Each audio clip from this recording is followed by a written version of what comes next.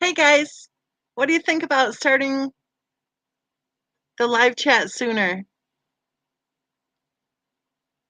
Our last one went so long that I thought maybe it'd be smart to start it sooner.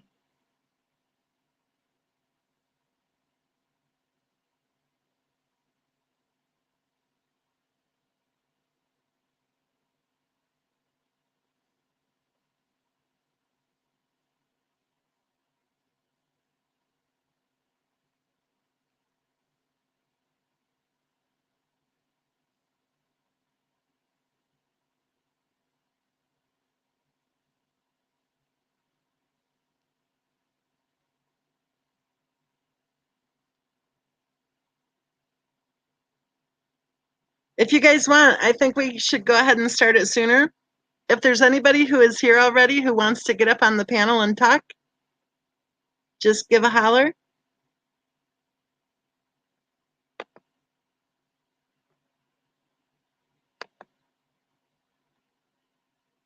And then when our special guest comes in, then we'll go ahead and proceed with learning about her communications with Christopher Watt's wife.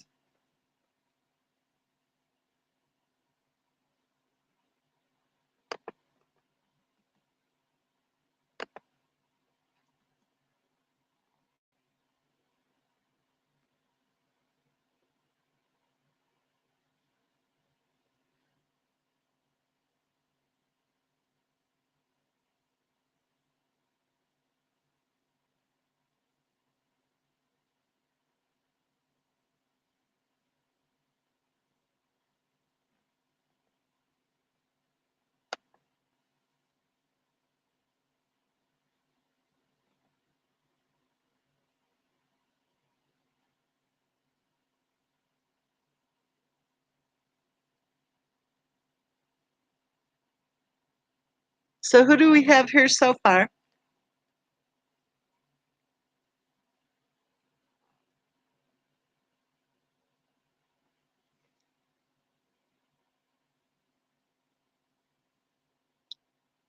RS is here. Hello, RS. And Ruth Ann is saying, early is good with me. Well, let's go ahead and get started then. Would anybody like to come up on the panel?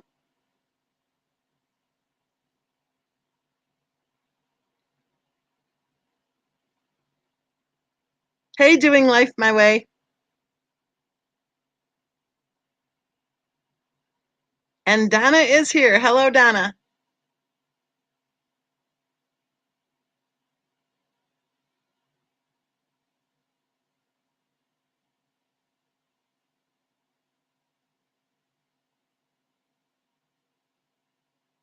Hey, doing life my way. Do you want to come on up?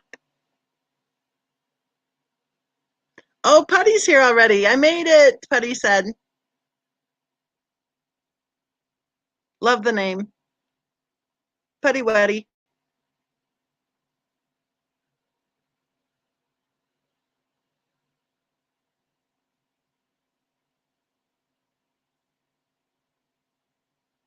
Putty, do you want to come up on the panel?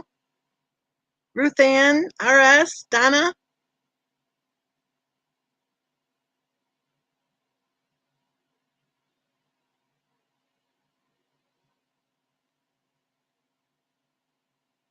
Doing life my way says, I'm lurking, dipping in and out. Lurkers are always fun, right?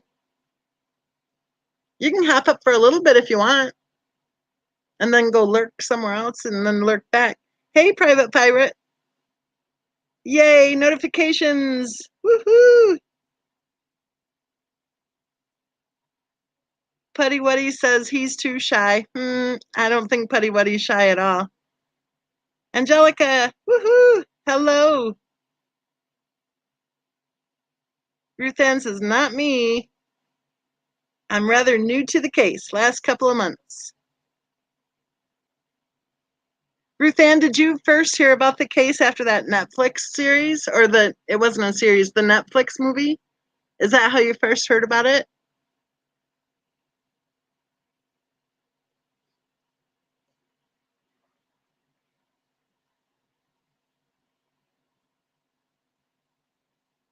All right.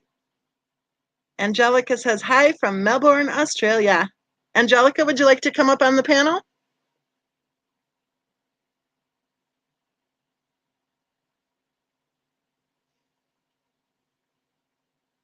Ruth Ann said, no, I heard about it, but didn't really study it.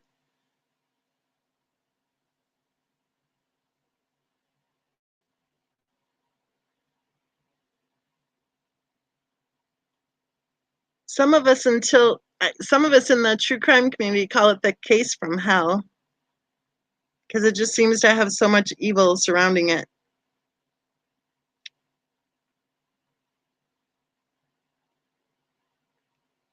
Okay, so if anybody wants to come up on the panel, just let me know.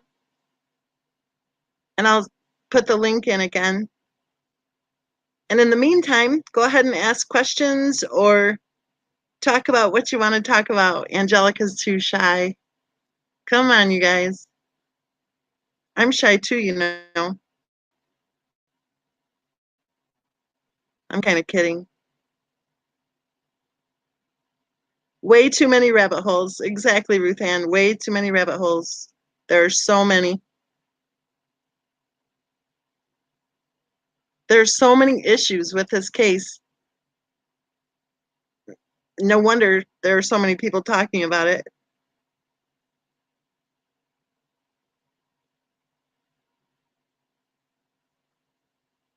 You guys want to ask questions or do you want to post in the comments what you'd like to talk about tonight? Private Pirate, I knew nothing about this case until someone I know killed his family a year ago. Oh my goodness. Then I heard about this case and it haunts me as much as the one closer to home. Yep, so many rabbit holes. Yes, Angelica, rabbit holes from the very beginning. All of the changing stories. You know, we were told so many things in the first few months that turned out to not be true at all. There's just something very off when the stories keep changing.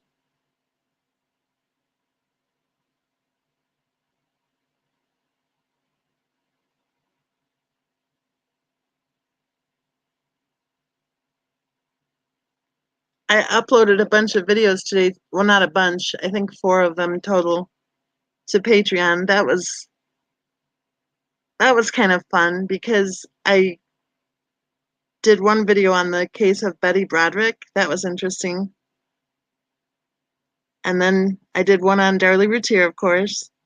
And then I did one on killer moms. And I talked about Andrea Yates, the case of Andrea Yates, and Susan Smith just a little bit, and Diane Downs. That was a case from a long time ago, 1983. Putty says so many lies. There have been so many lies. It's just incredible.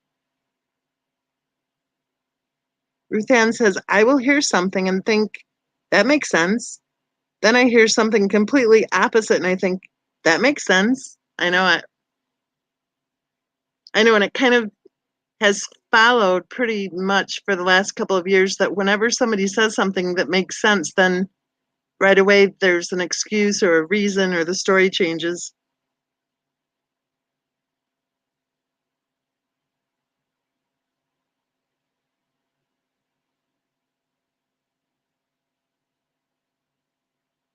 Yeah, the Diane Downs case was really strange, wasn't it?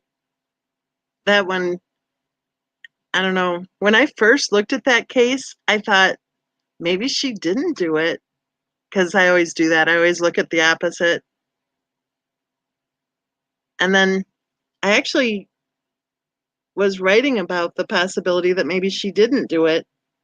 And her brother was very helpful and very informative. And he's a really good guy. And he, I think, truly 100% believes that his sister's innocent. So that was interesting. Honeybadger says, let's talk about how Frank, N.A., and neighbor Nate, or wait, I added Nate, and neighbor might have helped CW cover up, dispose of what SW did. Wow, Honeybadger. You want to come up on the panel? You sound like you've got some interesting theories going.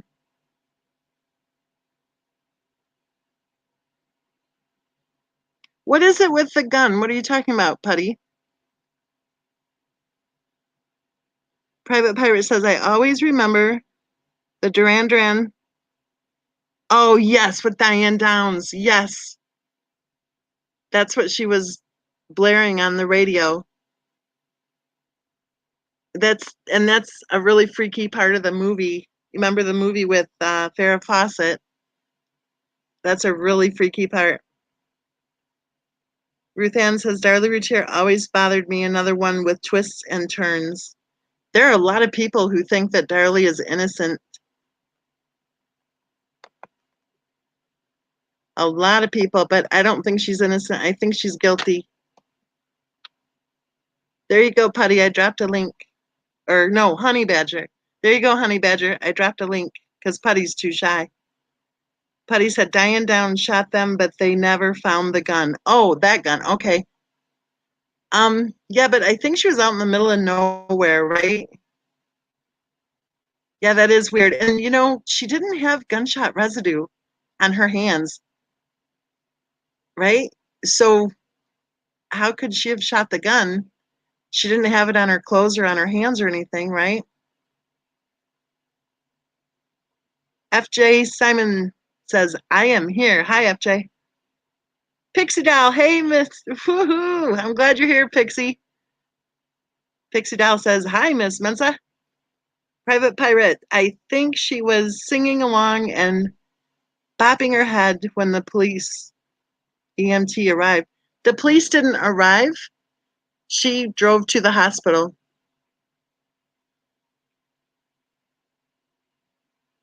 And she said she drove really fast, but then there was an eyewitness, well, not an eyewitness, but a witness who said that he drove up behind her and she was driving very slow, like 5 miles per hour. Right. Private Pirate says, wow, that's weird. I didn't know there was no residue. As far as I can remember, I don't think there was any gunshot residue at all, and they tested her. So that doesn't make sense. And she did use the ladies' room. So, yeah, she may have washed her hands, but they still, I think, would have detected it, right? And on her clothes, right? Especially for as many times as the gun would have been shot. She would have had gunshot residue, it would seem. So, Honeybadger, are you coming up?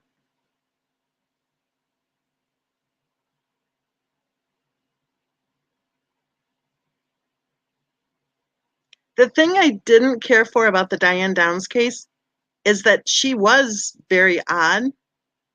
Yes, I agree. But being odd doesn't mean killer, right?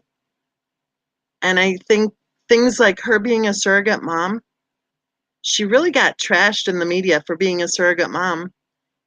And that's really unfair, of course, and we know now that there are a lot of surrogate moms, and it's something that people applaud now. But back in the day, they were like, oh, that's weird. Private Pirate says, and on the kids, they were in an enclosed car. Exactly. Tracy Dyer says, there still would have been residue, I believe. Ruth Ann says, so many people want children and can't have them, so sad. And that was the part that I thought was really unfair to Diane Downs at the time. Granted, she was weird. I mean, I'm not saying she was a normal person. And also, I think the fact that she escaped from prison didn't work in her favor at her parole hearing, right? Didn't work in her favor at all, because escaping from prison is probably not a good plan. And didn't she end up with like the husband of one of her cellmates or something? Okay, here comes Honeybadger. Hello. Hi, Honeybadger.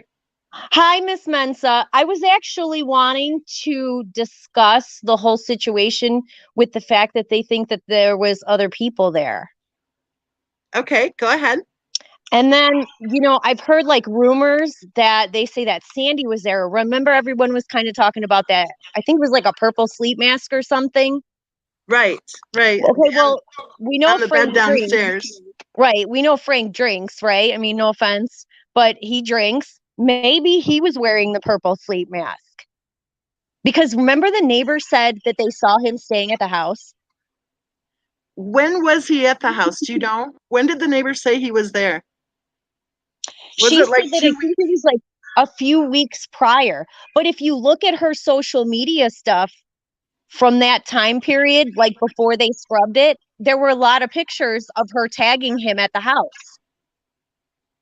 So if Frank was staying at the house, then that would mean that when he, remember, I don't know if you know this or not, but in his police interview, he said his daughter came home, looked at her phone to find the restaurant receipt, and then she confronted her husband, okay, his son-in-law. So, Right. How do we even know that? well, why would he say she came home? That's like in the like she came home. It wasn't like she got home or she went home.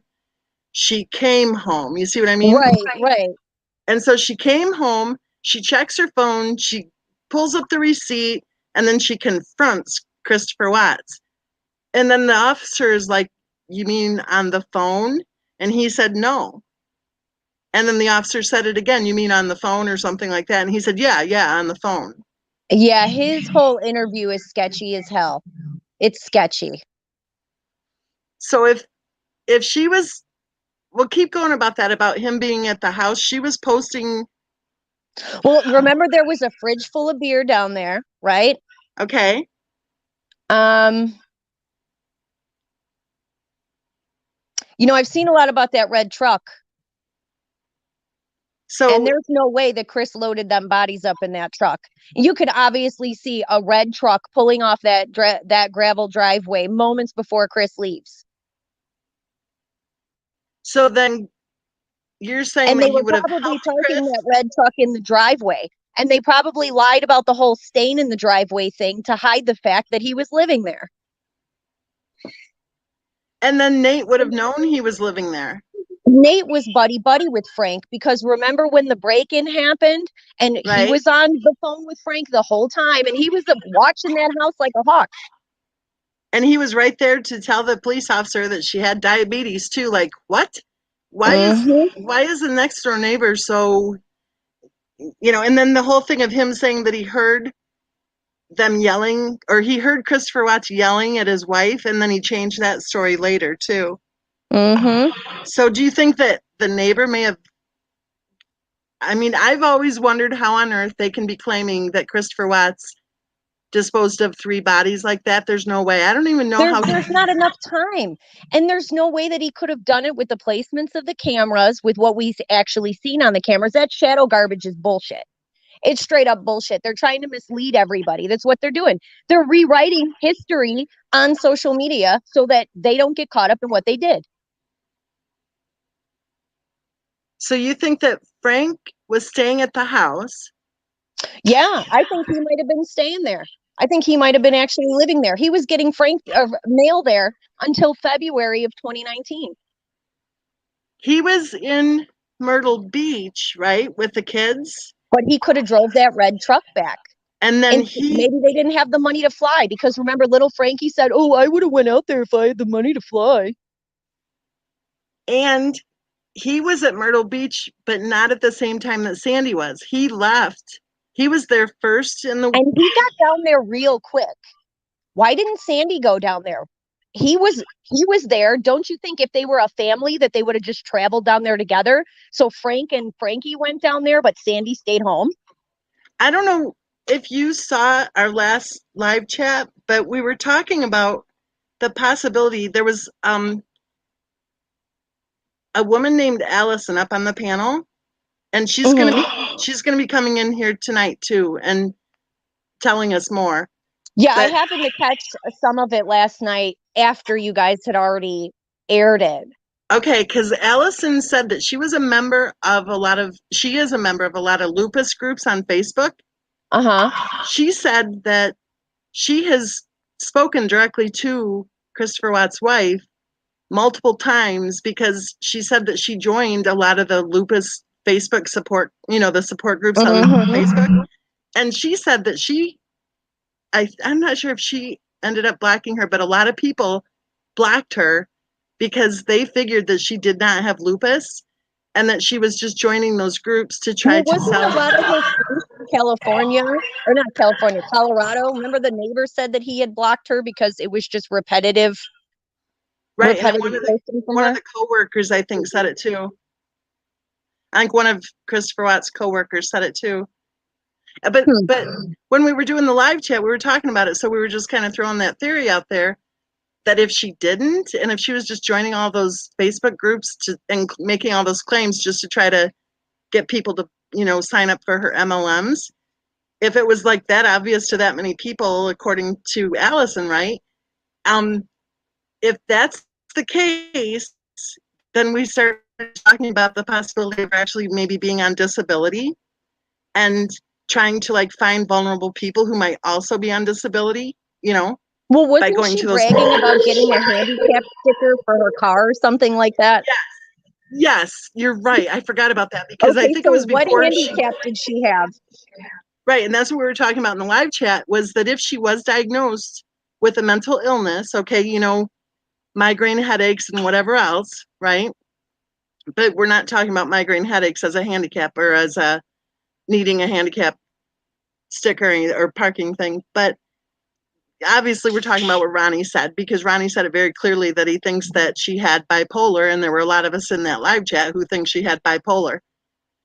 Some people were saying they think she had borderline, which has a lot of the same stuff as far as the shopping sprees and stuff like that and the extreme behaviors. Compulsive behavior. But we were talking about it because, just with this theory of if she was on disability for a mental illness, and if she was basically joining those groups as part of her, you can do this too, and this can improve your life and whatever, trying to go after vulnerable people who she may have known may have So been if on. she had a mental problem, is that why the girls were in daycare, you think? Well, my opinion, I think that there was an open CPS case, and I don't think she was allowed to be with the children. Yeah, I've heard that bounce around a couple times myself. I believe it. That's my opinion for sure, because when you don't know about those that, I mean, there's just too many people saying it for one thing.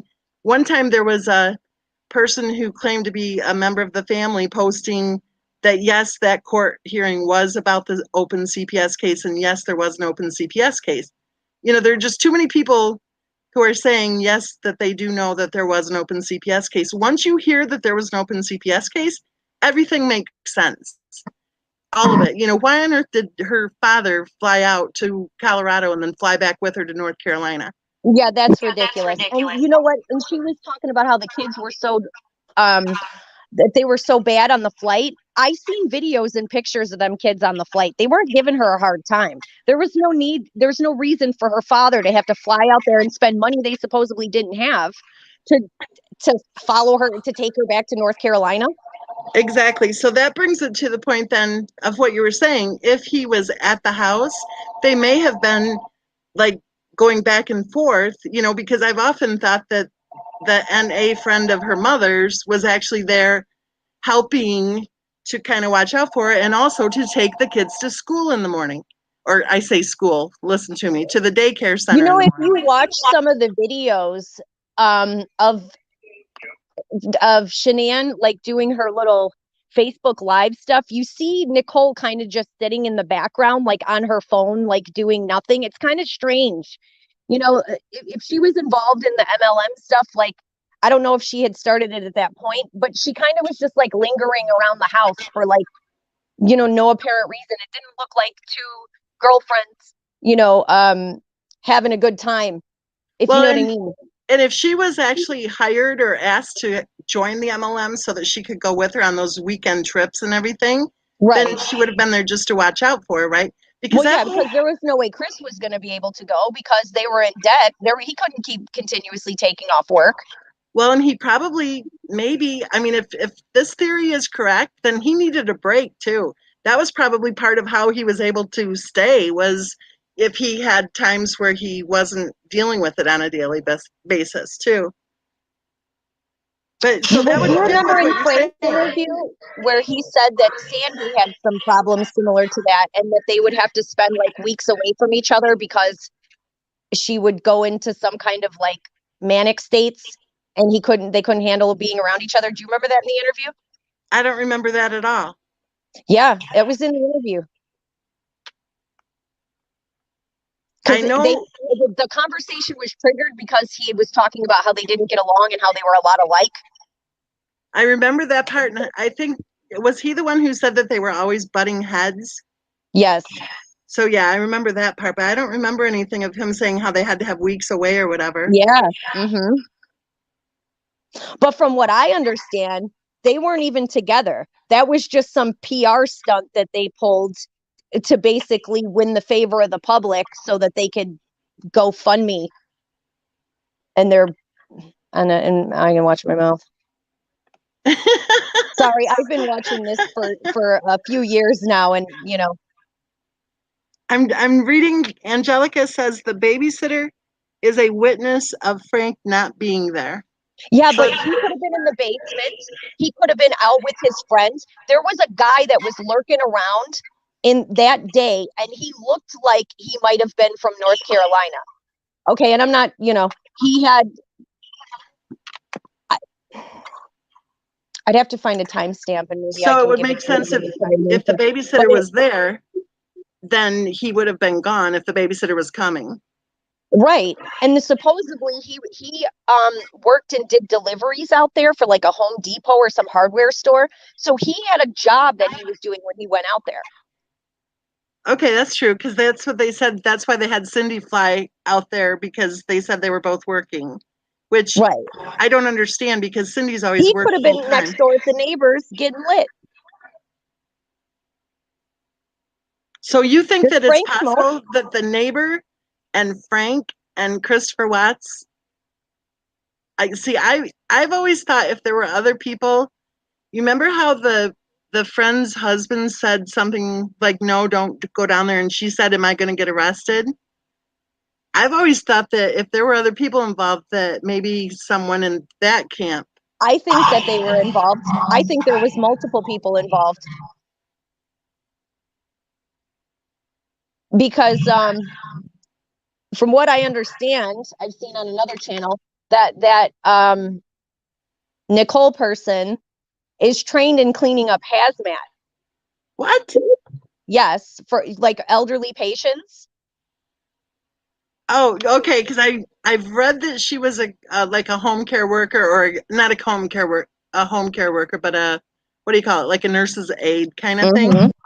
Okay, which would make sense then, that she would be somebody who would be either hired or asked to kind of watch out Well, for. you know what? If you look at the way this family acts, they kind of always guilt people into things. They victimize themselves and then guilt everybody into things. If she was responsible in any way, shape, or form for the condition that Shanann was in when she came home, they might have been. It might have been so easy for her parents to be like, "You were supposed to watch her. How could you let her drink?" Well, what do you think about that? What do you think about her BAC level? I think she was drunk. Do you really? Do you think she was drinking like at the airport? Oh yeah, Because most I've always definitely. kind of wondered why we didn't see any airport surveillance video, you know? I Mm-hmm. mean, they put everything else out, right? Then why didn't we see any video from the airport? Because you know that they had to have had And if you access look at to that video. camera footage, that's supposed to be in August, right? The dead of summer. And she's coming from Arizona, which is, no warmer than 100, no less than 100 degrees a day. But she's coming home in pants and a sweater and heavy clothes that you would not wear in the summertime, especially if you were pregnant. You would be hot and sweaty. Right, right. That's a good point. Because when you're pregnant, it's like you always feel like you're at least a few degrees more than you are. Mm-hmm. Yeah, I I think. don't buy it. I don't buy it at all. Well, I've said recently that I kind of wonder sometimes if when he left for work, if he didn't know anything at all. Like if he didn't know anything at all, if he got up, got out of there, because Cindy Watts told me that he said that the last thing he remembered her saying was that he would never see the kids again and that she was going to make him pay for this. And I I've believe kind of it. wondered if maybe he didn't just leave for work and then maybe other people, you know, were the ones who were, It's possible. I don't know. It's also crazy. This case is just crazy. And they knew where he was going to be that day because it was written on a piece of paper in the office. So they knew that he was going out to that specific job site. Well, and what about the whole thing with all the security cameras, too? You know, there's a bunch of videos out right now. Supposedly, there's like some kind of ghost of the children or crap, you know. Oh yeah, okay.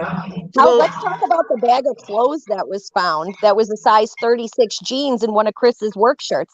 Chris is not a size 36. you know more about this case than I do because I'm going bag of clothes. What do you mean? I don't know what you're talking about. See, I'm always in the bushes. it sounds like you know a lot about all like the physical stuff, the details, the evidence and stuff, and I'm more about like the psychological dynamics between everybody. You know what I mean? It's so I don't know about the bag of clothes. Yeah, there was a bag. I think Armchair Detective talked about it. There was definitely a bag of clothes. And there was something having to do with it in the discovery report, but I couldn't tell you where it is. So there was a bag of clothes that the police found. There were 2 shovels. What about that? What would Chris Watts need 2 shovels for? And one of the shovels disappeared. I seen that on another channel. That was in the report. You could see it in the evidence where they had written down all the evidence. And the cop had claimed that he had saw that second shovel the first day. And then when he went back to put things into evidence, the second shovel was gone. And Chris couldn't have done it because So Chris was a why? dick. So if they had Well, two shovels, then they had at least two people, at least, right? mhm. There was a lighter in the door on the passenger side. So whoever was sitting on that door was smoking cigarettes. They found cigarettes out in the back. Now I know Sandy's a smoker, but is it possible Frank's a smoker? Maybe one of the neighbors, possibly Nicole Atkinson. Well, she was pregnant though, wasn't she? Or did she get No, pregnant she after wasn't that? pregnant at that time.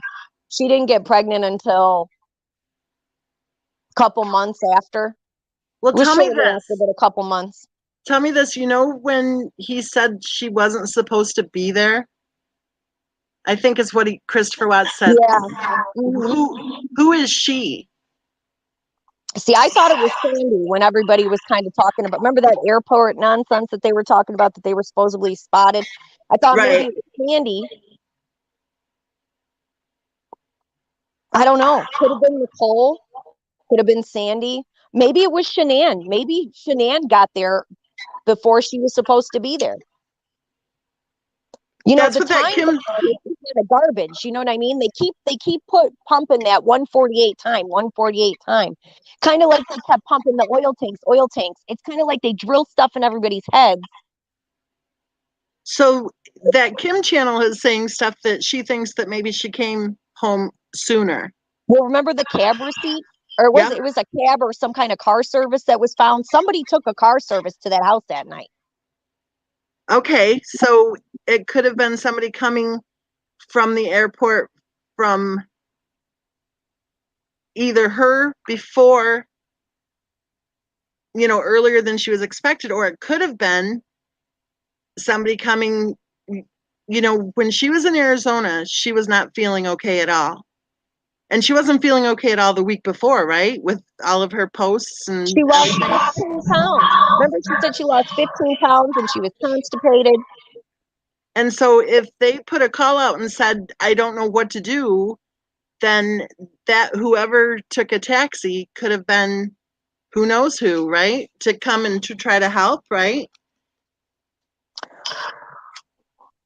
Could have been.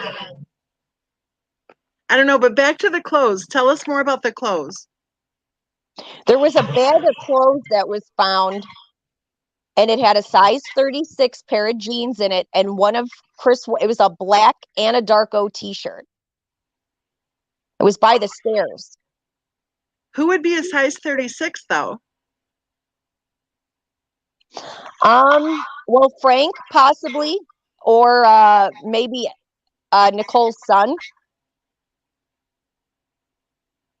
I don't know. I don't know. 36 is kind of big, right? So Well, Frank Chris does. Watts, I think he looked kind of like a 34 waist. So it's just a size or two up. Okay, and he used to be bigger too, right? He used to be fat. Right. So it could have been just extra, right? Okay, let me take a look here. And there was Charlie an Ray. extra pair of boots as well. There was also a second pair of boots. Charlie Ray says, I used to enjoy MM opinions until she started using her foul mouth to attack anyone who disagreed with her. That's Wow. what they teach him. Kind of Yeah, like what the shiners do, huh? yeah, exactly. So Charlie Ray spends their time coming to Miss Mensa's live chat to post shit in the comment thread. Yeah, I love it. Hey, whatever happened with Frankie's GoFundMe account? Aren't people like questioning where all this money's going and all this support is going to these people?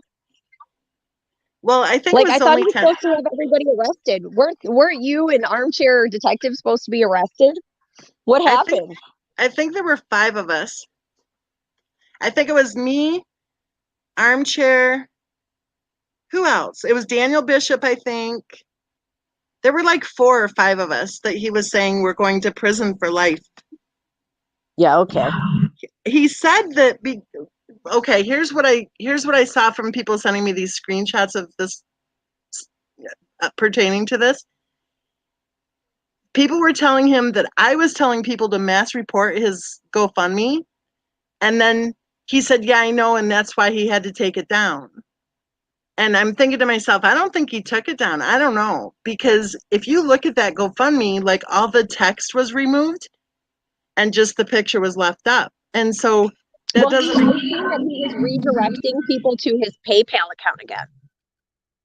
Okay.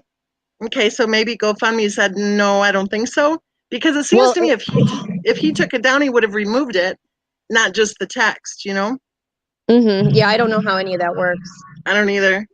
Um, Amy's Justice League says it was Frank, and then he flew back to North Carolina with Shanann and the girls, so he was there. What's the big deal? He wasn't. The big deal is if they conned Chris into covering up the fact that Shanann might have killed her kids and then possibly killed herself, and then they railroad Chris and throw him away while Frank sits there in court and says, "Oh, we watched you drag the bodies out on the camera, but supposedly the girls didn't die in the house." It's all bullshit. That's why. Excuse Well, my language. I don't like the way the stories have changed, because that whole thing of how many months was it? 7, 8, 10 months, whatever it was, 7 months, that we were told that the girls died in the house, And and he that. dragged him out like trash.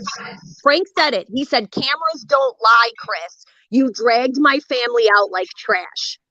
So then I think it was in February of 2019, then all of a sudden the girls didn't die at the house. It's like, what? How can we be listening for all of this time How can about they all. ignore science? How could they ignore the fact that the dogs hid in the house? How can they ignore the fact that, the bathroom was scrubbed clean and there was no water in the toilet? How can they ignore the fact that, there's so many things about this case that are just ridiculous. And the lies that they come up with are even worse. Well, and the thing that I don't get, what you just said, the no water in the toilet, why would there be no water in the toilet? Because they shut it off. Because something happened in that bathroom and something got flushed down there. And DNA will stay in pipes forever. Why do you think? I think that's why they want to demolish that house, because there's evidence in it. And hopefully, if the cops are involved with this cover up, they were smart enough to put the kibosh on selling that house and keep it until they can actually get somebody in there to do some kind of testing on the pipes in that house. I want to read this comment. Lisa Lux said, I don't believe Shanann had all these health issues. I've none of them, and she seems a hell of a lot healthier and more energetic than I will ever be. What do you think about that? Do you think that she had any of the health challenges? No, her autopsy clearly stated that she was a well-nourished, healthy individual. She didn't have any. I was reading this the other day about somebody was talking about a conversation about the lupus. If she had lupus for over a decade, her organs would have shown sign of that. I think she said she was diagnosed in May of 2010, so it would have been 8 years. Exactly. So there's no way that a doctor wouldn't have seen some kind of, discrepancy with the condition of her organs. And even the fact that they said she was strangled is garbage. You can't strangle somebody and not leave proof that you strangled them. You don't just squeeze somebody's throat for 2 seconds and then they just die. It's a lot more elaborate than that. What do you think about the whole storyline that she didn't fight back? That's always bothered me because people naturally will fight back. Didn't her dad say she was a kicker? Well, and the thing is, you're just naturally going to fight back. Like, your body will automatically fight back. Exactly, especially if you're being strangled.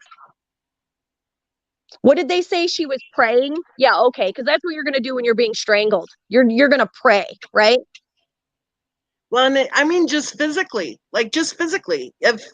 If your body is challenged, your body's going to fight, It's an instinct. It's going to happen. Yeah, it's a survival instinct. So I've never heard of anyone say that, oh, yeah, they didn't fight back. Yeah. To be honest, I see Chris as being weak. I don't see him having it in him to kill anybody.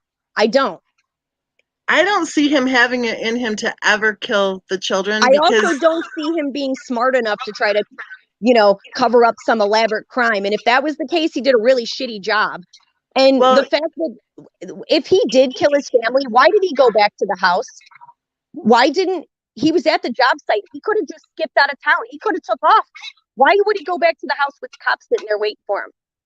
And did you see how confused he looked on that officer's body cam? The look on his face was kind of like, what?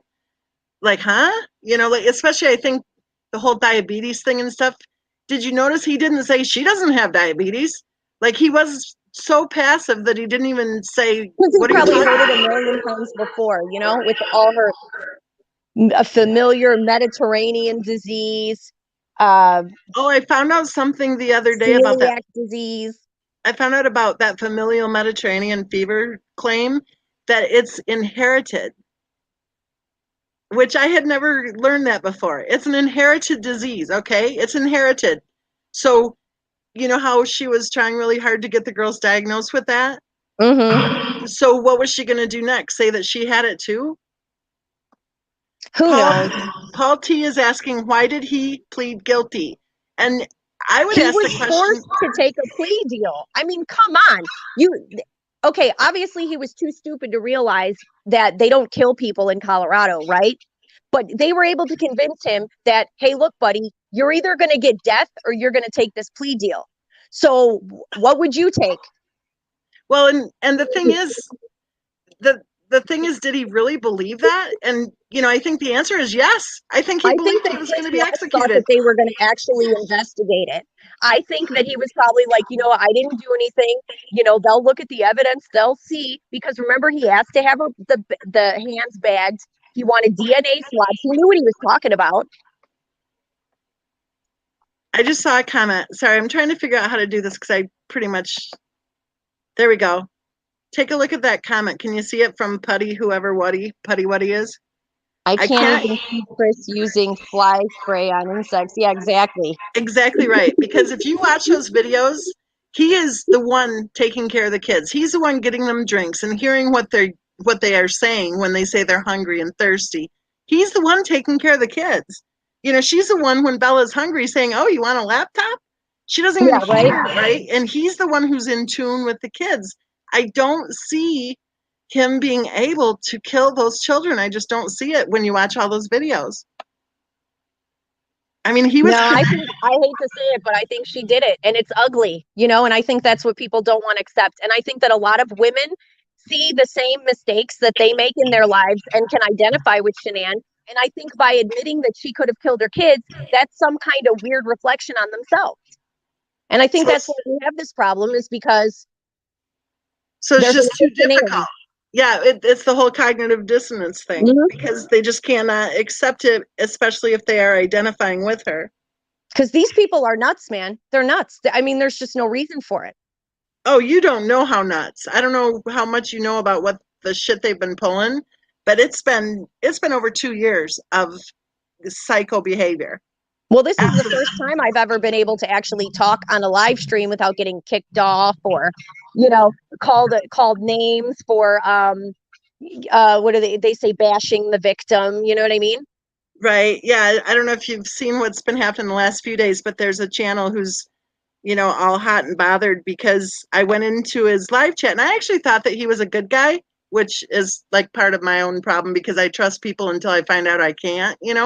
And so I go into his live chat and I actually took part in his live chat and I thought, wow, he's really good. And I was promoting his channel thinking, oh, he's a good guy because he lets all opinions there and all this crap, right?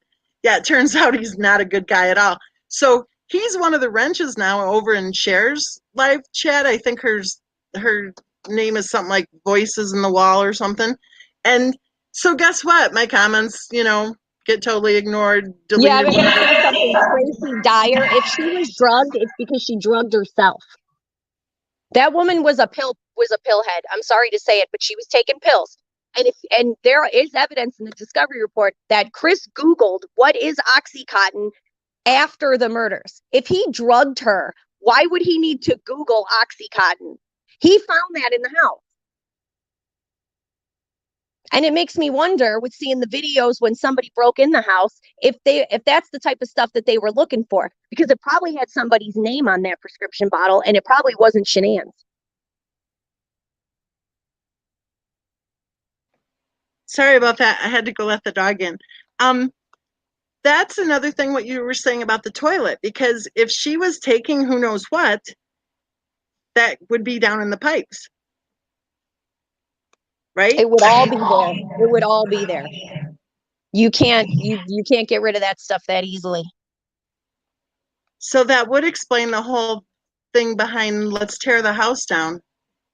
And there's something I don't understand about the house deal either. It was set to auction and then it was set for another auction and both times canceled at the last minute. And now it sounds like the county owns it. Why would the county own the house? I don't know. I've never seen a case like this in my life. I know it. And the thought that should be a domestic violence shelter, you don't take victims of domestic violence to a house where people have been. No, the best one was that they wanted to build a statue there in her memory. To build a what? A Saint Shanann statue in her memory. No way. You didn't hear that? No. I think you know a lot more about this case than I do. No way. Are you kidding me? No, dead serious, yeah. That goes back to the cognitive crazies, nothing but crazies. Well, that's the cognitive dissonance too, because all this crap about how, I don't know if you've heard the latest, but they're saying that I had my kids removed from me by CPS. It's like, oh, bullshit. I mean, they just pull whatever it is they don't want us discussing about this case and they just throw it on whoever they're attacking. It's like bullshit.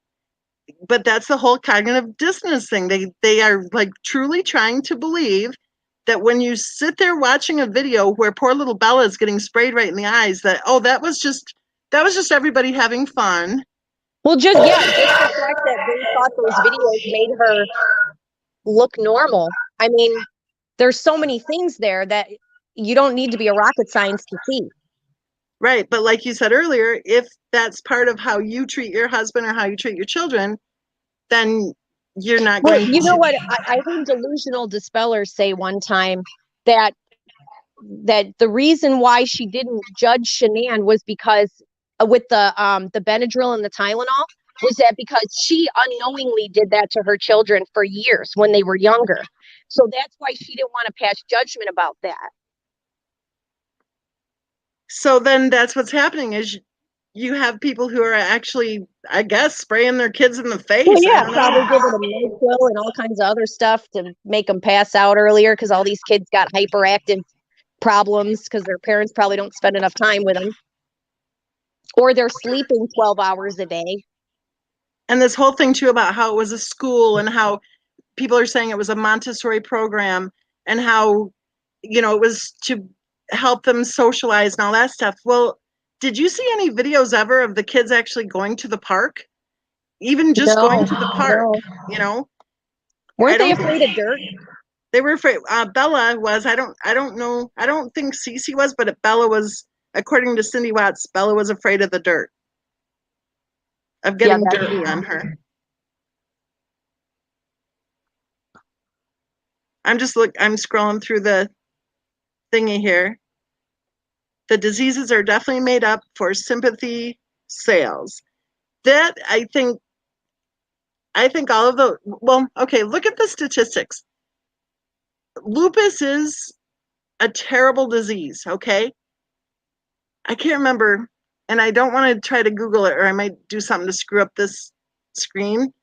But I think the actual occurrence rate is like 3%. Okay? Fibro is a terrible, terrible thing. But I think the actual occurrence rate is like less than 5%. Celiac might be a little higher. I don't know. Gluten intolerance is probably higher. Who knows? But if you look at the statistics, if you want to get a government check or you want to get free pills, you're gonna pick a diagnosis that can't really be easily identified.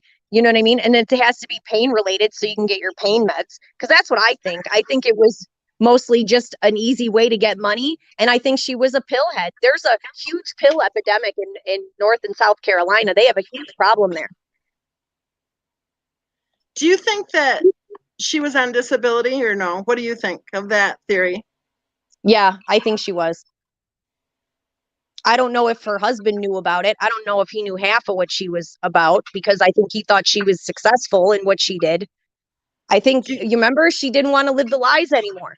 She was lying to everybody, and I think everything was about to hit the fan. And I think that there was a few things that happened that night that probably pushed her over the edge. And if she was drinking or taking any kind of medication, that would have been enough for her to frickin' snap. Her credit card gets declined. You got the $60 salmon thing. If Chris said that he was seeing somebody else and, oh, well, you said, you'll be fine. You make great money with your job. And she lied to him the whole time. And she's on her last straw. And then she's got court in a few days. I mean, that's why people kill their kids. That's why people do it. Do you think that there were 2 court hearings?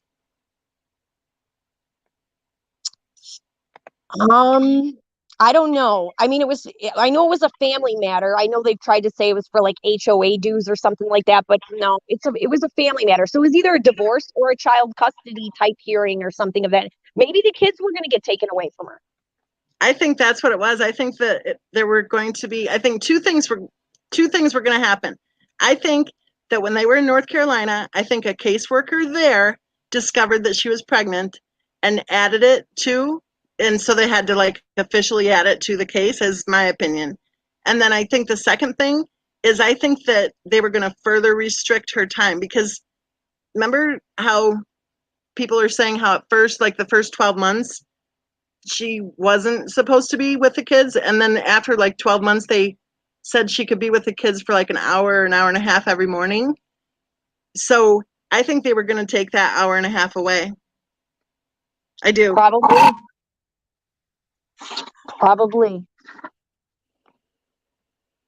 Yeah, there's so much. There's just so much that just doesn't add up. And it'll never go away. It'll never go away because we've been lied to. And people can see a bullshit from a mile away. You can fool some people, but you can't fool them all. Who do you think is behind all the harassment and attacks? Or do you think there are a lot of people? I think it's the family. I think the family's hiding some shit. There's a lot of money involved there. And, You know, I mean, think about it, if Shanann was messed up and she had drug problems and could have possibly killed her kid, I don't think Sandy wants to be the mother of the woman who slaughtered her children.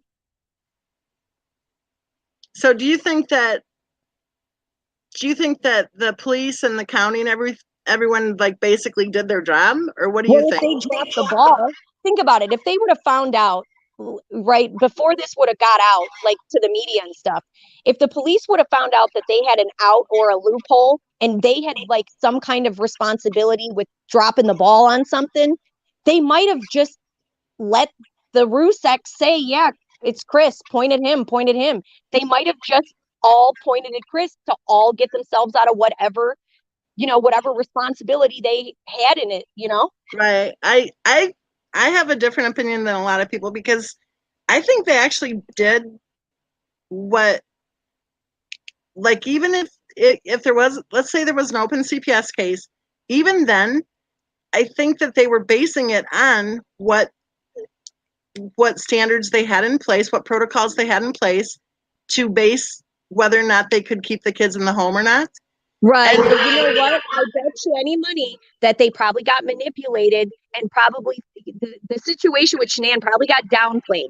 She was well dressed, she had her nails done, she was forthcoming, probably sweet and everything with the the well, she was so successful, right? She was so hardworking well, if they and were putting on that successful. front, then the Right. agency that might have been dealing with her might have kind of given her the benefit of the doubt, which might have And been a mistake. exactly. And so what I want to say is, I know a lot of people are saying how, they didn't do this or they didn't do that. I actually think they did everything that was I think the expected of them. police did, but you got the investigators that were also involved in other things, probably related to Shanann, right? That Bohmhover.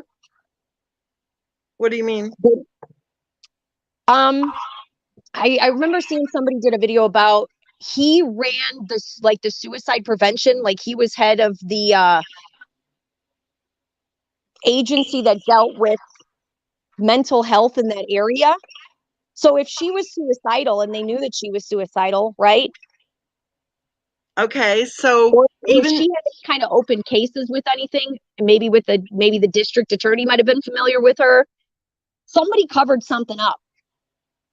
well, or maybe they didn't. This is what I'm wondering, because let's let's say that model program actually did work 99.9% of the time to be better for the kids, right?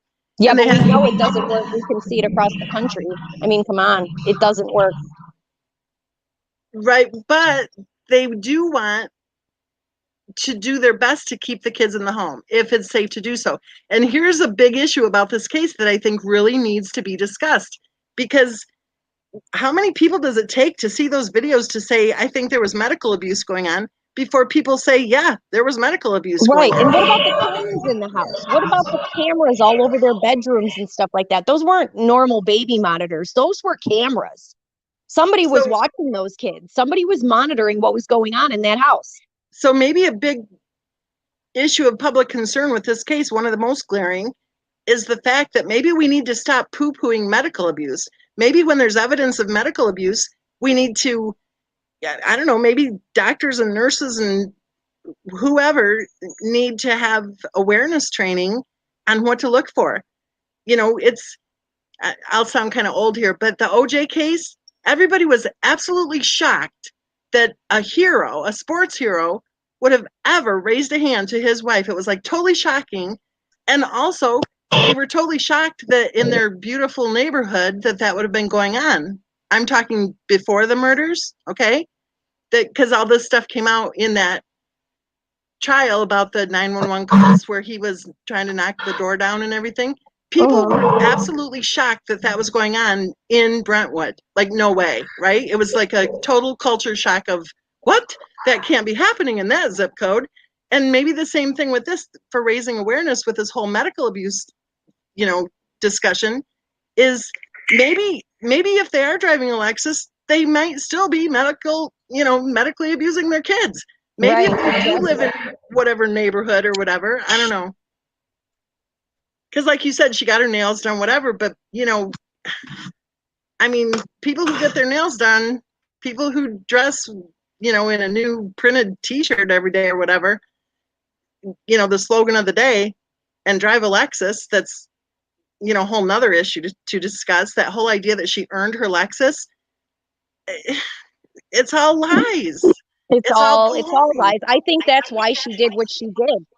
And I think, unfortunately, all the things that she wanted to cover up, her family are putting out right out on Front Street for everybody to see. And then they're bitching about it. Well, that's the part I don't get. Why are those videos even online?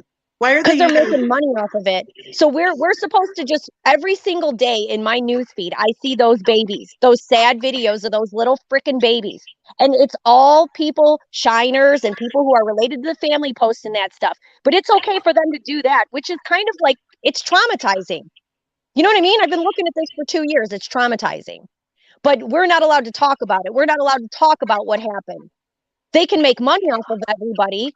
You know what I mean? They can make money off of it and come out with their handout, but they don't want nobody talking about it. But they can go to Netflix and strike deals up with all these media outlets. But, God forbid anybody's talking about it on social media. We need to control what people are saying. You ain't going to control what people are saying. I don't know if you realize this or not, but like they were attacking people before the case discussions even really got rolling. I know what's been going on. That's why I know so much about the case, because it's everything that's happened. It just sucks you in even more. And the more that comes out, the more they respond with these stupid theories and these stupid claims about this, that, and the other that don't even make sense. And it makes people talk about it even more. The very thing that they want to prevent, they are causing. Well, do you remember when, I think it was on the 1-year anniversary of the tragedy, that Christopher Watt's father-in-law stood at the end of the driveway at the house, and he told a reporter that he flew there for that was his reason for flying there. And he read a statement, and he said in his statement that he was being harassed and all that, right? And then there was one reporter who asked a couple of really good questions, and she pretty much had him clarify what he meant by harassment was that he claimed that he and his family were not on social media, but they had people sending them things to look at. They've been on social media since before when she was still missing. They were starting GoFundMe accounts and everything the first seconds. They were harassing the police. If you go through that discovery report, they were basically interfering in what the investigators were doing. Well, and what I want to say about that driveway thing, when that driveway thing happened, within like 3 minutes, the first death threat started again. And I hadn't received a death threat for at least a few weeks by then. It might have even been a couple months by then. And then sure enough, it all started all over again. And they were doxing me and flooding the crap all over the place, right? And promoting all this hatred and harassment and everything. When that whole thing came out and he stood at the end of the driveway and read that little statement, people were pretty much, as far as I could tell, they were done talking about this case. Like, people didn't keep on talking about it. There were a few groups here and there that were still talking about it, but it wasn't the big case people were talking about. And then all of a sudden, he did that speech, and then all of a sudden everyone's talking about it again. And I remember at that time, because at that time I hadn't talked about it for like 2 months, and I had removed all my videos and stuff. And at that time I just thought, what? People were like at least slowing down talking about it. I had stopped talking about it completely. And then sure enough, poof, this hits the news, and then everyone's talking about it again. Same thing happened with Netflix. It's like people were kind of like, yeah, whatever. And then out comes Netflix. We're told. Sorry to say it, and you know what? I think that if you look at Sandy's side of the family, there's a pattern of GoFundMe misuse. There's a pattern of asking for money. There's a pattern of MLM, that whole culture and behavior that they pull, that they do. You know what I mean? Well, I think what I've seen, especially since that driveway thing, and then that was in August of 2019, and then I think it was in February of, was it February of 2020? It might have been. Then they came out and they said that after that August speech, then they were offered help. And then, so they had more help for people to be reporting all these. I think they called people conspiracy theorists if they had a different opinion of what might have happened. And then sure enough, once again, it had kind of died down a little bit. And then sure enough, when that was aired, then all of a sudden everyone's talking about it again. It's like, if you look over the last couple of years, it's almost like they're trying to keep it talked about. Yeah, it's greed. It's greed because every time, like you said, every time they do it, something follows it, whether it's a book or it's an interview or it's this, that, or the other. There's always something following it. They've always got their hand out. I think that they know this game. Unfortunately, death is very profitable. People can make money in these tragedies, whether it's insurance, whether it's, the sob stories. I think that they're just taking full advantage of it. That's what I think. And I think that they have to stay on social media. If they were involved, then of course they're going to want to know what people are talking about, what people are saying, so that they can shut them down and harass them and scare them into silence. They're bullies is what they are. They're bullies. And I wonder, Shanann came from that family. Did she do that to her kids and her family? Is that how she treated people? Is that how she treated her friends? Like the way that the Ruseks treat people? And I've noticed they just use people and throw them away. I've noticed they've done this with several content creators. Nobody seems to scold these people or tell them to, get lost or something, like go away. It's been 2 years. But that's what they say about the Watts. They say that the Watts are the ones who are throwing people away. I wish the Watts would do more. I wish they would do more. I wish that they would use their brains and get some real help and get him a real lawyer. As much as they get accused of stuff, I don't see the Watts doing anything. I see the Watts putting their trust in the wrong people. I see a lot of that. Exactly. Because, they did have offers. And that's when they went with that Kim stuff. But I think they're being manipulated because just like the Ruseks are worth money to these assholes, I'm sorry, excuse me, to these people who are kind of approaching them and saying, oh, look, these people are talking bad about you. Look, I can help you. This happens all the time. We're a group of blah, blah, blah. And, we're going to spare your reputation and save your daughter's good name. And these people fall for it and they buy it. And I think just like the Ruseks probably got sucked into some garbage, I think that the Watts have probably been sucked into some stuff. Well, that's what I think. I think the people that started off attacking me actually created their own garbage and then took it to the Ruseks and said, look at this. Look at what she's doing. They have control over my Facebook profile right now, and they're posting all sorts of garbage. That's what they do. They post their crap, and then they go, oh, look at this. And then they're posting comments on my channel going, oh, this is what you said. This is what you said. You want to see the screenshot? I mean, these people are psycho. They're just psycho. And I think that's like absolute scamming. I think they created whatever kind of conflict. And then I think they went to the Ruseks and said, look at this.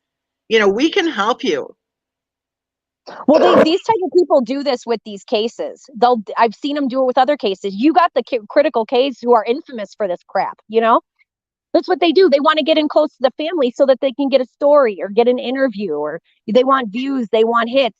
And then a lot of the times with the media, they're interfering with actual cases. They're interfering with investigations, and they're muddying the waters. And I think that's why we're still looking at this the way it is because you got all these money grubbing idiots that are using it for their own advantage. They don't want to help anybody. They're not there to help anybody.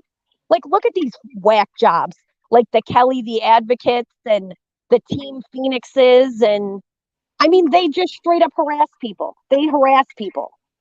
Exactly. They don't discuss the case at all either. If you notice that, I don't know. It's like they don't even know about the case. They don't know the case details. They might read a script and try to act like they know about it, No, they only know what they're told. And it's funny that the stories that they regurgitate are the same stories that the family regurgitates. They don't know about the stuff that people have been talking about for the past 2 years nonstop. It's like, how could you miss those details? But that Miss Mensa is, an evil. Right. Yeah, my kids were taken away by CPS. I filed bankruptcy multiple times. What was the other one? They said that the college I attended didn't even exist. I think I cheated on. I think my life was so boring that they just had to like rub their hands together and come up with whatever they could think of, you know? They probably just looked at their own lives and said, well, let's do this. Well, think about it. Let's say that they were involved, right? Maybe it was like right off the beginning, some kind of like strategic move that they used by creating a patsy so that they could shut down conversation with the public. I don't think they ever thought that it was going to spiral out to what it has now. I think that they thought that they would be able to shut people up, you know what I mean? And tell people what they wanted them to believe, and that people would actually be dumb enough to believe them. Do you think it's really them though, or do you think it's these idiots who probably approached them and said, "Oh, look at this"? I You know what think I it's a little bit of both. I mean, from what I see the family online. I see them harassing people. I even seen Sandy with two profiles harassing herself and not realizing that she was trolling with the wrong profile. I've seen multiple things happen with these people. And even the Frankie situation, I don't even know if that's even Frankie doing that. I think that that might be Sandy. I've wondered about that before, if it's really Frankie making all those comments, because I think sometimes he does. Who knows? I don't know, because he doesn't make videos, so it's hard to tell really what his language patterns would be or anything, if that would be the way he would normally talk in those comments. But sometimes those comments don't sound like they're written by a 35-year-old man at all. Well, I remember in the beginning when Frankie was going around complaining about a Facebook account, and I seen videos where they had comments, like screenshots of his comments, and he was pretty like close to illiterate, you know what I mean? And then all of a sudden he's writing these big paragraphs now about, waging war for his family and going after this and that and using all these big words. And it seems like the mother is always kind of in the background. Have you noticed that? Her name always pops up on legal documents, and she Well, just yeah, kind of, she's always in the background somewhere, running channels and doing this, that, and the other. well, it's always interesting. It's again that whole deflection, because the stuff that, like, there were 10 of us at first who they were attacking. I'm talking about the psychos who were like saying they were paid online investigators and stuff. They were saying different things that then you dig into the case and it's like, oh my gosh, she filed a bankruptcy. Oh my gosh, she got divorced. Oh my gosh, right? She was lying about being a nurse and stuff like that. So if you look at that, the same thing's happening, I think, personally, my opinion, with Cindy Watts, because they say Cindy didn't even fly out to Colorado. Well, guess what? Neither did Sandy. And they say Jamie didn't even ever fly out to visit before the tragedy. Jamie never went out there to visit. Well, guess what? Neither did Frankie, right? Except he lived there, I think, for a month or something. But besides that, he had never met Cece. They were saying how Jamie had never met Cece. Well, neither had Frankie. But they don't talk about that. It's like everything's this double standard. And it seems like the stuff they're saying about Cindy, it's like, well, okay, did Sandy get on a plane and fly out there? Why are they bashing Cindy for not getting on a plane and flying out there when Sandy didn't get on a plane and fly out there? It's projection. And if Sandy, if Shanann did what she did, then I could see Sandy, if that's the mentality that they have, then I can see Sandy blaming Cindy, because Sandy would hate Cindy. I mean, it's kind of obvious that she does. She was the first person that got attacked in this case with Cindy. It's like, why is everybody talking about Cindy? Exactly. Exactly. And it isn't just on social media. If you listen to the police interviews, they're all talking about Cindy not going to the wedding. Well, Well, you want to remember know the letter? Remember the letter? Why was Sandy bringing up all these weird things about weddings and penis cancer and nuts and peanuts and all this weird stuff? Like, your daughter's missing. Like, and this is what you choose to talk about. Same thing with Frankie. Talking about Nutgate.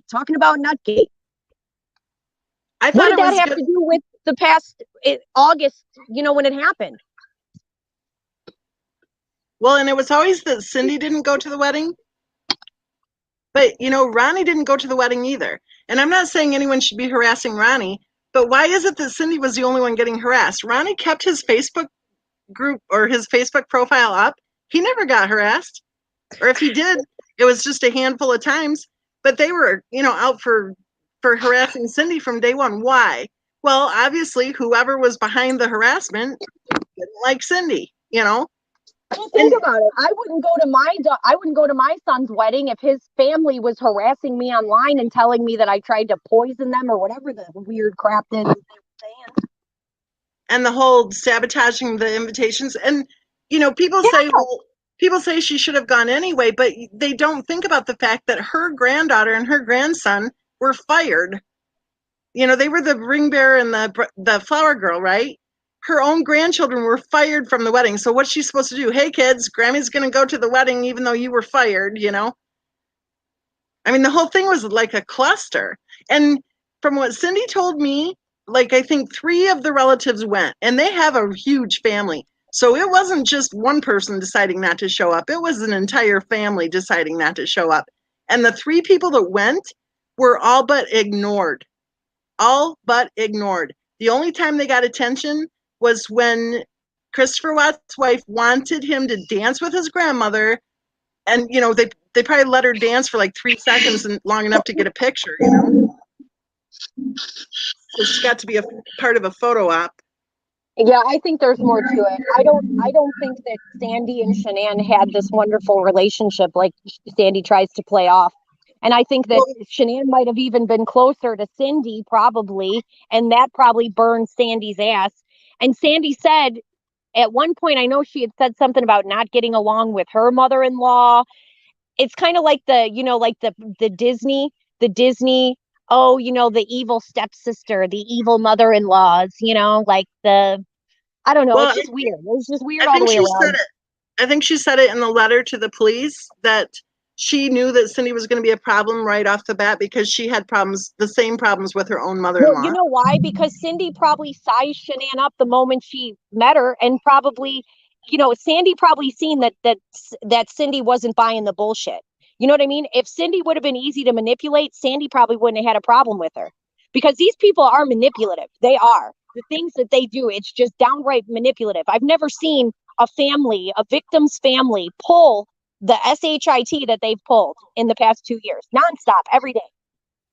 Well, I know I've been doing this for a long time, and I have never, ever seen a victim's family ever jump on social media and start attacking people, ever. No, you'd think that the only reason they do that is if they got something to hide. It's the only reason. Why would you care? I wouldn't care. I wouldn't even entertain what other people would even say. I would stay away from those areas of social media. Why would I put that on myself and go and look at that stuff? You know what I mean? Who cares what people would think about me and my family? If my family was dead, I don't care what other people think about it. Okay, take a I'm look not at this gonna. comment. Take a look at this comment I just put up. It's from Deborah something or other. They are trying to pass a bill called Shanann's Law. Deborah, I don't think that's how the name is spelled. You should learn how to spell the name. This will stop all you Chris Watts groupies from bashing Shanann and her 3 children. I can't wait for it to pass. Yeah, sure thing, Sandy. Sure thing, Sandy. Sounds like Sandy to me. Is that Sandy? No, I think the name would have been spelled right. Looks like a troll account to me. The good luck trying to pass your bill. They already have bills for that. So if the family's so concerned about people bashing a dead woman, then maybe they should start enforcing the rules that are already in place. Deborah, do you want to come up on the panel and Yeah, talk about Deborah. Yeah, Deborah. Come on up, Deborah. how you think that law is going to help, I guess, whatever it is that you're concerned about? Deborah. And you know what? If these people don't realize that the actions that they're going to take are only going to bite them in the ass. That's all it's going to happen. If you're going to shut down our conversation, then we're going to shut down yours. Your conversation's going to get shut down just the same. And then they're not going to be able to make any money off their dead family members. It's disgusting. Put that in the video. I just posted Nola Girl's response. Don't hold your breath. Freedom of speech. Yeah, they get to exercise their freedom of speech. They get to harass people and stalk people, call people's jobs. Didn't they drive some broad crazy? What happened to that one with the lipstick all over her face? Didn't they drive her nuts? Didn't they run her off the internet? Oh, but that's okay, right? That's okay. Oh, who was she? I know who you mean. Like she was saying that people were hacking into her computer and stuff. That one. Yeah, and she kind of had like the crazy hair, and she'd be like in front of her camera with her messed up lipstick, and she wouldn't be wearing a bra. And then some days she'd be done up looking like she just got out of a business meeting. Mary Marlowe. That's what it Mary was. Marlowe, that's Yeah, it. I could the way I remembered it is because she has the same initials as Miss Mensa, and so what the scumbag attackers are doing now is they're taking crap that she said during her, you know, wilder comments, right? They're taking stuff that she said and they're saying that I said it. Oh yeah, of course, of They're course. absolutely lying.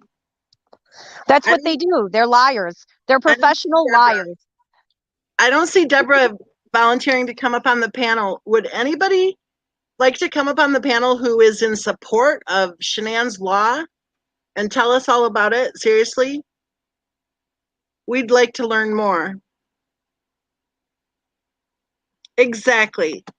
Look at, oh wait, I just clicked on the wrong one. Hold on. That's a good one too. Discussing and opinions are not bashing. Exactly right.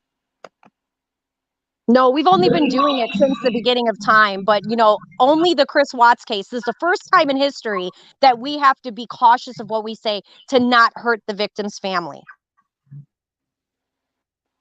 It's okay to slander Exactly. I know. the Watts. It's okay to slander those victims.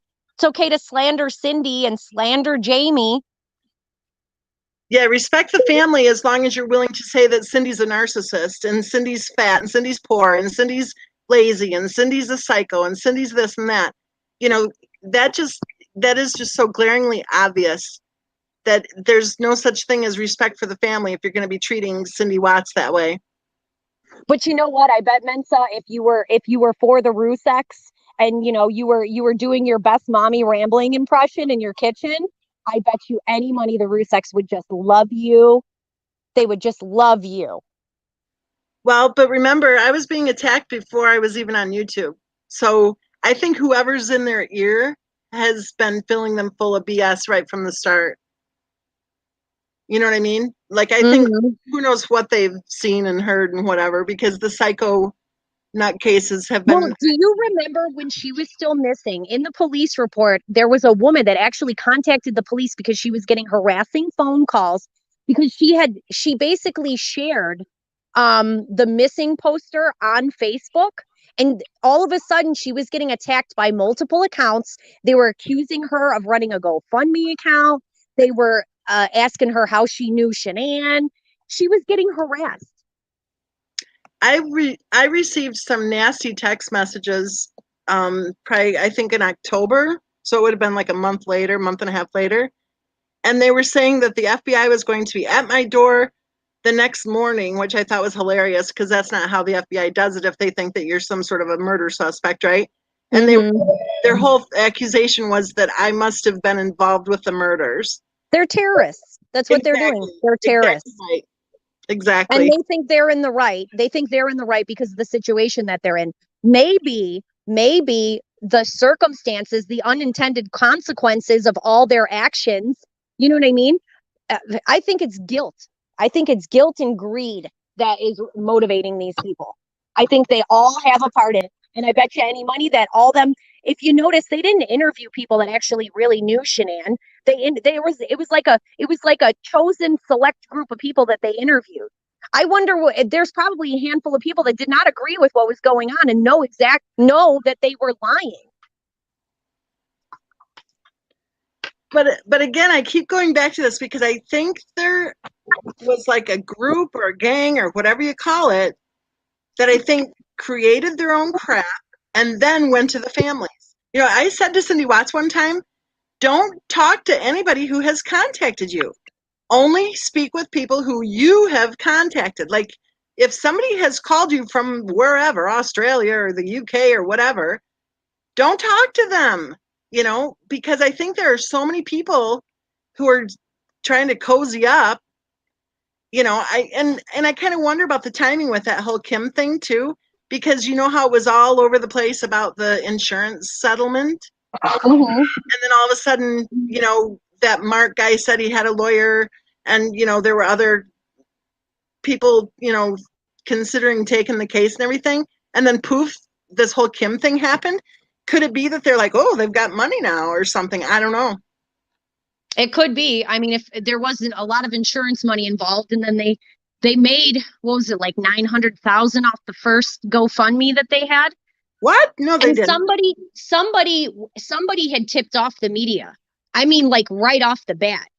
Somebody went and tipped off the media, No, and there they was didn't. media outlets from other countries that picked up on this stuff. I don't think they made that much at all. I think what the number you're saying is what some people have said was like the total for like the first year, I think, is what people were making videos about. I'm sorry, I meant 90,000. Yeah. Did I say 900? Yeah, it was close to 90,000.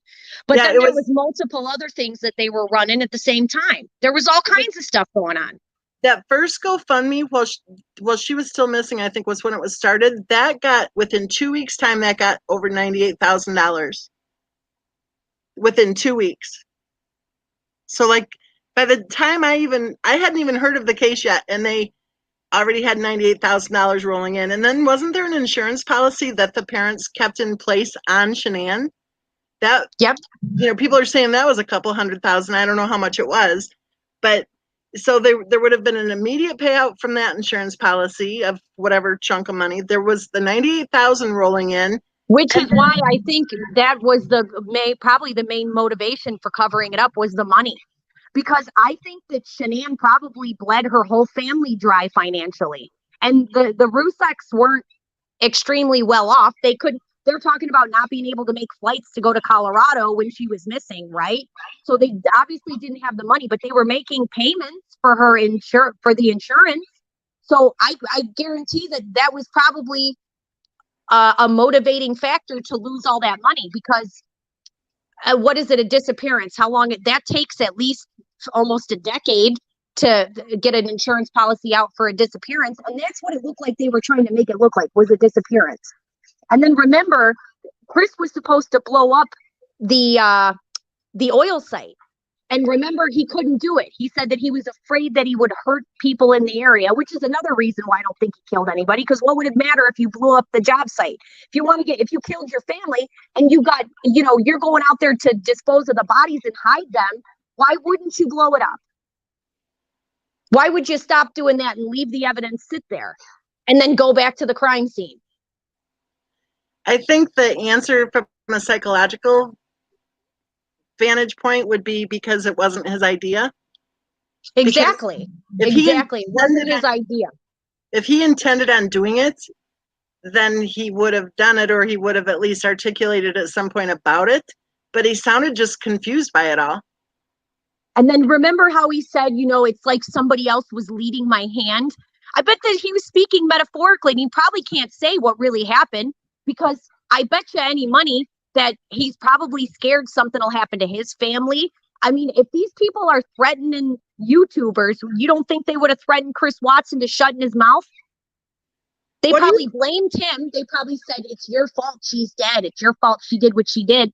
And then remember, he was saying there was talk with the, what was the guy's name? The bald guy? Do you remember the neighbors that had picked up the dog?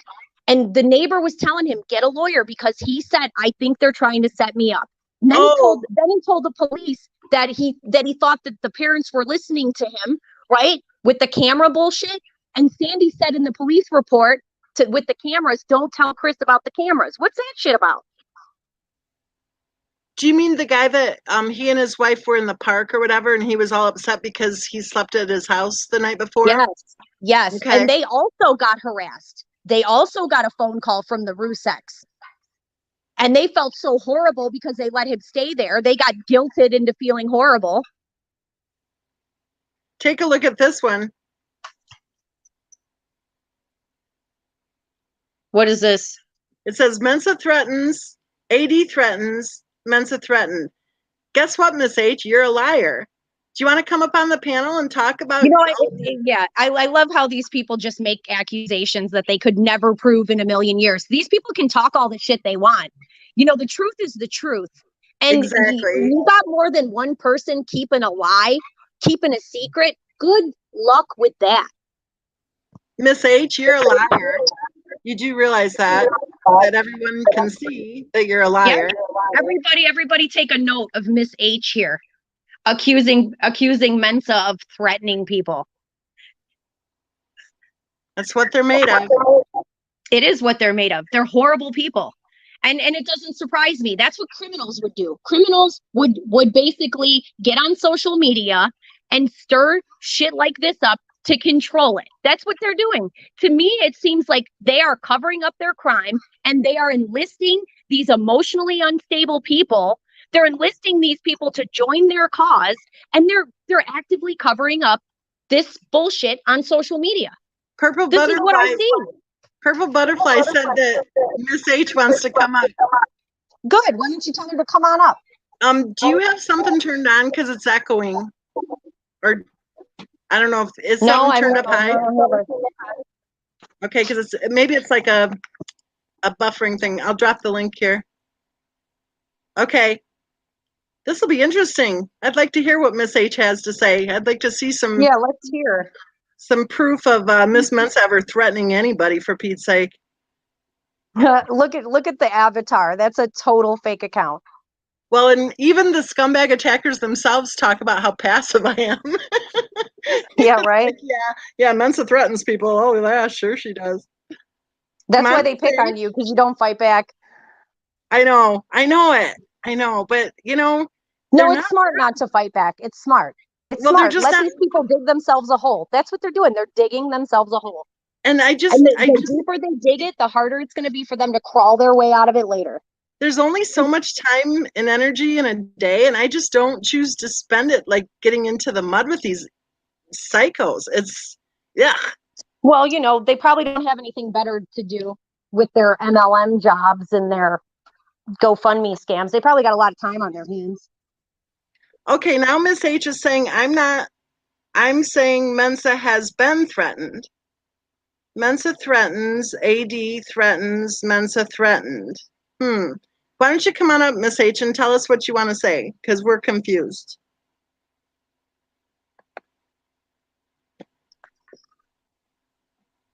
We'll drop it again. Drop it means that link. I'm learning. Okay. No. Miss H, come on up. I bet it's probably a guy. It's probably Granny Fanny looking for his voice synthesizer or whatever. I haven't seen Granny Fanny in a long time. I think he posted a couple of different comments on my channel. He probably realized what he was involved in and was like, yeah, no thanks. Well, I'm not sure, but a couple of the comments posted, I thought, it sounds a little bit Granny Fanny-ish. Nola girl said, I thought she said Miss Mensa was threatened as well as AD. Okay, that might make sense. Okay, if that's the case, Miss H, I'm sorry, because the way it was written, I was like, I don't think so. But sorry, Miss H. You are welcome to come up on the panel if you want. That's the thing about this situation, is that it's got everybody on their toes. Everybody's defensive because, just me going around like commenting, or trying to have a discussion, like I've been attacked. You know what I mean? Everybody, and they follow you around. It's like, are you serious? It's disgusting. Everybody is getting attacked. Like, if you just want to say something like, yeah, you know what? If you reverse the gender, he does look like he was a battered spouse. Then they, before you know it, their employer's being called. It's ridiculous what they're pulling.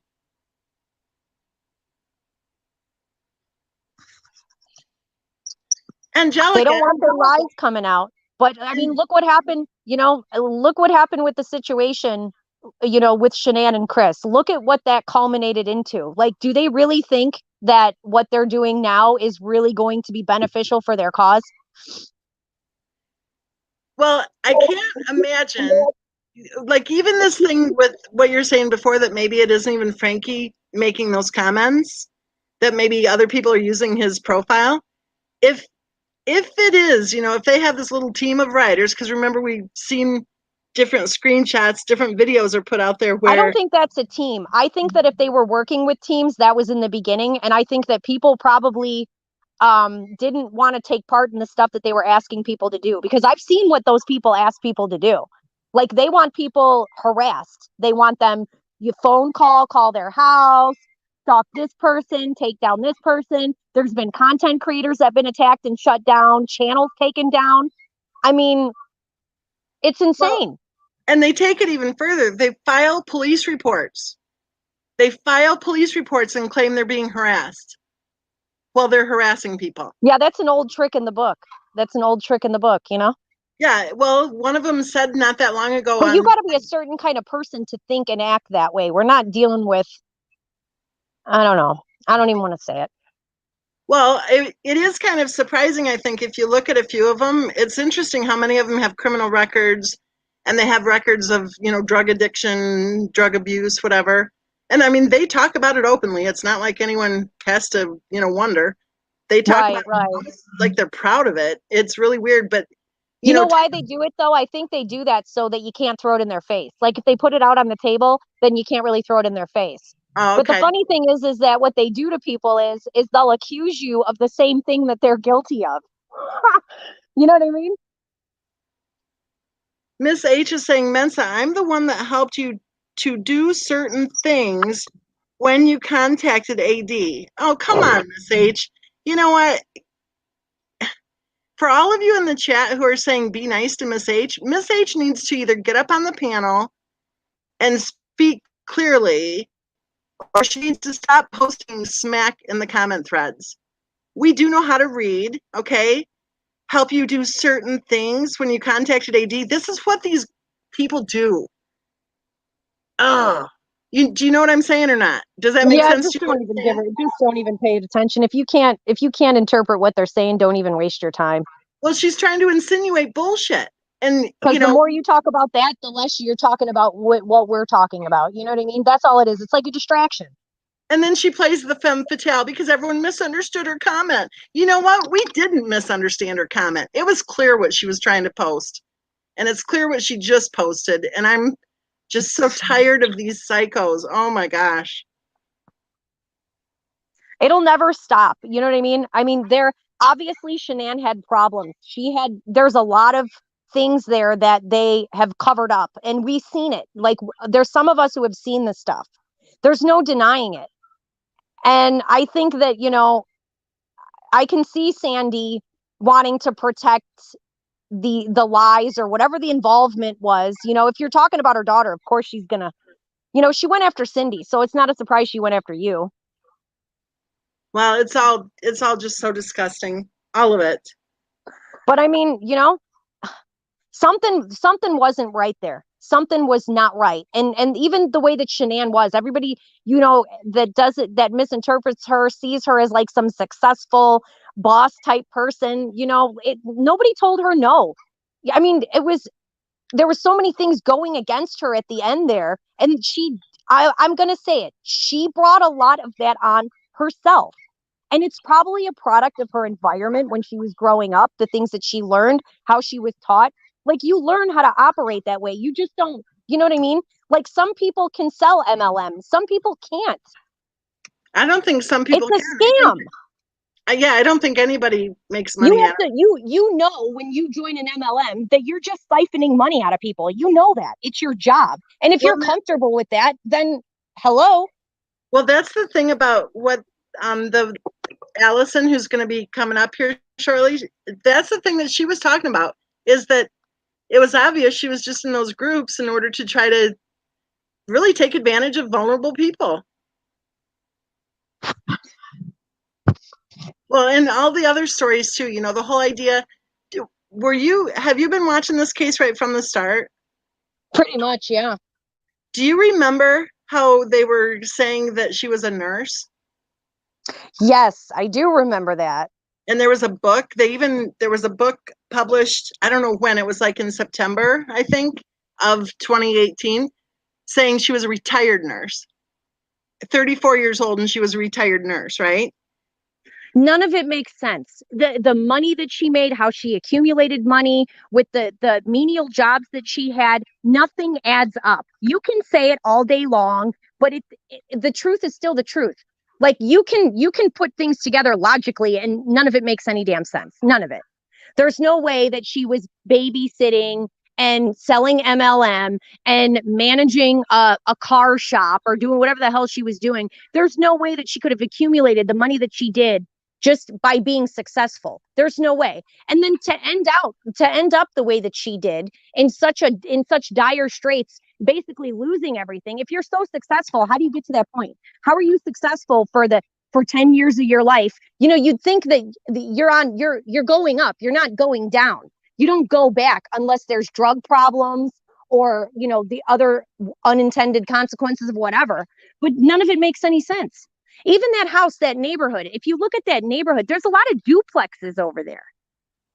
Like you look at it when we first seen the stuff, you're thinking, oh, they live in this big house and you only got a little glimpse of the neighborhood, but then you started like really seeing the area and the things that were going on there, and nothing is what it seems. Nothing. So the lies right from the start, that whole nurse routine, why on earth would anybody ever feel that they have to create a career for somebody? Why? And maybe that's just the lies that she was going with. That could have just been the lies that were being told. You know what I mean? Like, obviously, Chris thought that that's what she was going to be doing. I mean, here's what I want to ask you. Take a look at this because I've heard this like in the last month or so. Have you heard anything about any swinger community? no. I've heard about like the Tinder date and the Yeah. supposedly dating apps that all fell through that were all BS. I've never heard about any swingers parties. I mean, it's possible. There was probably some weird stuff going on with them MLM people, just getting drunk at those events and doing weird whatever, being away from their families. I know that I remember seeing stuff about her and that guy Chris. And I definitely think there might have been something going on with them too while they were out of town, probably taking advantage of the fact that their spouses weren't around. And I know she had a history with that guy.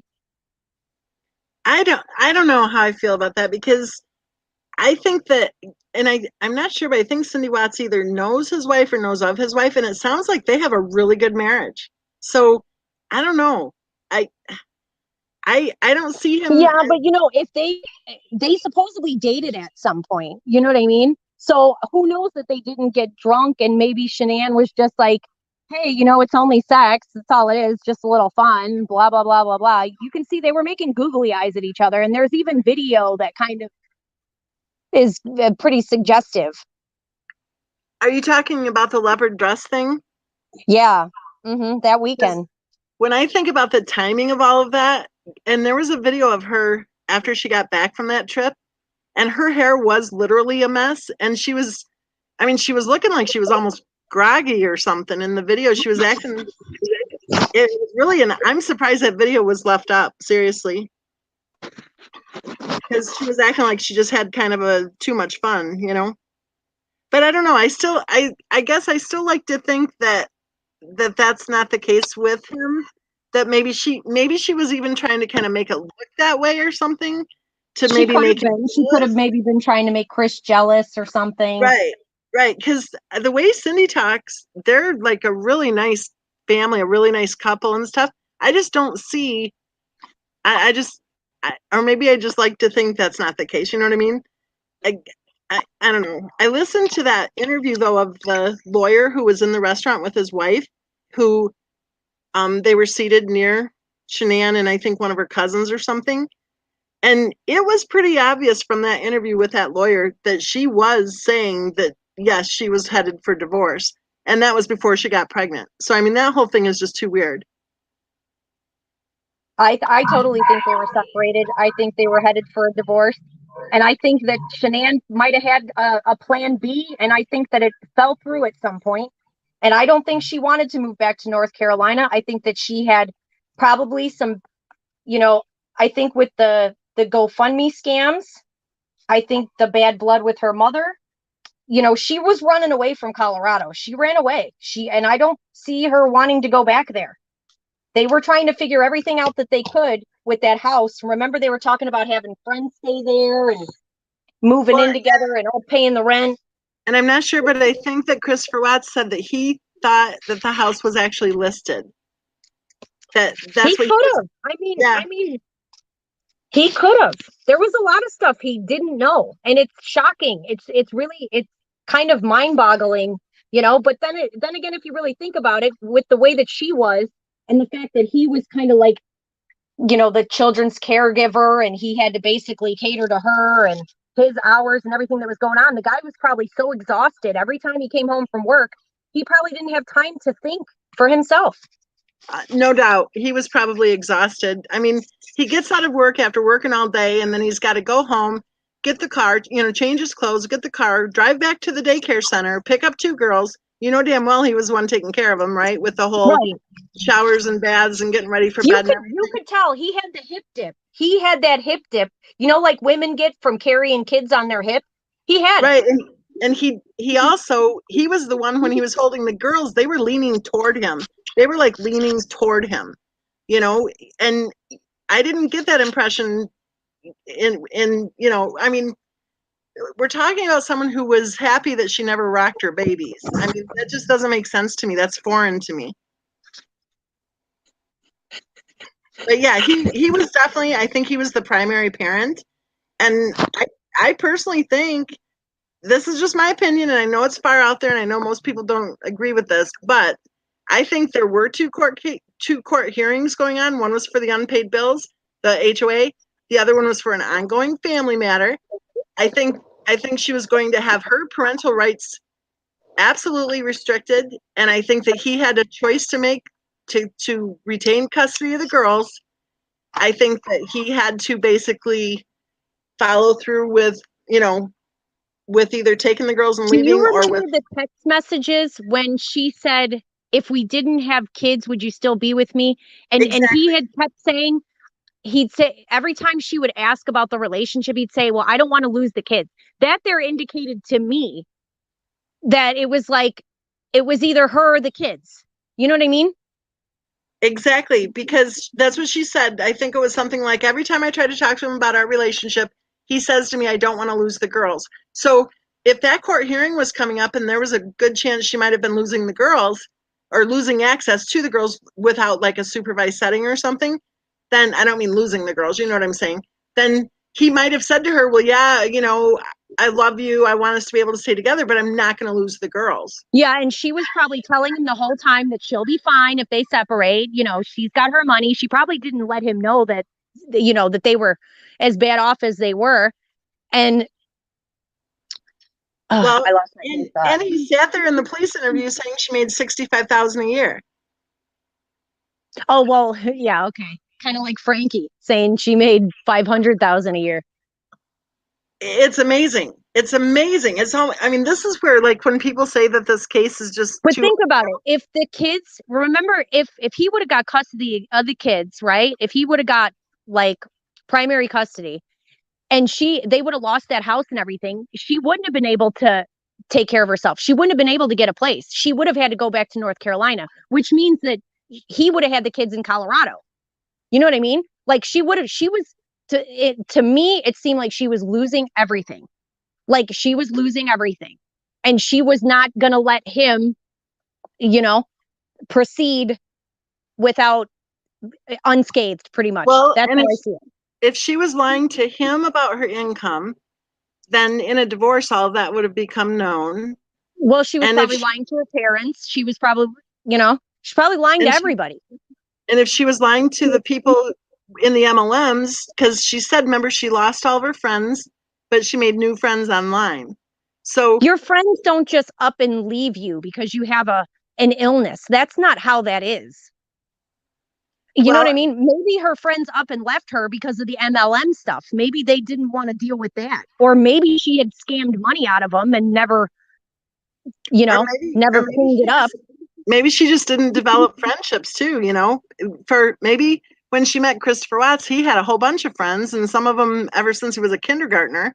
So maybe she just came up with that and said, well, Well, she lost people her like that friends. don't have good friends around them because usually they don't like people who tell them the truth because the truth is usually not what, people want to hear, and sometimes it hurts.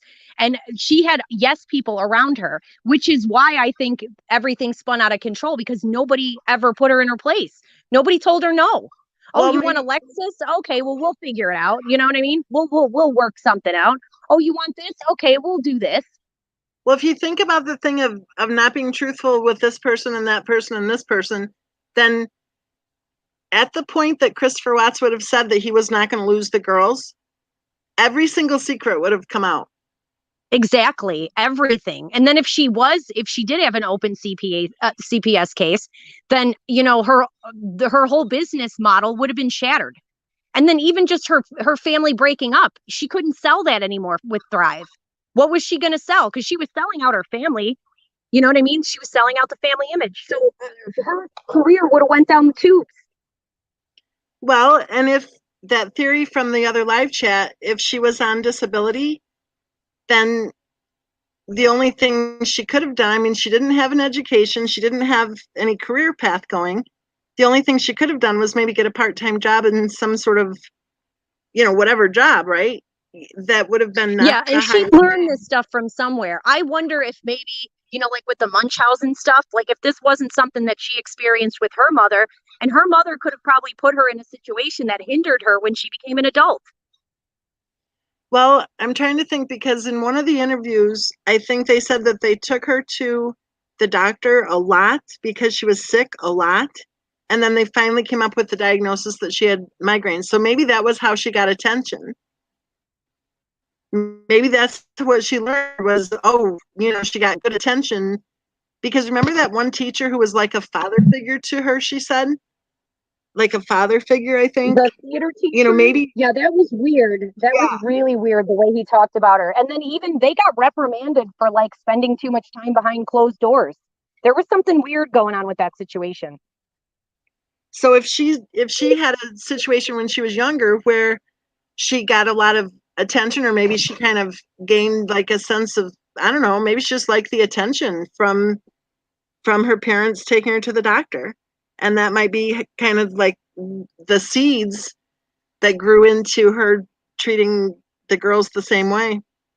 I mean, because that just doesn't happen. Like, who has all those medical devices? And, I mean, the stuff that she had Right. was just off the wall. Why would you even use that stuff on your kids? Well, and here's the other part of it too. If you look at the Facebook posts, like I think she posted a little bit in 2007 or 2008, and then she didn't post hardly anything. And then she started posting, I think, in like 2009 or 2010, early, like January, whatever, 2010. And then 4 months later, she's diagnosed with 3 different diseases, all within like that isn't Right. how it But you know works. what I also found interesting is that every time she had to go on vacation or a trip, she never had like a spell or was in pain. You would think that like somebody who had that kind of ailment, you know what I mean? Like it would be interfering with their life like all the time. You never Well, seen. it's interesting how remission always paralleled any of her travel plans, that's for sure. But remember, she was telling people in that lupus support group that she was in remission. And she told one person who told me themselves, she told that person directly that she was cured of lupus. Maybe she believed it. Maybe she was being drugged until she went to Colorado. You know what I mean? Well, she said she was taking 28 pills in Colorado or in North Carolina. And then when she went to Colorado, she didn't have to take her pills anymore. So maybe going to Colorado was really the best thing. I mean, let's look at this in a different light. Maybe she actually was trying desperately to get out from under that way of behavior. Maybe I going to think yeah. But it was probably so ingrained in her. I mean, if she grew up that way, you know what I mean? But then why do you think her parents moved in? Why do you think do you think they needed the money or what? Why do you think her parents moved in? Well, there was obviously something there with her that she needed help. You know what I mean? Like most new families, I can understand parents wanting to help, but there was not a normal situation there with the father supposedly having to call there every night and all these things. Like, I get it, but it's overkill. It's just overkill. Well, and then in the I know letter that to there was some stuff. Didn't they, when they moved in, didn't they file bankruptcy? And wasn't that around the time when Frankie was supposedly locked up? well, he says that that's all fake. Yeah, okay. Well, we can see that it's not fake because it's all over the internet. Well, but And they if put a lot of and from what I understand, when I looked it up not too long ago, I found the bondsman who actually was paid to bond him out. And I'm sure they paid a decent amount of money to bond him out. So that could have been one of the reasons why they went bankrupt and could have been one of the reasons why they had to move out there. And then when he came back, was supposedly when he got out from serving his time, then all of a sudden they had to be back at the house with him. And I almost think that maybe there's stuff that's wrong with him if he's in his 30s, living at home and talking the way he talks and acting the way he acts. There's obviously something wrong there. Okay, but back up a second. Back up, and I'll play the devil's advocate here. Okay, what if that's not him with all that profile being used for all that nasty stuff? Okay. I think sometimes it is. I think sometimes it is. I think that, okay, like I said, I seen a profile account and it was kind of late at night and I was reading the comments on Frankie's thing. It was when he was saying everybody was getting arrested. And it looked as if there was a troll that was trolling Sandy, okay? A Sandy's account. And it was on Frankie's thread. It almost looked to me like Sandy was pretending to attack herself so that her son could see because she made a mistake and actually was in her, she was supposed to be in one account but was in the other one and then realized what she did and deleted it right away. And then the next day, Kelly the Advocate did a live stream saying, oh yeah, somebody made some fake Rusek accounts. So if you happen to see one of these accounts, you might want to report it. It was almost like it was a Oh, cover. wow. So I think that she might be telling Frankie, look what they're doing. Because remember that stupid profile that somebody put up on Facebook and they were attacking him with that? I wouldn't be surprised if he might be being used, or he could be a part of it. Who knows? But it almost seems like they're pushing him to attack people online. Like he's being pushed to attack people. And there is difference. There, you look at some of his writings, and it's like that doesn't look like he wrote it. Right, And exactly. then Because they repeat themselves a lot. You can tell when they're behind an account. You can tell. right, that whole apple doesn't fall far from a tree and stuff. That's just surprising, I think, compared to effing old hag. I mean, there's two totally different languages. Right. And I can't see a 30-year-old being that interested in hanging out with a bunch of old ladies online bitching about a case. You know what I mean? I think that maybe he like steps in every once in a while, to be the hero or whatever. But I don't think it's all Frankie. I really don't. Well, and that's what I was going to say about playing the devil's advocate too, because you said that stuff was all over online about him, because he says that people have made that up about being arrested. Okay, Okay, so so what did the police station make it up? Does North Carolina have some beef with Frankie that they have his no, record up there? I mean, what I'm saying is that maybe these scumbag attackers actually created some kind of bullshit. Sorry, you guys. no, I don't think that. I think the attackers leak that. But see, then sometimes I think that the family is actually putting stuff out there to bitch about. But you see what I mean? What if the scumbags who are making up all sorts of crap, that one posted a warrant for my arrest and said I was going to get arrested the next morning? It's like, so what if they did? What if they created some kind of BS about Frankie, posted it all over online, and then got I him? don't know how you would fake that. I mean, I've seen it. I haven't, I'm not talking about the screenshots. I actually went and looked. Like, you can go and look. And they had the picture removed. Somebody actually paid to have the picture removed from the site, but all the information is still there. Like But you his know what I case mean? number, everything is still there. You know what I mean, though? I What mean, if what about someone the naked picture? Remember that? Like, how did that get circulated? Like, come on. Like, that seemed intentional. and that whole issue is just mind-boggling because they sound like they know who was passing it around, but then they were blaming other people for it.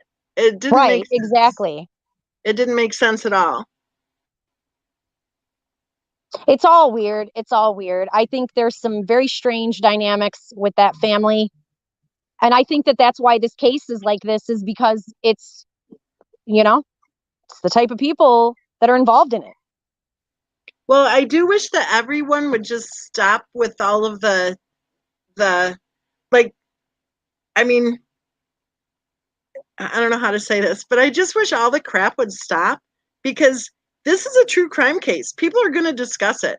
So, I really, if these yahoos are going to the families and saying, oh, no, we can help you, I really wish the families would stand up against it and say, no more of this crap, you But know? think about it. It must have been convenient for them to link up with these kind of people. Like, why would you link up with these people unless you were hiding something? You know what I mean? Like, I've seen other parents of victims get approached by these people and they tell them to piss off. They say, Um, no, I'm not going to exploit my family members. Stay away. But yeah, you you just got reminded these me of people. something. That Kelsey Barrett case, that Kelsey Barrett's mother, immediately came out and said, do not try to pull whatever. And so that really gave me the impression, because that happened after all these yahoos started attacking, right? And that gave me the impression that probably the same psychos were probably going to her saying, we can help you, because she said right out she doesn't want their help. Okay. I bet you they were already trying to get her somehow snagged up into some kind of online social media dance. And then you don't hear about that case at all, right? But there was Because even more with this Rusex situation. Like their image was actually cleaned up, like right in the beginning. Like there were steps taken, almost like a PR agency or something was hired to clean up their image. do you think that's where the whole thing came, that she was a nurse? I don't know. I don't know. That was the true crime rocket guy, right? And he, No, that wasn't his book. It was a different guy. But the books were published like within a week or two of each other. But it was a different guy, and then he I went. mean, it could be associated. I don't, who knows? But what I'm seeing is I see that the Rusex actually give people information that they want put out there. I've heard Sandy do it. I've seen her do it. Remember, she gave Molly Golightly all that information that she wanted to talk about in the videos. She did I the forgot same thing about with that. Yeah, I did the forgot same about thing that. with that 411 guy. She did the same thing with him. She's had multiple creators and she's got lists that she wants them to talk about. I Like, totally forgot. why does she need to, why, in what realm do they need to do that? I saw that in Alice Cooper's video one time too, not that long ago, after that Kim stuff started happening. And she said that she was in regular contact with her, and then she kind of went through different things she wanted to say. And I thought, oh my Of course goodness. she would be. Of course she would be, because she's a parasite. Oh, I'm sorry. I'm not a fan of mommy ramblings. I'm She's not at one of all. the worst. She's been attacking Cindy from day one. And And that's her brainwashed cult followers she's got over there that she distracts with arts and crafts and and she's the one children's toys. she's the one who called me Satan a few weeks ago. You Yeah, I know, remember. I remember she did a couple videos on you. oh yeah. Oh yeah. She's saying that she doubts I have an 8th grade education or whatever. Like, yeah, okay. Yeah, birds of a feather. Birds of a feather. That's all I can say. I bet her and Sandy are two peas in a pod.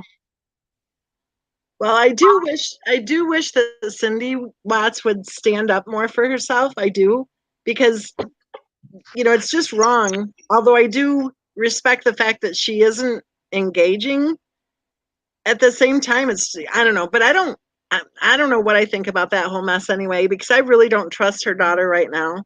I just think her daughter's somehow involved in this crap. They could be. I mean, you got a lot of vultures and parasites going at these people, telling them what they want to hear. They lie, and the lies sound a lot better than the truth. You know, and I think that a lot of people are being manipulated. I think that people have been intentionally misled and intentionally brought into situations to look bad. I mean, these people that are, white knighting for Shanann They're something else, man. Like they are something else. They have like a strategy and a game plan. And it does mimic a lot of these MLMs, like the behavior and the culture in the MLMs. Same thing with these like weird religious groups, kind of something similar. It's very dark. It's very, very dark. I know. I call it the case from hell It because is. it is. It's just so much. I don't know if you were watching the case at this point, but not last year, the year before, there was one channel. It's a lady who does this psychic crap with her cell phone, and no kidding, she was doing psychic readings or whatever they call it, and she was saying, she was going to do a psychic reading on me, You and know what? Let me ask you. Don't you find that offensive? Like, shouldn't they, if they find it offensive that we talk about the case, right? They don't find it offensive, and they're supposedly religious, that these people are supposedly calling her dead daughter and like, summoning her spirit. Like, I would be kind of pissed at that. I would be insulted by that. well, I think it's interesting that they tell me to let her rest in peace while they're, dealing with channels that are trying to literally conjure up her spirit. I mean, it's like, are you kidding me? And I don't even buy into any of that bullshit at all. I refute. I Me totally, neither. I just think it's insanely disrespectful that yeah. somebody's sitting there pretending to talk to your dead daughter. But get this one weird one, really weird one. She was pulling all this crap, really bad crap. She was obviously one of them who was recruited right from the start, trying to, make money off of whatever. And so she does these psychic readings saying that Miss Mensa's in love with a 33-year-old prisoner, stuff like that. Yeah. And so she comes on my live that I just did, she comes on, I let her up on the panel and I said, are you the same? Because everyone has different names, right? But I said, oh, are you the same, one who did that evil stuff a couple years ago? And she's like, are you calling me evil? Like, I didn't say you are evil, but I guess, take it, I guess, if it fits, right? Because if you're going to do evil crap, and, so now she's the victim, it's so amazing. It's just like, are you kidding me? These scumbags have done and said so many terrible things, and then they want to go like, oh, did you hear what Miss Mensa said? There's that a-hole from the other day, puts out a video. Miss Mensa's a liar. And guess what? Going into the sheriff thing, he's the wrench. They're all tied together. All of them are tied together. They're all working together. They're all promoting the same bullshit. And then every 3 or 4 or 6 weeks, their bullshit kind of swings in a different direction, Right, exactly. Exactly. It's like That's a carnival. The it ride. is, and it's traumatizing. It's traumatizing. Well, They do not understand, or maybe they do, but they are traumatizing people with this stuff. And that's why people don't stop talking about it. and that's what they're trying to do. There was a nurse on our channel, um, I would say March, April, May, whenever. She was working really long hours at the hospital, and we were having a lot of I did a couple videos. We were having a lot of discussion in the channel comments and stuff. She said just a couple of minor things, and they were emailing and calling the hospital where she worked and trying to get her fired. Yeah, that doesn't surprise me. And It she does was not surprise me one bit. literally, she was with a dying patient when the administrators called her away. And she was the only person who was with that dying patient. And they called her away. And it was like a 3-hour ordeal at her work. Well, she was basically like, I don't know what's going on. These people are psychos, whatever, And I mean, there's a patient dying who got to lay there alone for 2 to 3 hours while these psychos were probably laughing that they were sending these emails and making those phone calls. It's like, how psycho are they? That I mean, they're truly I trying to. think they've probably been convinced in their minds that they're doing the right thing. You know what I mean? That they're fighting the good fight. Do you really? Because Well, I mean, the ones that they recruit to do it, because a lot of them realize, I've seen so many of them like realize that, like, they realize that what they're doing is bullshit. You know what I mean? Right. Like they've asked the Ruseks to provide proof of the things that have gone on, and they've never been able to provide substantial proof about the people that they accuse. Right. So a lot of right, people decide, hey, maybe this isn't a good idea. This is kind of looking a little weird. What are these people up to? You know what I mean? right. That's a good point. And also the Daniel Bishop thing, he was one of the worst attackers. And then I remember that. I do remember that. Yeah. and then he figured it out. And he actually admitted that when he was recruited or whatever, that they told him, and I don't know who they, you know, I'm not trying to infer whatever, but he was told when he was recruited that it was okay to attack me because they told him I was not a real person. Yes. I mean, that's the complexity of all this, really, is because they're using YouTubers who are on here for entertainment to get views. And a lot of them are Exactly. unknowingly pushing this garbage, right? And they don't realize that they're involved in covering up like a serious crime. And they're involved in trying to harm people. You know, I've had Yeah. I've three heard different that people have been three different suicidal over people. this. Right, three different people have tried to kill themselves over being attacked by these psychos. Three. I mean, this is disgusting. So here's my argument. I cannot be convinced at all that any one of those yahoos give one rip about anything at all about this case or about Christopher Watt's wife. Because if they had an ounce of caring in their being, they wouldn't be trying to push young mothers of young children to kill themselves. You know what I mean? It's the Oh, yeah. conflict, Oh, yeah. the contradiction is there because there's no way if they cared so much, you know, about defending whether or not Christopher Watt's wife was ever a nurse, then there's no way they would at the same time be pushing young women to kill themselves. That's But if just you look at the people who push, they're all they're a little off. they're psycho. Yeah, they're a little They off. have drug abuse issues, they have criminal records, they're psycho.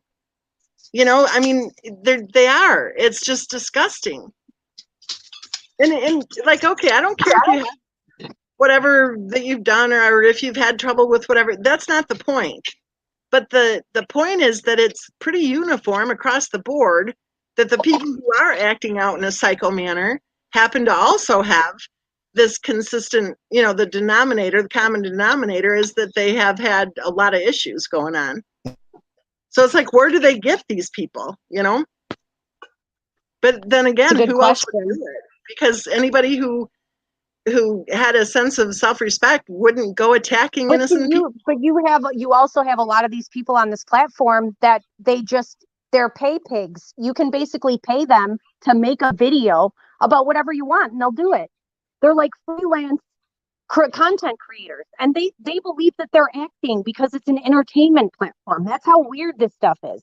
And that's why this shouldn't even be dealt with on this platform. You know, studying this case, and if there's something that needs to be exposed, it doesn't need to be on YouTube because everything can be misconstrued and brushed underneath the rug as entertainment. Oh, well, you know, I didn't really attack that person.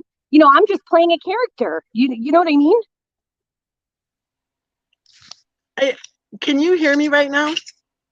Yeah.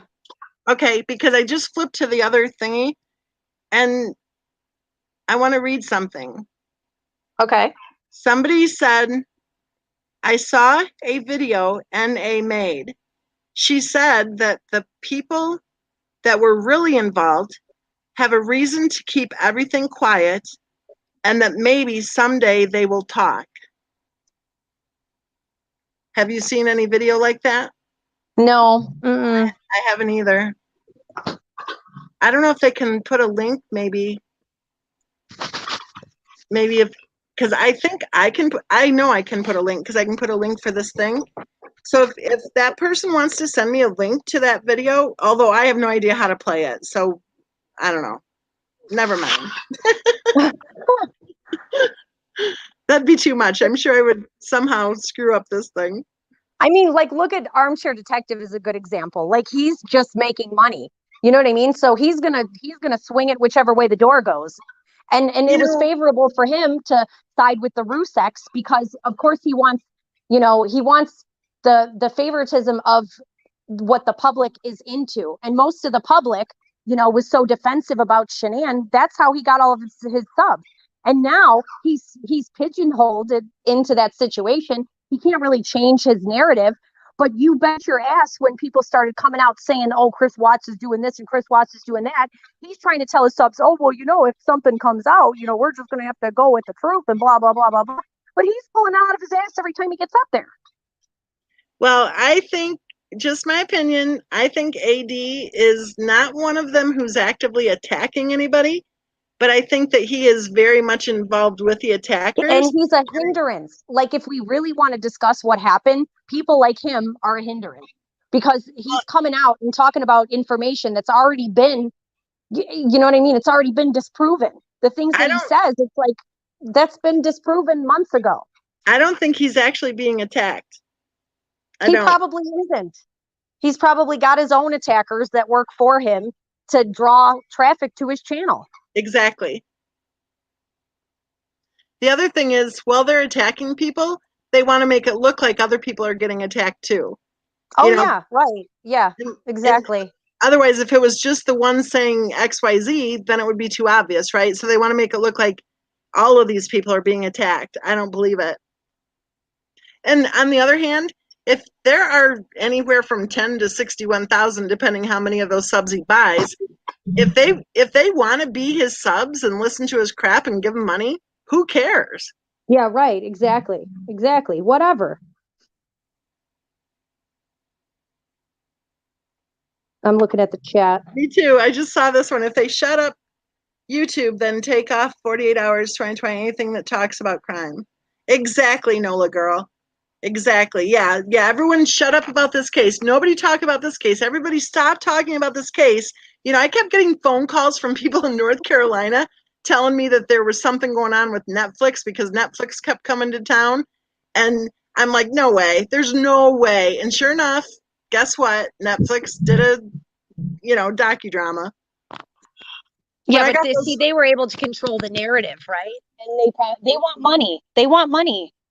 And I think that it burns them when they see these other content creators that they think are making good money, because they can't create channels with these idiots that can build, like, they can't build an armchair detective for themselves. You know what I mean? To make the money that he would make. He's already kind of capitalized on that, in his position in the community. So I think that's why they're pissed off at him, because it's financial.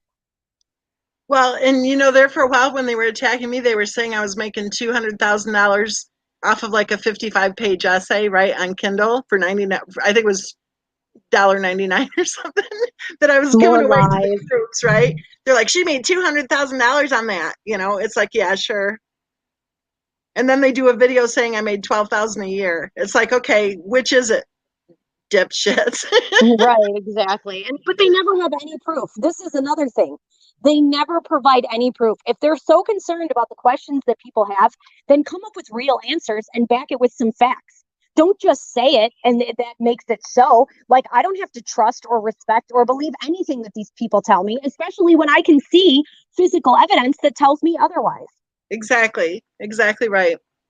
And what is happening, I think, is there's been so much noise with all the drama that I think that's part of the goal, is to keep people from actually having open and honest discussion. Because a lot of people won't even talk publicly about what they really think about the case because they don't want to get attacked, but they'll go to the private groups and, oh my goodness, they cut loose, And that's a shame. It's a shame. Yep. Yeah, I mean, it's a shame. And you know what? If these people were involved, that we think are involved, or that I think are involved, then they deserve to be shamed. They deserve it. Well, I mean, back to that thing about that arrest, though, because what if somebody did create that? What if they did? You can't tell me that they did, though, because I've actually seen it. You know what I mean? I've seen it. I've seen the arrest record. I've seen the website for the bail bonds that's got his name on it. There's dates. There's everything. There's information from the girlfriend. Like, it happened. They can say that it didn't happen all they want, but it doesn't mean it didn't happen. I mean, they're not going to want to admit to that. They're going to want to lie, and their people will believe them because their people don't want to believe that they've been sticking up for possibly a child abuser. You know what I mean? Right. I get what you're saying. And and none of these shiners ever look into anything. It's almost like they're afraid to. They can't look because it's probably true what's being said. Well, they're told not to watch other channels like that Alice Cooper one. She tells her subs that they don't have to watch any other videos because then they'll give them views. So don't watch the videos because she says she'll tell them what the videos said. I mean, the whole thing with Frankie, the thing is that people pass around links to like blogs and stuff like that, and it shows like little summaries or stories about his arrest. Those are the ones that the shiners are seeing. So of course they think it's made up. But if you actually look, if you do a real Google search and look in North Carolina, you can find his arrest record. You can find the bail information and everything. It's there. Well, how on earth could they be lying about that then? What do you mean? How have they been lying for the past 2 years? Well, I mean, they told us the kids died twice. Remember that? oh my goodness, I know. I mean, come on. Like, they've done nothing but lie. And then every time they get caught up in a lie, they create another lie that's even worse than the first one. That doesn't even, that doesn't even work in the realm of possibility. Well, now they're saying that the house is worth $600,000. Yeah, okay. Oh my goodness, I know.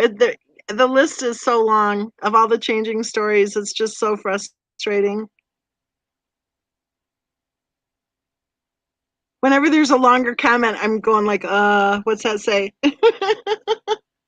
I mean, they deny everything. Remember in the beginning, they denied that her name was different. Do you remember that?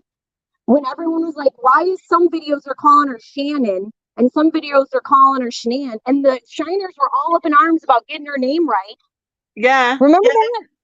Okay. And then, like you said, with the nurse, that came out to be a lie. They had to admit that. They fought tooth and nail for that one. They fought tooth and nail over the nut situation, which her mother was confused about. How does your own mother have confusion about what your kids are allergic to? Everybody was confused about what those kids were allergic to. And it's all these things that they focused on that like people have uncovered. Then all of a sudden they pretend like it was never said, that it was never an issue. They just act like it didn't happen. Right. Like, exactly right. Do they really think people aren't paying attention? Do they really think that people don't see what's going on? It's blatantly obvious for a lot of us. Well, I did a search the other day for that Weld County model program for keeping children in the home when possible. And when I would say like in October, November of 2018, there were articles saying how great the program was and how they won awards and everything. And they were like a leader for the state, they were like the model program. Now when I Google it, I can't find anything about it at all. Of course. It's gone. It's totally gone. I can't find it. Now maybe it's there and I'm just not finding it, but seems kind of weird to me that I could Google it easily 2 years ago, and now that people are talking about it, all of a sudden I can't find it when I Google it, right? I think they think we don't know how to take screenshots. That's possible. Or I don't know. I mean, you lie so much. These people lie so much that they can't possibly keep up with all the lies. And I think that's exactly what happened to Shanann. I think that's exactly what happened to Shanann. Well, putting it in a positive light, I think her going to Colorado then was maybe her trying to actually have a more... It probably was. I think the dysfunction of that family is something probably most people can't even fathom. So she was actually trying to, but maybe she just didn't know how. Maybe she just didn't know how. Yeah, she needed she definitely needed help. She needed the right kind of help. And I don't think that everybody, I think because of the lies and because of all these things, they worked against her. You know what I mean? It was like maybe she couldn't say certain things or couldn't get the help she needed because of the lies and because of there were things that were hindering her, you know what I mean? And that people probably couldn't see as being serious enough. Well, and think about it. If she didn't have any or very many at all close in real life people, and then her friends were online, right? If you look at some of those text messages and stuff, some of those comments that were made were, I think, pretty careless. Telling her to stand up for herself and whatever, right? Right. Yeah. Well, that's what I mean. Like I was saying earlier, is everybody kind of let her get away with bad behavior. Nobody ever really said anything. They kind of shared in her delusions. And if she was on disability for a mental illness, then that would make sense. That would make sense if people knew that she was kind of different on different days or something, that Right. Exactly. they wouldn't have been as invested in really caring. But still, when you have a mother saying that she gave the kids lots of Tylenol, how can that be okay in anybody's world, no matter what? It's a good question. It's a good question. Like I said, a lot of the behavior that I seen was, I mean, it was off the wall, and I couldn't believe that they were putting it out there and trying to act as if it was normal. I mean, Bella was not in good condition. She wasn't. The kids were not where they should have been at that age. I mean, there were so many things you could just look at them kids that there was something wrong. There was something very wrong. I thought that Bella looked sad a lot of times. Yeah, sad. I mean, she looked. I can't think of the word. Like she looked like younger. I think her vocabulary wasn't exactly age appropriate. Right, exactly, exactly. And both with her and Chris, I think that him being a first time father, first kids, probably had no clue what he was doing, and then her being away from her family, and then maybe not being guided properly, through life, through her development years, she might not have known how to properly care for children. You know, Right. Well, there's a bonding that goes on, and I don't know that that bonding really happened. well, yeah, I don't know. especially with that baby wise BS she was involved with. I don't know if it can happen too, again, with the discussion of the issue of whether or not there was mental illness, because there could have been problems with hormones and medication levels and everything that maybe the bonding just didn't happen. Because pregnancies can be difficult for mental illness too. Right, yeah.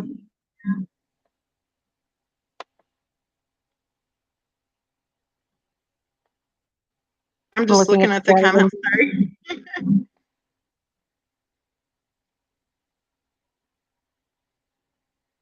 Okay, here's one that back to that bag of clothes you were talking about. Mm-hmm. I just put it up there. I thought he left for work not knowing, but why did he change clothes before he came back? Interesting. The baggy jeans were for a male accomplice, I think, to pose as Chris. Yeah, because they would have had to dress like him to get into the job site. You can't have, just plain clothes person walking around areas like that, I'm assuming. So do you think it's possible that he didn't kill anybody? Honestly, I don't think he did. I really don't think he did. I certainly do not believe he killed those kids. And then with the evidence with her, she did not die by strangulation. There's no way. There's just no way. The information in the autopsy compared to what the claims that have been made, I don't if you look at them individually, she's more of an aggressive person than he is. She's more of a person that would fly off the handle and flip out and do something like that. Well, and people always say how he didn't want to have to pay child support, and I just go, "You're kidding." Baloney. Baloney. Exactly. At first, they were saying That's not a good reason to kill your kids. well, and the thing is, he wouldn't have had to pay child support. There's no equation that would make that work. At first, they were saying he didn't want to have to pay alimony. They're going to say whatever. Every time anybody ever rebuts it, they'll have a stupid explanation for it. Yep. Every single time. And that's the problem, is because of the fact that they've done what they've done, they're pushing people. People are even more inquisitive, and people are going to dig. They're going to dig, and people are going to get to the bottom of it at some point. Something is going to break. That's the irony of them targeting me, because everything they were accusing me of, I dug into the case and found it. Right. Yeah, exactly. Every time I see people getting harassed, it would make me even more interested in the case. And maybe that's part of the whole program, is to try to keep it in the, in the discussion, because I do think that this case is not as. Well, there's got to be two parts to it. They have to be able to control what people are saying, and they want to profit off of it, you know? Okay. So they have to compete with people online. And I think that's why they've linked up with a lot of these content creators. You know, you're not the type of person that's going to link up with that type of situation.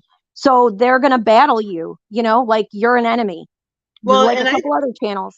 I think they wanted to just use my name. I think they were like, I think if I wouldn't have even known they were attacking me, if I never found out, I think they were going to just use me as like, oh, she's saying mean things. Right. Maybe they just figured they could get away with using my name and stuff, and that I wouldn't know it. Well, think about it. If they were hiding something, right, they would need a really good reason to be on social media. So if they're hiding something and need to kind of be in the know, they got to be up everybody's ass in order to do that, right? Right. So they have to create. So that, and the reason for them being on social media is because they're being attacked, right? Right. They have to create this appearance that there's right. So terrible old woman. That way, because people would be running them, they would be shooing them off the internet. You know what I mean? Like if they were just doing what they're doing without a reason, they would be like, okay, come on. It's been almost 3 years now. Exactly. Well, get over it. Do you know who that Dr. B is? That psych ward something, or was that the one that was on Armchair Detectives? Yeah, she's one of Armchair Detectives spinoffs. She evidently got into that group that was volunteering to help shut down people, and she was talking to the guy, and evidently, I'm not sure, but I don't think they're helping anymore, because I think it was like you said, there was no proof of anyone, right. And I think probably when it started crossing into illegal territory where you're, making slanderous accusations and stalking and harassing people, exactly, people might not want to get involved in all that, especially if they got their own stuff that they might be wanting to keep under wraps. You know what I mean? Or if they're just an up group that honestly is trying to help people, they're not going to want to involve themselves when young women, young mothers are trying to kill themselves because of all the terrible stuff that the attackers are doing. And I'm glad that Dr. B actually talked right to him and showed him, what the heck was going on, because I mean, that's just so wrong. I think that people that are going to be in this community really need to get used to the fact that there are, there are evil people that will do evil things, and kind of, prepare yourself for these type of situations with these people, because we can't be letting these people scare everybody into just shutting up. We don't want to get to that point. Well, and it is evil. I mean, there's that word again, because every bit of this is evil. And it's disgusting, and it's like, who the hell do they think they are to be doing the crap that they're doing? And I don't care if they're making $1,000 a month off of their stupid channel, or if they're getting paid by whoever to go harass whoever. Seriously, there's a better path for their lives. You know what, though? It's all going to come around full circle. Everything that they put out there is going to come right back to them, because they've put this stuff out there. They've done this. They've made it what it is. They created this monster, and you're not going to put it back in the box. That's it. The monster's out of the box. Do you remember that? Do you remember that February thing? The February interview or whatever? Oh, yeah. Don't even get me started on that.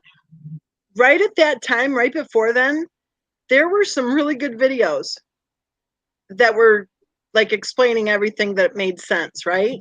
And then that interview, it was like they were talking about everything in those videos. Exactly. They've created, that's what I mean. It's like when people question, or there's certain things that have been brought up that really irk the Ruseks. And then all of a sudden they got a whole, drawn out storyline that they're all of a sudden presenting. And they did it with the Dr. Phil, remember? They did it with a couple things on Dr. Phil. And then that interview was only supposed to supposedly be for Sandy. Remember that? And it wasn't supposed to be released to the public. I don't remember any of that. I don't watch Dr. Phil. No, I mean the interview. But I was saying with the Dr. Phil Oh, thing. oh yeah, the prison thing. Yeah, that was sketchy what was going on there. And you need to listen very, very closely to what's going on in that interview too. Well, it just seemed weird to me that there were all sorts of videos with all sorts of theories that made sense. And then all of a sudden that interview seemed to address everything in those videos. And what did they do? They re-traumatized everybody, right? By taking the girls out of the home and having him kill them at the job site. And it was just horrible. It was worse than the oil tank bullshit. And that was another time that interest in the case was starting to lower. It was starting to decrease. That was when Cadle was coming out. Remember that? Yep. Mm-hmm. Have you seen how everyone's attacking Cadle right now? It's weird. She deserves it. She deserves it. She's a scumbag. I'm sorry to say it. Anyone deserves it, though. It's like, I mean, if they don't want to read it or if they don't want to see it or whatever, it's like they're doing videos about it. Like just ignore it. Yeah, but there's something nefarious about that woman. Why? I think she was kind of like one of these other people that are kind of given an assignment. You know what I mean? Oh, like, yeah. Here, help with this. Because she was keeping him busy writing about stuff. So, yeah, maybe she was told to approach him with writing him in prison. Is that what you're saying? She's like part of the pack? Yeah. Yeah. And she was just, I mean, she misled every step of the way. She lied about everything that she said she had, that she put out there. You know, it's one thing to write a book about what you think, but it's another thing to say you have letters and all these other things. And then you show the letters and it's like, you know, a return address of something. I don't know. It just everything about her was wrong. It was just wrong. Well, the thing that I think is interesting is how so many people are saying really weird things about her that it doesn't, and like she's texting with people and she's messaging people. How does she know all those people? Well, she was planning on making money off that book. She was planning on making money off that book, but she didn't. I mean, she wasn't smart enough to pull it off, for one. And according to Chris Watts, he never discussed the murder or anything that happened on any level with her that had anything to do with any of that. It was all with his, supposedly he talked about his walk with God and his journey and blah, blah, blah. And that's what she was there for. So she just, she was just parasiting off the situation. But there were things there that were intentionally planted, which kind of ring Rusek to me. Tell me what you think about Bella's hair. I think her hair should have been down to her rear end, and it wasn't. And it looked sickly. She looked sickly. Do you think that she was purposely keeping it short to make her look sickly? Yes. I think, and it's a form of child abuse. I think she was she knew her daughter wanted long hair. She knew it. And that was something that it just seemed like she was doing it as some sort of weird punishment or control with her hair. I know. I think that thought-provoking videos had a thing. I think at one point in a video that Bella was upset and she whispered to her, do you need a haircut? And it was like basically saying, you better stop crying or I'm going to cut your hair. I think she kept it like that because it made the kid look homely and sick. Because Bella did. She looked sickly. She did. Her skin was like grayish tint. If you look at those pictures of when she was at Cindy and Ronnie's house on the, they had a pool and stuff like that, her hair was actually looking like it was growing fast. Well, the last few months, you noticed that the kids weren't sick as much. And I think that she was so preoccupied with the stuff that was going on with Chris and all this stuff that was happening that she didn't have time to really mess with the kids. No, in March they had surgery. They both had surgery in March. But when things started going, right, like through the summer, right, the kids weren't sick while they were in North Carolina. Exactly. I think the thing is they weren't sick when they were around other people. Because they weren't sick when the nurse, her friend who was a nurse from wherever she was from, who supposedly stayed there for a month and a half, the girls weren't sick then either. I think when other people were there, then it's harder to have sick kids, right? Right. And I guess we have to ask the question, were they even really sick, or was she just making a video saying, yeah, we were in the emergency room? Because she has one video where she says they were in the emergency room the night before. She said one of them had like viral pneumonia, and then she goes, the other one had, and she goes, she couldn't remember what she had, and she goes, she'll just have to get through it. Oh, yeah, okay. So I maybe think if those kids were sick, it's because whatever she was doing was contributing to them being sick. Exactly. Giving them Benadryl and nebulizers and essential oils and all kinds of weird stuff. You don't need to do that to your kids. Exactly. And I mean, that just causes problems in the morning. The sleeping 12 hours a day, jacked up on Thrive. Well, and here's a good point too, the Gypsy Rose case. Like, are we gonna all learn anything from the Gypsy Rose case, and then the Christopher Watts case comes along and we're all ignoring lots of Tylenol? It's like You we're know all so what? I think for the same reason they pick on Cindy is why the truth is being hidden. Like one of the biggest reasons why it's being hidden is because I think the root of this problem doesn't want to be sought out. well, and I think Cindy knows a lot more than anything that anyone knows she knows. You know what I mean? I believe that. Yeah, I do believe that. So I think that's why they were trying to discredit her right from the start, because she knows a lot more. Mm-hmm. But they also know her personality isn't Or one. they might not know what she knows, and that's why they keep bashing her and bashing her to keep her down so that she's afraid to talk. Right. Well, and the night before Nutgate, they had a really close conversation, like a really intimate conversation, her and Shanann. And I mean, they were close. So it's really interesting that the next day Shanann goes ballistic. And isn't it interesting that every time, from what it sounds like, from what you were saying earlier, is every time Shanann and Cindy got into it, Sandy was always in the background. Well, that's one thing I'm wondering about, because in the letter to the police, Sandy wrote that Shanann called her and said that Jamie and Cindy were tag teaming her and telling her about nuts and stuff. But then when it happened and she was yelling at Cindy, then she called her dad and said, get me the hell out of here right now. Okay. So that tells me that she was talking to Sandy right before she went yelling at Yeah, and if Cindy. her mother was manipulative, her mother would have played on that and been like, oh, I'm on your side. She's not a good person. She's only telling you this because she's got ulterior motives. Well, and her mother refused to speak to her mother-in-law. So her own mother refused to Yeah, speak to I her mother. remember that. I remember her saying that. She's given a lot away.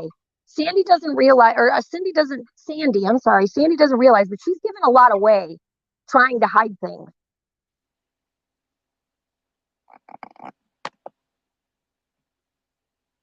Like, if you look back at that letter, like what we know now, going back and looking at her letter to the investigators, it's like, wow. These people knew. They knew exactly what happened. That's why she didn't go out there and identify her daughter's body, because she knew she was already dead. I've never heard of anyone identifying a body over the phone. Over the phone. And the way she acts like one of those mothers that would just be up in arms. My mother would be on the first flight. Well, and again, what I said earlier, it's all about why Cindy was so terrible, because she didn't fly out there. Sandy didn't fly out there. But here's the thing. Very few people have the guts to really discuss this case, all angles of this case. I mean, you have guts with the way you are. Well, plus you sound really well versed. I've been watching this stuff. I mean, it's drawn me in. And I'm emotional about it at this point. You know what I mean? I can't believe right. what I'm seeing these people are doing. And I think that's part of the whole scare tactics and all the harassment and everything, is they think that they can frighten people. Yeah, but you know what? When you can see it, it doesn't affect you the same way. You know what I mean? That's right. what it is with me. It's like, if these people are criminals and they're covering up a crime, then we need to be talking about it. We need to be talking about it. If it's this easy for people to get thrown in jail, get railroaded by family members and all kinds of stuff, if this is where we're at in society, then, maybe we should start talking about it and stop candy coating everything and pretending like this stuff doesn't exist. Exactly, exactly. And at the same time, it's concerning to see how many people were actually afraid of it. You know, how many people would think, "Oh no, I don't want to get harassed." And then, because if all the people in the private groups who are kind of like hiding and talking about how they think Christopher Watts didn't kill anybody, if they would all talk publicly, then it would be obvious how many thousands of us there are who are Right, saying, exactly. But they've used their scare tactics. That's the problem. And I think people need to get over that. Like everybody needs to kind of just pull up their big girl britches, their big boy britches, and, exactly, just take it and say what needs to be said. Because this is just getting ridiculous. And they exactly. are terrorizing people online and extorting people for money. That's pretty much what's going on. With these It's GoFundMe, I'm beside myself with it. I'm beside myself with it. Well, and the whole idea that you can buy a law, I don't understand that logic. I don't understand why anybody would be believing. Although, if you look, a lot of the people who are supporting that whole Shenan's law routine, a lot of them are from different countries. So they Yeah, don't know, because they don't even know any better. They don't even right? know any better. Right. They don't know that in the United States, we don't, pay money to get a law passed. Yeah, I'm at my wits end with all of it. And like you said, it goes from one thing to another. And now we got this Kim broad out and about. Yeah, the Kim broad is weird. Something's way too weird about all of that. Yeah, it's just too much. It's too much. But there's definitely something very, very wrong happening on social media. And there's a lot of victims. Like there's a lot of victims because of this case. Oh, I know it. I know. And because they've been so publicly attacking me, people contact me and tell me what's happened to them. And it's just terrible. It's absolutely terrible. I mean, the stuff that they're posting, the marriages too. The one young gal, she's never ever cheated on her husband ever, but they were somehow able to get information about one of her neighbors. And they created a Facebook group and posted all sorts of different, lies, and then somehow sent her husband information basically making this story up that she was having sex with her neighbor. Yeah, they're trying to ruin people. Yeah, And that's the evil part of it. Like the lengths that they're going, the lengths, and you know what? And I can kind of understand why if they are covering something up. I get it. You know what I mean? I totally get it. I totally get it because and shitty people would do something like that. I'm sorry, but to do something like that is just shitty. it is. And that's, I call it evil. It's totally evil to do something There's like nothing that to try to religious harm about someone. that. There's nothing godly about that. I'm I sorry. know it. I know.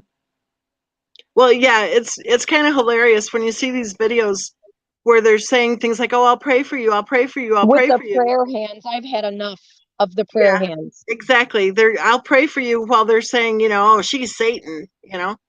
Yeah, talking about slitting people's throats and stuff. Okay. Yeah, remember that one who said she didn't mind going back to prison, all that crap? Yeah, I remember that. You remember her? She was really bad for a long time. And then she's gone. So it's kind of like, okay, what happened, right? Did she maybe not get the right money that she was supposed to be paid or what? Right. Who knows? Who knows? But I mean, this is scary. Like is this the new form of covering up your crimes? You know, enlist emotionally unstable people on social media to fight for your cause. Well, and then even the people who are committing the crimes, one dipshit from Ireland posted this crap, the whole lie that they're promoting right now, saying that the my kids were taken by sepia, all that bullshit. That the profile that's being, touted as being Frankie's profile is promoting. So of course they're flooding my channel with comments, and this dipshit from Ireland posted all this crap about, saying the same, reciting exactly what he said, and because that's what they do. And I I replied and I said something like, this is a lie and this is defamation, blah, blah, blah. And right away, shot right back with, well, go ahead and sue me then. And I replied, basically saying, you do realize you're being used, right? Because I said, if you had any assets, I would, which is exactly why they're using you to do this. Yeah, exactly. That's even funnier is that the people that think that they're like helping them are basically patsies for their crimes. You know what I mean? Right, right. They're the ones who will be arrested, you know? Right. I mean, it's, and they're being used. That's the sad part. And I'm not defending them because they are psycho weirdos, but at the same time, all these people running around trying to attack and harass people, they are being used. They're being lied to. They're being basically treated like they're nothing but their little pawns, and they probably get laughed at regularly. You know, even that one who had her meltdown saying she was coming for me, Mm-hmm. you know, she was totally used by them. You know, where's she been, right? If, you know, because she went too far. She took it too far. Because here's the thing.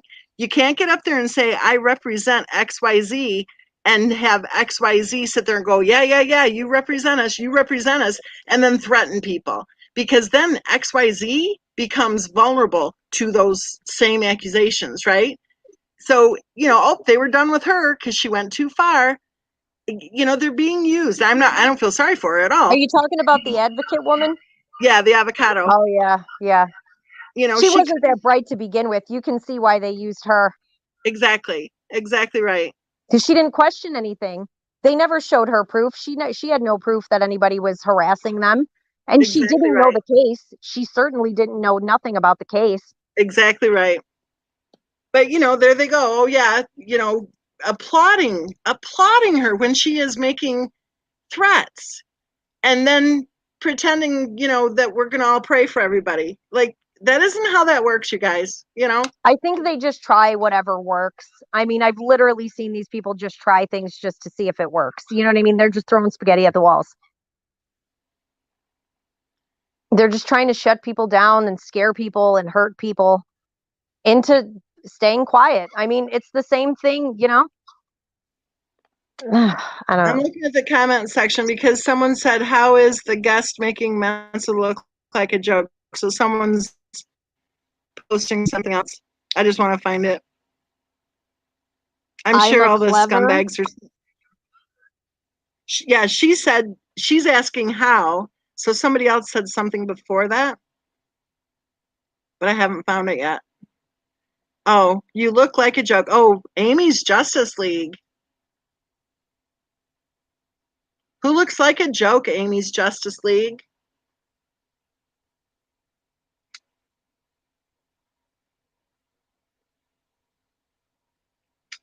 She'll suddenly go silent. Of course. That's how these people operate.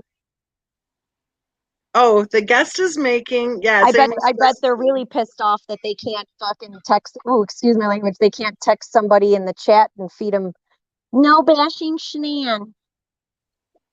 Tell everybody in the chat. Block them. Who's that one? The one lady who falls asleep during her live streams. You know what I'm talking about? She gets the text messages. Oh, she's actually a nice person. She's a I nice know. person. I feel I kind of feel sympathetic that she got roped in by those yahoos I know it because you can tell her because phone goes she off. is pretty smart. Like she is pretty inquisitive about things, and then all of a sudden, once the conversation gets good, then all of a sudden she's getting text messages and she can't bash the victim. You don't even have to be Right. talking about Shanann and you're bashing the victim. Well, she has had like a 10-minute run at times where they evidently aren't paying attention, and she says some pretty good stuff. I know And that's why they need to be on her phone because she loses yeah, track of what she's saying. and then her phone goes off, and then she says she has to put the dog out, and then she's on her phone, and then sure enough, she comes back and she'll shut down the chat, or she'll say, "We're not going to talk about," you know. It's like, and I say right out to her that you could have a really good channel. Don't listen to your handlers. Just, you know, have your own channel. I think she's comfortable where she's at. You know what I mean? I think that's the situation there. She's probably Right, making a little money to sustain whatever little right. lifestyle she's got going on there. Well, and I think she had an injury or something too, so she might actually be dependent on Yeah, being able I to think have the so. channel. Which again, it's they go after people who are evidently needing. Yeah, I mean, like I said, there's a lot of victims in this case. Even the people that you wouldn't think, they're being victimized. Even the people that are sticking up for these people are being victimized. Right, they're being used for sure. But it'll come out, and unfortunately, a lot of people are going to have their come to Jesus moment, and I think that's what a lot of people are afraid of. I think a lot of people kind of, have seen enough to know that the cause they're fighting for is not just. And I think that they've just been, singing this tune for so long that they don't want to be wrong, They don't want to be on the wrong side. Well, and even on the Watts side too, with this whole Kim thing, she came out like it was over 2 months now, and she came out her very first couple of videos. She said that within 2 months that she was filing a 35C as if she has any qualifications to do so, which she doesn't. So she was going to file a 35C within 2 months, right? Look at all the money that was made by every channel. Every channel was hopping on it. They were doing their channels against her. They were doing their channels. Yeah, that's how it works. I mean, that's how it works in the YouTube world. So it's perfect for this situation. Right. And it's over 2 months later, and now she's on vacation. Okay. What about that Because 35C? she probably doesn't have anything else. I think that Exactly. woman might have been close to the family for a little while and Yeah. probably got a good amount of stuff to make it look like she was actually really affiliated with them. And I Right. think that she probably burned her bridge and is just using what she has now because she probably spent 2 years with them. You know what I mean? Well, I you're mean, nicer these than people me. are I, building. I wonder if Jamie's involved. That's where I'm at. That I think, because I don't know. I just wonder if Jamie's maybe misleading her parents. And Yeah, maybe, I don't know. I really don't know. I don't know. maybe, I would think maybe, that she would probably, maybe wouldn't she want to draw too honestly, much attention to herself because she still has, a family and a reputation to maintain. well, maybe she honestly believes that this Kim person could help or something. I don't know, Well, but yeah, maybe I'm sure these people are spinning them, the best stories ever. Oh, I'm right, this and I'm that, and I've been here for 5 years and I can help you out and blah, blah, blah, blah, blah. And right, literally the whole time they're just looking for a book deal. You know what I mean? exactly, exactly. And the whole thing, even about the book deal stuff, is hilarious because they think that, like, this whole, the whole thing is just so ridiculous. When you're doing stuff up on Kindle and Amazon, there is very little profit. It's just how it works in the book industry. Anyone who's making, this is not the case that is going to have any big paying book. It just isn't. There No, are, because it's the same regurgitated crap. I think, the story, the narrative that they're putting out there is nothing compared to what I think really happened. I think that's way more sensational. I think the truth is way more sensational. And I think that people should really be striving for that. And they should stop worrying about whose feelings are getting offended. Like, this is like, it's serious. It's a serious situation. Like, this should have been a learning point, like you said, this should have been um, I can't think of what I want to say, but this is a missed opportunity that's being used for very bad things. well, there's all sorts of issues with this case. I'll tell you, the whole battered male syndrome, we should have been talking about that 2 years ago. And if You know, it's something with some program having to do with kids and CPS, and the program is not, if this is what the turnout is, like there's a lot of issues here. There's a lot of issues. right, The scamming, the MLMs, the GoFundMe's, the lies, the harassment. Like, there's just so many elements to this case that are just off the exactly, wall. exactly. But the noise keeps going. And that's why I was saying about the book deal thing. It's like, I don't even know how many books are already written on this case, but there are probably hundreds. So there's just no way. There's no way anyone's going to rake in off of a book deal. There's no way. No, especially with the narrative. You know what I mean? Like the same Right. lifetime narrative, that There are it so just, many other true crime cases that are actually so much more interesting, where you actually have access to all of the evidence and all of the information, where you actually, I mean, they're yeah, where just you're not left with so many damn questions at the end of it. Like, exactly, you're more confused when at the ending than you were when you started. exactly. Hey, Allison is here. Do you mind staying on panel? Sure. Would you mind? Because I think you guys are going to really. Hey, Allison. Hey. Meet Honeybadger. Hi, Allison. Hey, honey, how are you? I'm doing all right. Have you been listening, Allison? Yes, I have. So, Just for a few minutes, but I've been here for a few. so Allison is someone who has actually communicated directly with Shanann. Oh, this should be interesting. Oh yeah. Oh yeah. Okay, and I'm going to add in there that I did it before she was dead. There you go. Well, at least you got that going for you.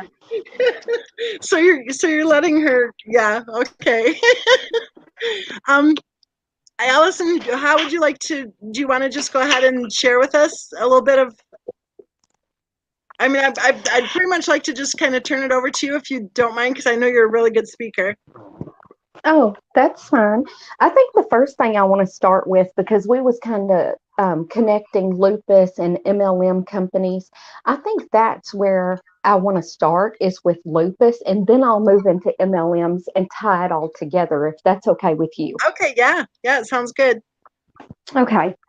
A lot of people don't even understand what lupus is and how it affects the body, how it affects the personality, psychologically, emotionally. So I was just going to run over some of the criteria for lupus first and what it is. Now, what it is the body's immune system is overactive. So, say I get a cold where somebody else would get over it in 3 days to a week, it may take me a month. A regular cold could hospitalize me. Kidney infections can cause horrible damage. So we're looking at something that's really, really serious. I mean, it's nothing to joke about. Some of the symptoms are widespread pain, stiffness in your joints, fatigue, fever, inflammation. A lot of times there's the butterfly rash. If you look up lupus butterfly rash, you can see it on the cheeks. Some people get it on their chest. I get mine on my chest, not my face. Some people get it on their back. Hair loss. My hair has gotten really, really thin over the last several years, and there's nothing that can be done about it. Dry mouth with sores in the mouth and nose, ears, dry eyes. I have a hard time even wearing my contacts most of the time. Seizures is part of it. Sun sensitivity. I mean, I go so far as when I'm outside in the sun, I wear a sun hat and I wear long sleeves, and my clothes are always washed in UV protectant if I don't buy them with UV protectant. Weight changes, respiratory problems, chest pain, confusion, memory loss. And most people, before they are diagnosed, they go through this for 7 years minimum. That's the average time it takes to diagnose somebody with this. Hold on 1 second, Allison. I'm sorry to interrupt you, but did you just say 7 years minimum? Yeah, there's no way with her time date. Did you say that is average 7 years? It takes. Wow. Okay. Yeah. Okay. Sorry for interrupting. When I heard that, I was just like, what? Yeah. Yeah. Crazy, so right? It's not like you went to the doctor and got diagnosed with 3 different diseases in 1 week during Lupus Awareness Month then. Right. And it takes, there's several criteria to actually qualify to have, say you have lupus. And one is the ANA test, the NIDS DNA test, and the anti-SM test that we talked about last week. But there's others like the joints, the inflammation in the heart and the lungs, the increase in protein in your kidneys, urine, your nervous system, which consists of seizures and psychosis, red blood cells, white blood cells, platelets will be reduced, just all kinds of stuff that can, and you have to have 4 of the 11, and 2 of 6 of them have to be the blood test. They have to be clinical, not just, oh, I have stiffness. So it's a lot to it, and you can't just Google it and say, well, I have this symptom, this symptom, this symptom, I have lupus. That's not how this works.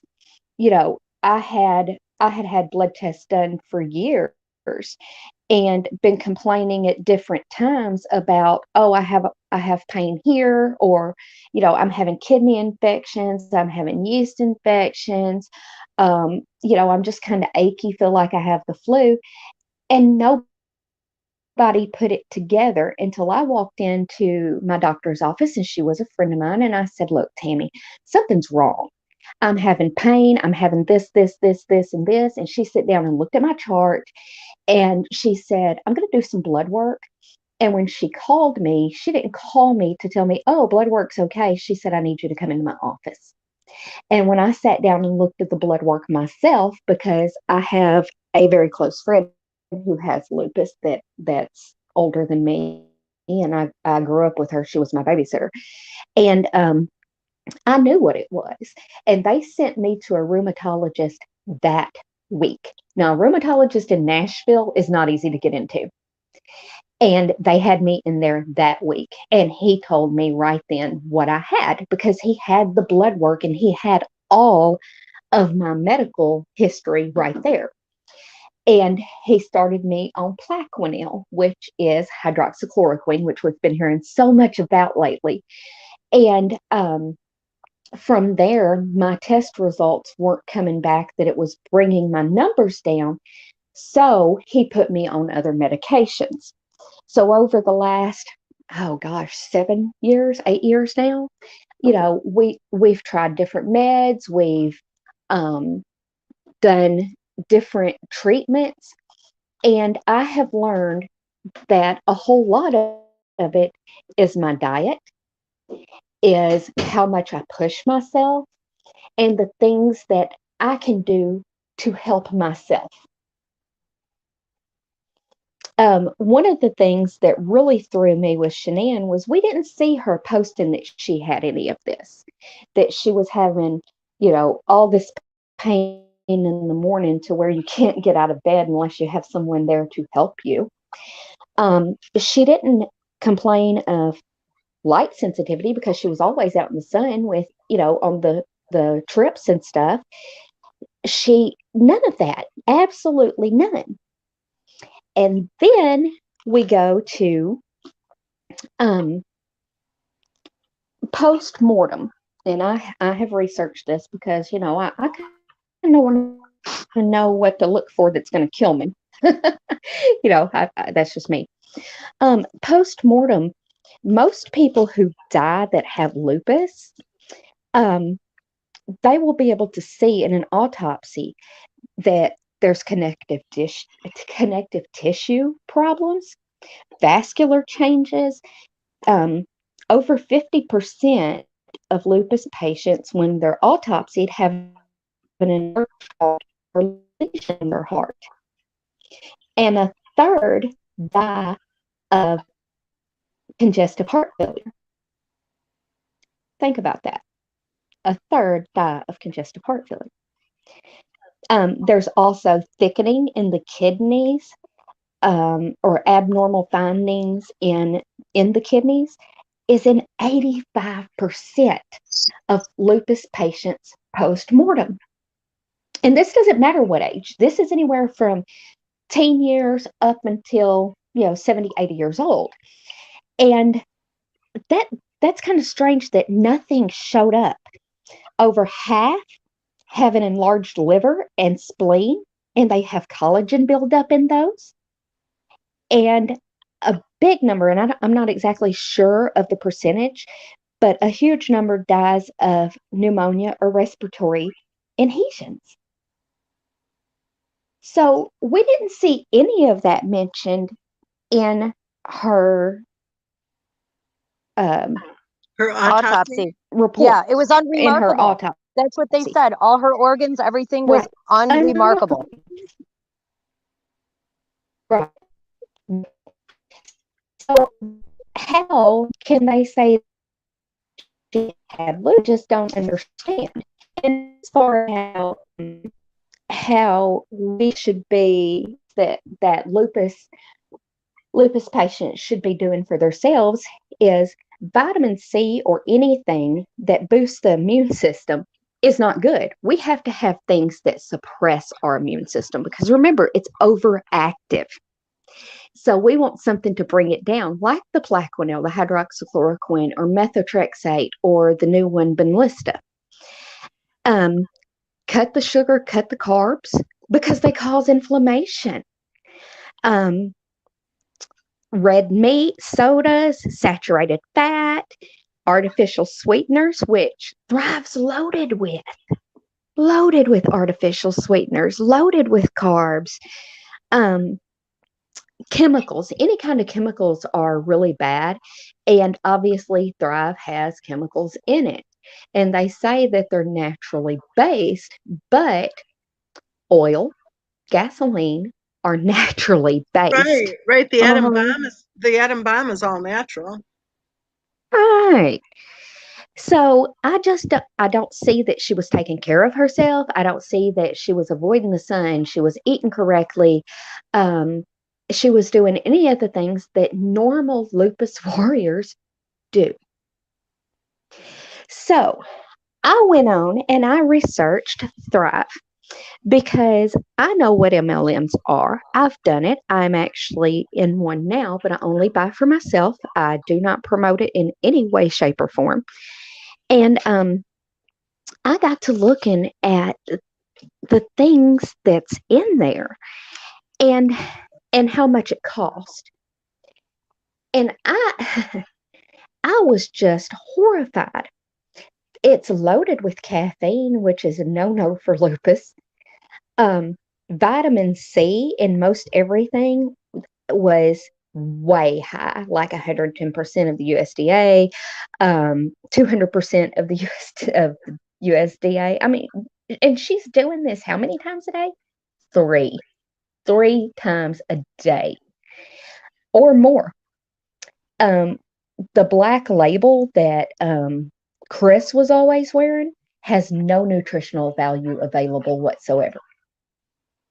None. The burn that he was doing speeds up your system, makes you hungry, it dilates your pores. They say use with the lifestyle, which is the 3-step program, the capsule, the shakes. Okay, so right there, they was putting out for 2 of them to be on these. They was putting out probably $700 to $750 with their bars a month. $750 on crap that their girls should not even be eating. Yeah, that doesn't make any sense. I don't understand that, how people will replace like real natural food with supplements and garbage. Right. Exactly. So, like I said, I know about the MLMs, and I'm going to tell y'all a little bit about how this works and why she may have gotten so wrapped up in so many of them. They target women who have low self-esteem. They'll tell you, oh, you need this, it'll help you make friends. I think that's what Shania wanted, was friends.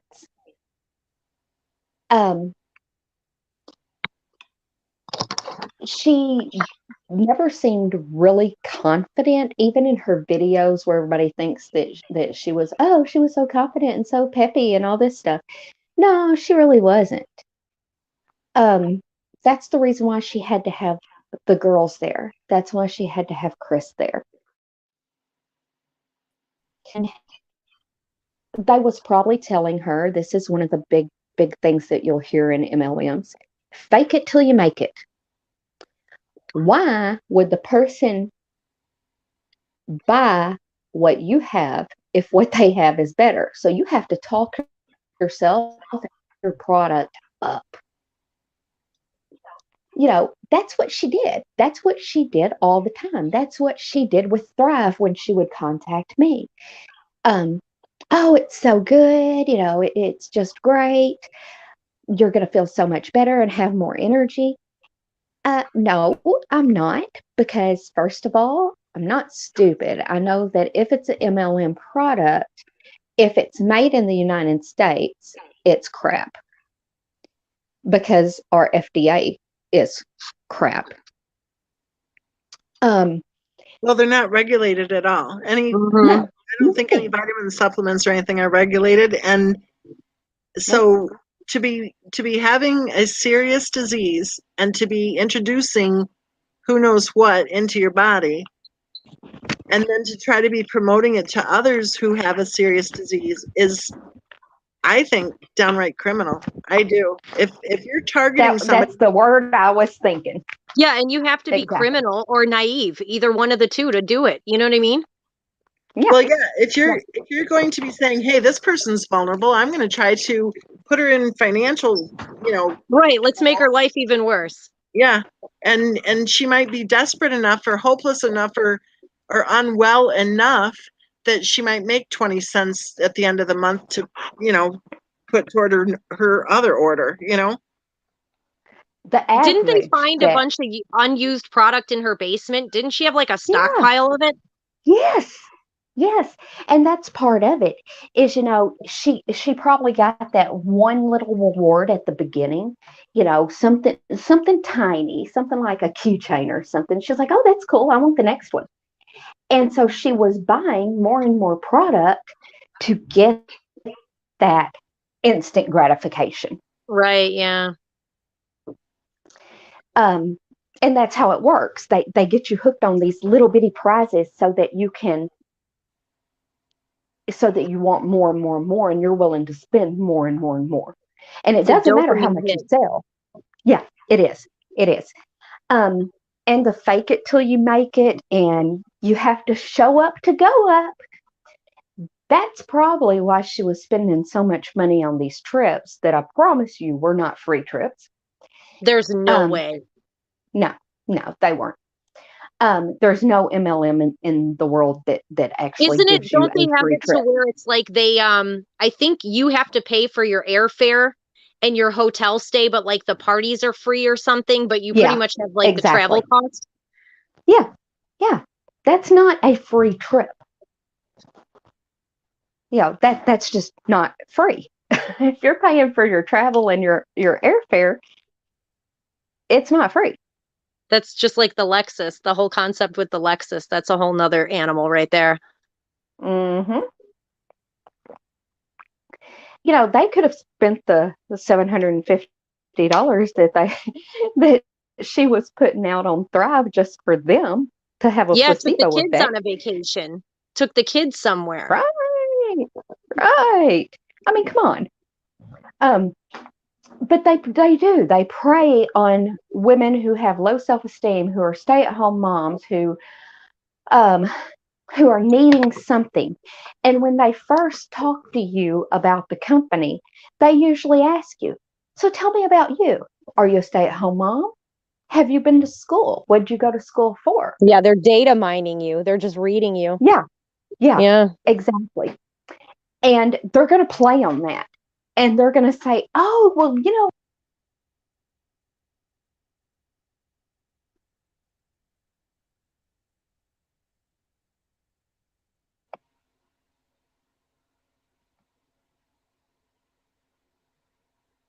Did we lose somebody? Oh, that's what I'm wondering. I thought maybe I was the one who. Can you hear me? I can hear you, but she was talking and then it cut out. I can't hear her anymore. Okay. Wow, this is interesting, isn't it? Can y'all hear me? It is interesting. Oh, there she is. Good. Okay, go ahead. Okay, sorry. I don't know where y'all quit hearing me. I don't either. Just start over. It was the Lexus and then the trips and the data mining, and if you have, where'd you go to school?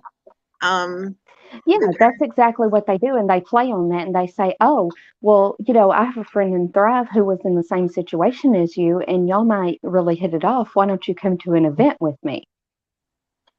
And that's how they get you suckered in. You see all of these women who are so happy and they appear to be successful and they suck you in.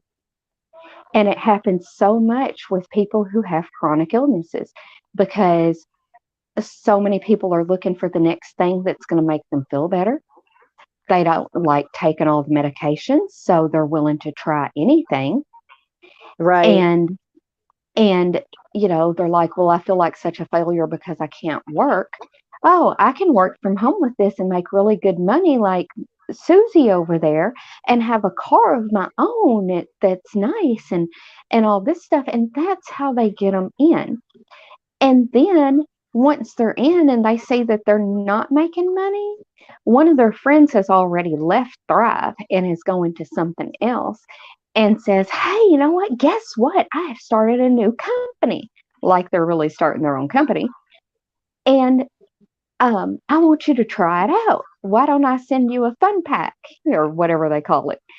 And so they'll pull, Susie Q over here, pull Betsy with her into this other company, and they just keep bouncing and bouncing and bouncing. And I Didn't think that's Shanann what talk Shanann about, was doing. that was in her lingo. She had said she was going to start her businesses, like when she was traveling. Do you remember that, Mm-hmm. I Miss think, Mensa? yeah, I think that even part of the BS rhetoric right from the start has been that she was a business owner, an entrepreneur, all this crap. It's offensive to actual business owners. It's offensive To own to think, your own business, right. number one, nobody can fire you. Those companies can take away your consultantship or whatever anytime for no reason. And it's in the contract. You Well, to don't even sign a call it contract when you own your own company. owning your own business is just ridiculous. I think we should call it what it is. It's paying money every month to pretend like you have something going on. But even just Exactly. this is why the case needs to be talked about so that people can avoid this type of stuff. You know what I mean? Like, Exactly. not everybody knows that there's these parasitic companies that are preying on vulnerable people. And Exactly. I think that I have my own opinions about it, just like anybody else does.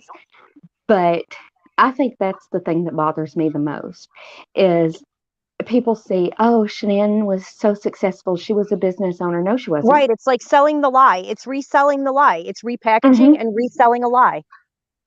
And mainstream media is just as bad about it as anybody because they've pushed that narrative so much. Mm-hmm. Right. She was on a business And, trip. No, she wasn't. She signed up for some kind of sales training. And it sounds like she stayed mm-hmm. in the hotel room because she didn't feel good. She was not on a business trip. And then her business associate, they were calling them business associates. It's like, are you kidding me?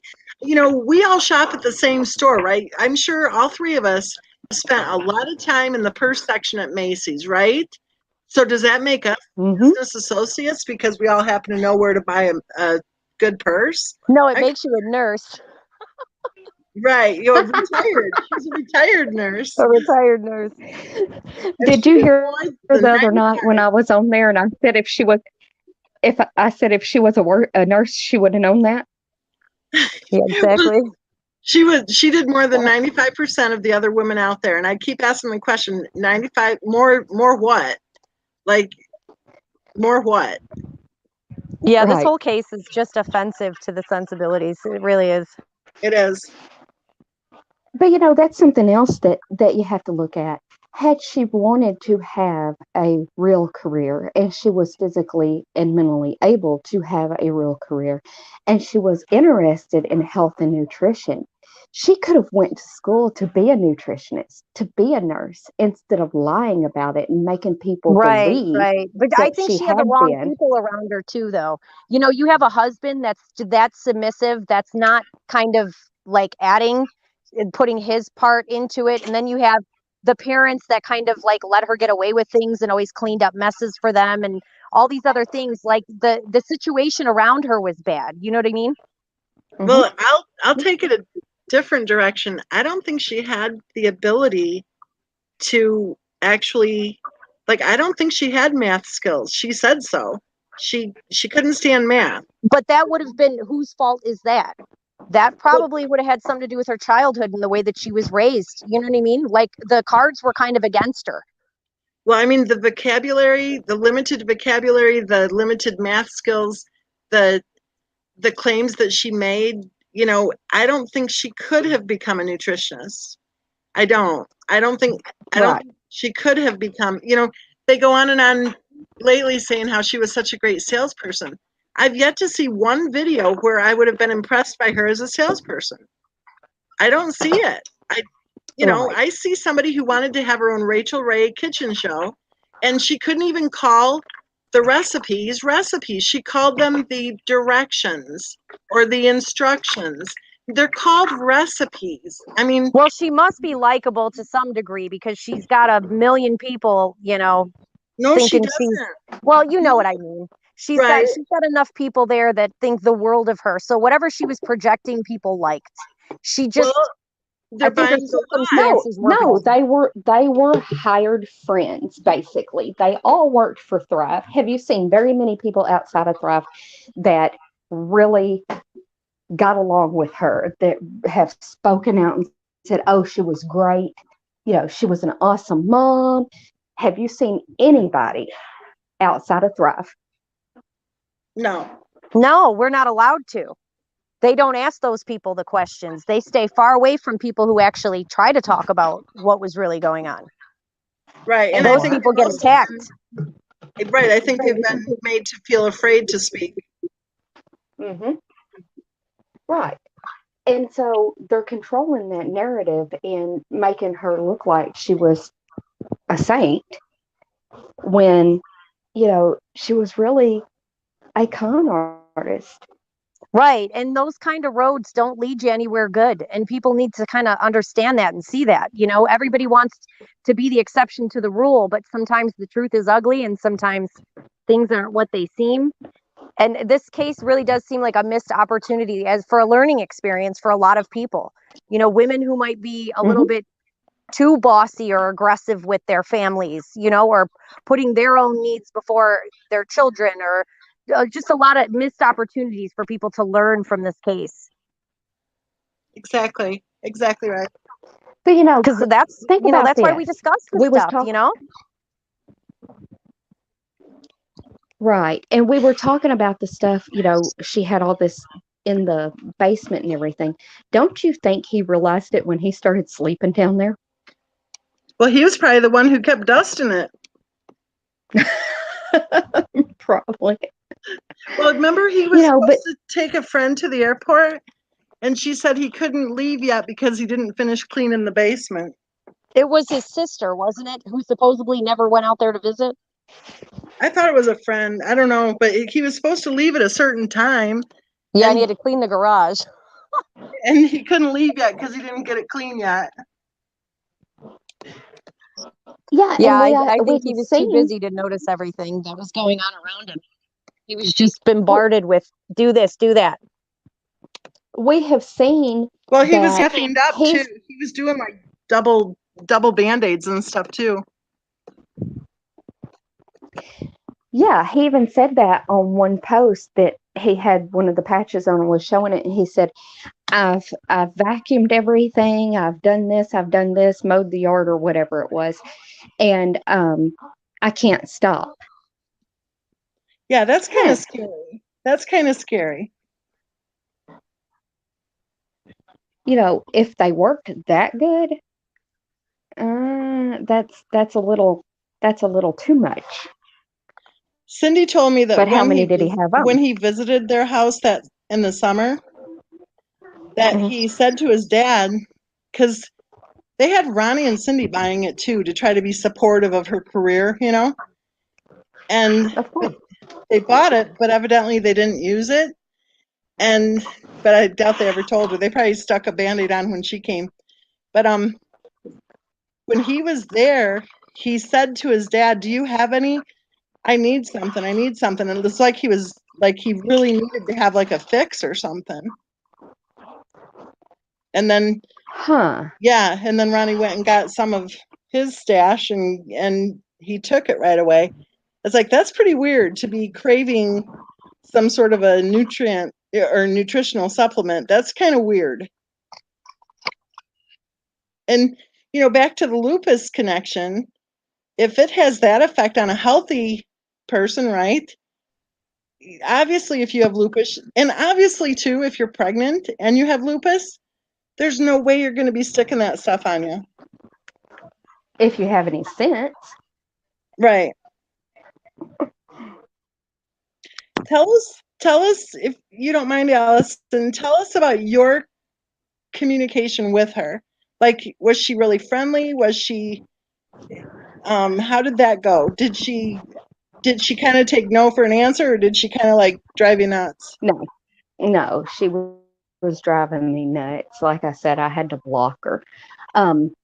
She when something came out, she had said, "Oh, I want you to try this," and I was like, "No, I'm not going to try it." And then she had said something about one of the new products, and, "Oh, I'll send you a free packet. Don't waste your time." And she said, "What's your address? I want to send you something." No. So it, and that's part of the training is you don't take no for an answer. And you check back with them in 2 days, and you check back with them in 2 weeks, and then in 2 months. And you keep doing that.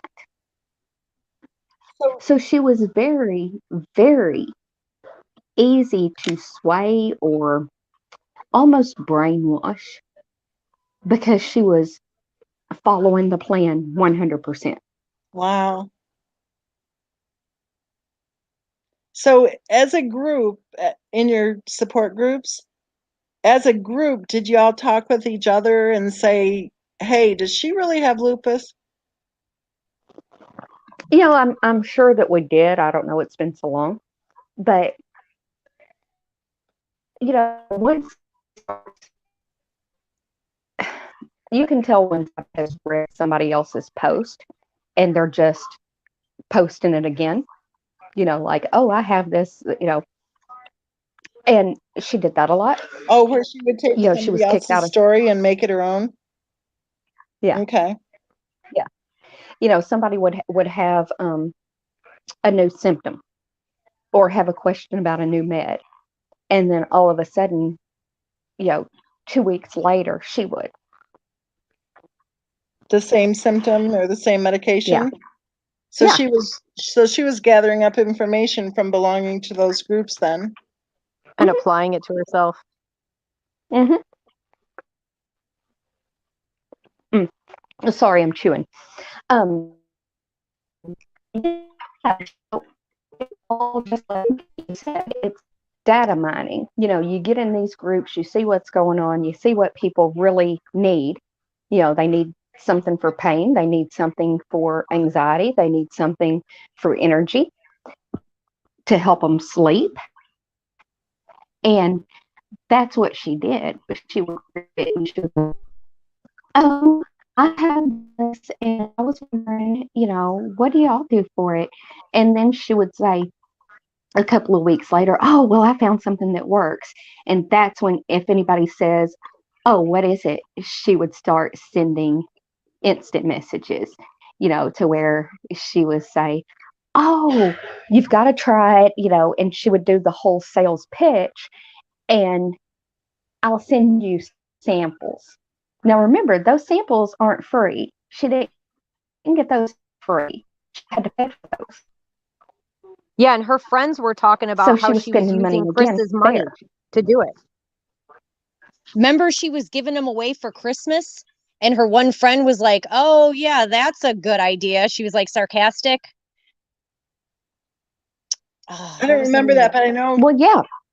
I know she had. Yeah, because she didn't have money to buy anything. Right. Yeah, and the friend was like saying, "Oh, I feel sorry for the man because she was running his business. That's why she would have his phone. Remember?" Which I think that whole picture thing, I think she sent that to herself.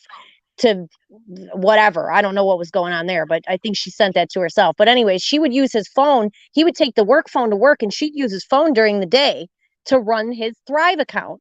And the friend had mentioned that she was basically giving away his product, his money, to like bring more people in. And she's like, oh yeah, I guess you can make up for it with points over here. I feel sorry for the man. And it was the one friend that kind of, you can tell she would always kind of call her out.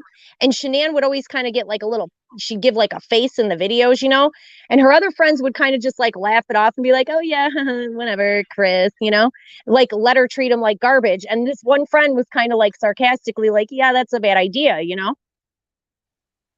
That was her last Christmas video, I think she did. I bet that friend didn't stay friends for long. Yeah, and So they never talked to her either. They never interviewed her, which I thought was weird because I always seen her in those videos, and she was in a lot of the stuff from like the little conventions or whatever they had. The woman was around her. She had a lot of videos with her in there, and then they never questioned her. Well, they never questioned Cindy Watts either. That really Yeah, shocks I me. know. Yeah. So she had two accounts going with that one MLM. She was running both. Yeah, Yeah, she signed herself was up doing and she Chris's. signed Chris up. So she probably needed another pulse for that month to get her quota or something. So she was probably like, okay, Chris, I'm signing you up. Yeah, she had stockings that she bought from Target.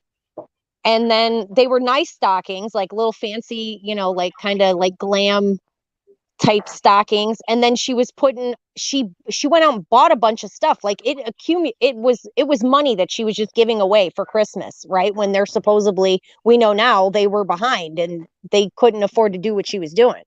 Right. That would have been when she wasn't making the house payment. Because she stopped. And that's That's part of probably that when it fake started. it till you make it. Right. She probably started not paying the bills in early 2018. That's probably because, and then all she was doing was spending money. All she was doing was spending money. She was getting eyelash extensions, which are expensive. Her nails were constantly done. They went on multiple vacations, flights, The dinners. Lexus, She was yeah. spending money and that year she was in the hole worse than from what it looked like over the years, the worst that she'd ever been. And she was spending like insane. Well, and then that 10,000 from the 401k too. Yeah, yeah. I think you mentioned it in a video before that you had said something that it's possible she was just like, you know, wiping him out so that he couldn't leave, So like, you know?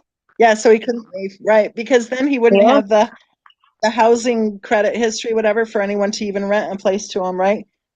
Yeah, exactly.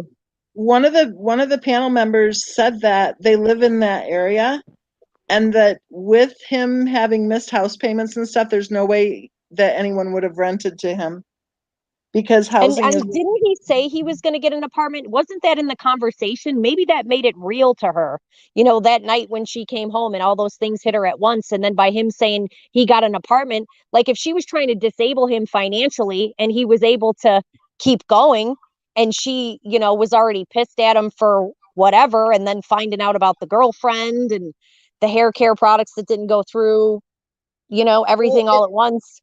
If you think about it too, if she spent her time instant messaging all these different people and trying to keep all of her stories straight, and then the only way she could ever continue, this is like all she had going on, right?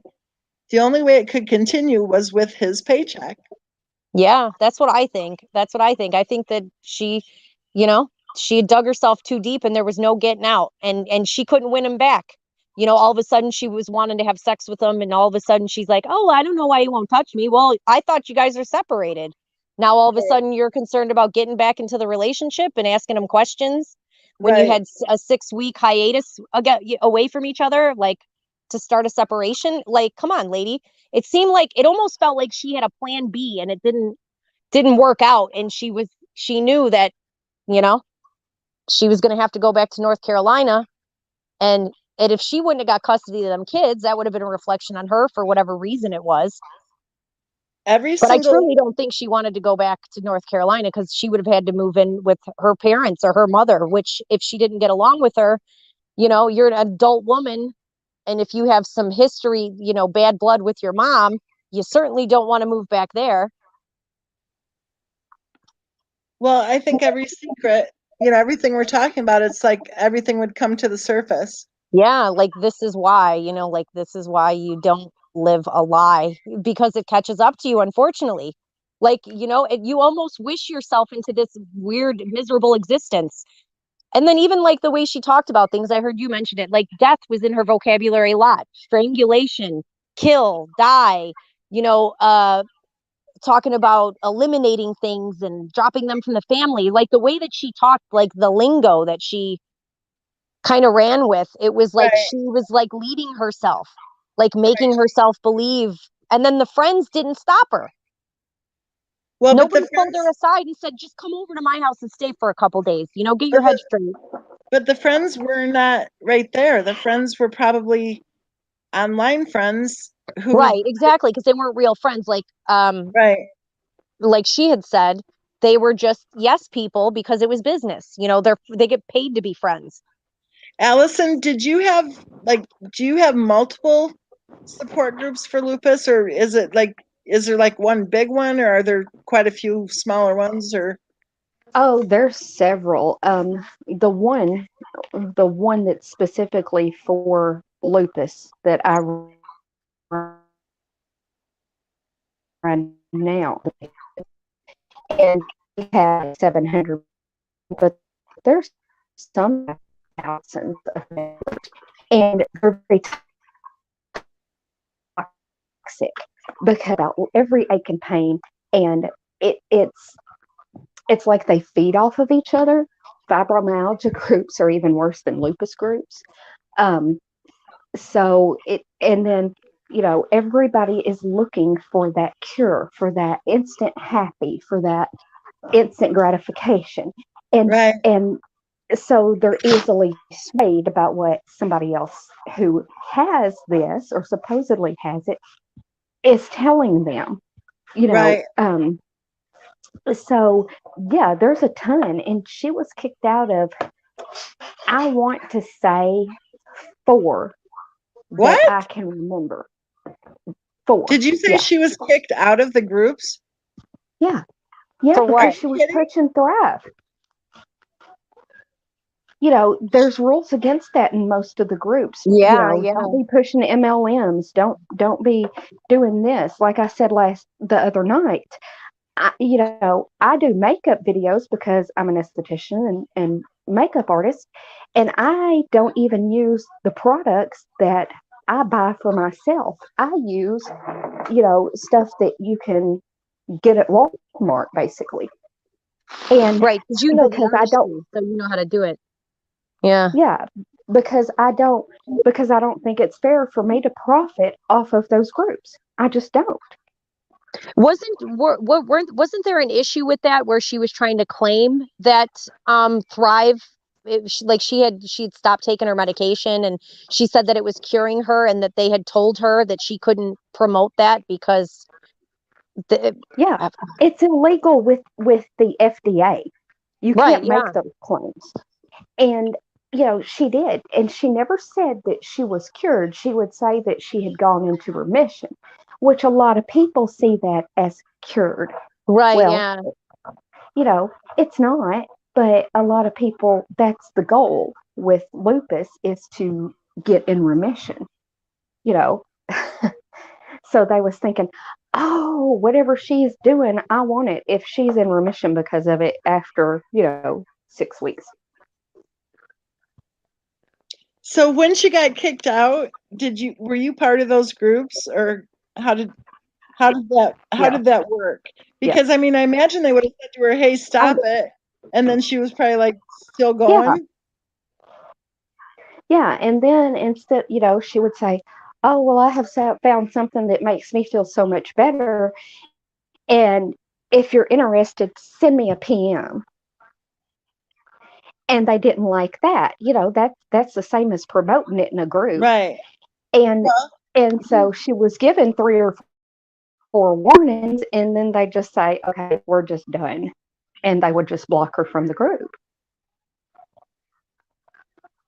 Can you hear or no? Oh, there You you there? are. Okay, I couldn't hear you for a minute. Okay. Okay, so they would just block her from the group and she wouldn't be allowed to join again. And she would move on to the next one and the next one. And it was like for every one that she got blocked from, she was going into three more. So she was getting blocked seriously by these groups, and she Mhm. was still hopping right onto another one to try to pull it again.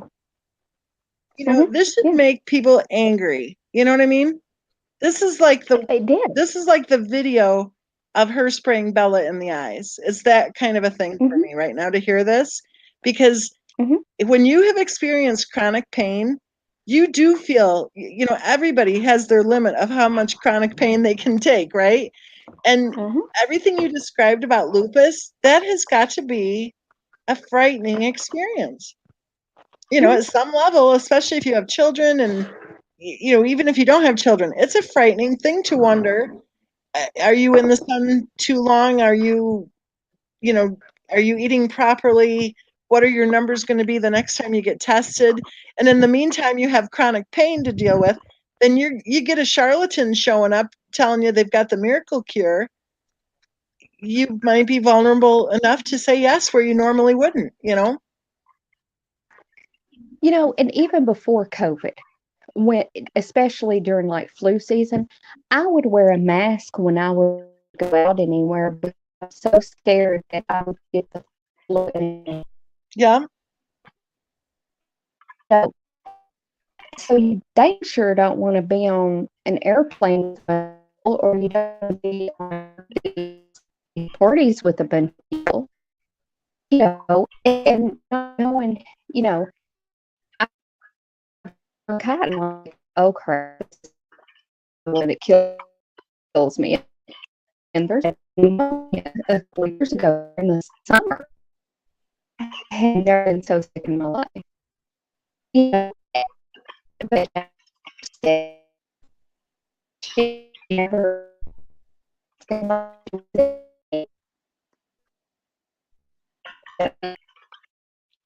Hey guys. Oh, I didn't mean to do that. I meant to hit the mute thing. Okay, good. You're right there, Allison. 1 second. Are you guys in the chat? Are you hearing it kind of like bleeping out and stuff, or is that my computer? No, she's breaking up. Is she okay? Okay. Um, we'll try it again here. Let me see. Hold on. Because I wasn't sure. I thought maybe it was my computer. I'm going, dang it. Okay, here we go. Okay, can you hear us, Allison? Yeah, I can hear you, but I'm not back in. Oh, Yeah, you're in. Oh, yeah, you're okay. in. It's not showing I am on mine. And We're now still you're having totally clear. problems from Nashville. Huh? Oh, that's right. That's right, because of the whole thing. Yeah, the AT&T thing. Yeah, Okay. yeah. Yeah, I wasn't sure if it was me or if it was you. So, okay, good. I can hear you good now. Okay.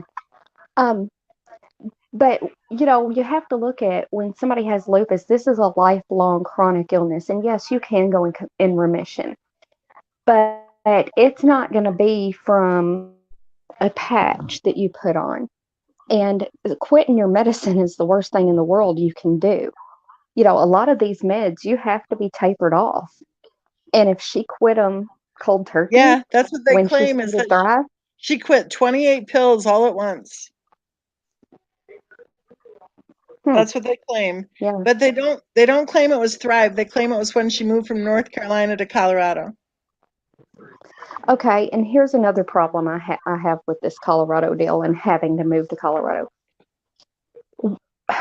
What year did they move to Colorado? I can't even remember. In 2012, it would have been in March, April, or May of 2012, she joined him. He went out in January. She joined him in March, April, or May. Okay. Now, around that time, isn't that when they legalized medical marijuana in Colorado? Yes, it is. And it's also another interesting point, Allison. It's also when medical records were centralized. Okay. Mm-hmm.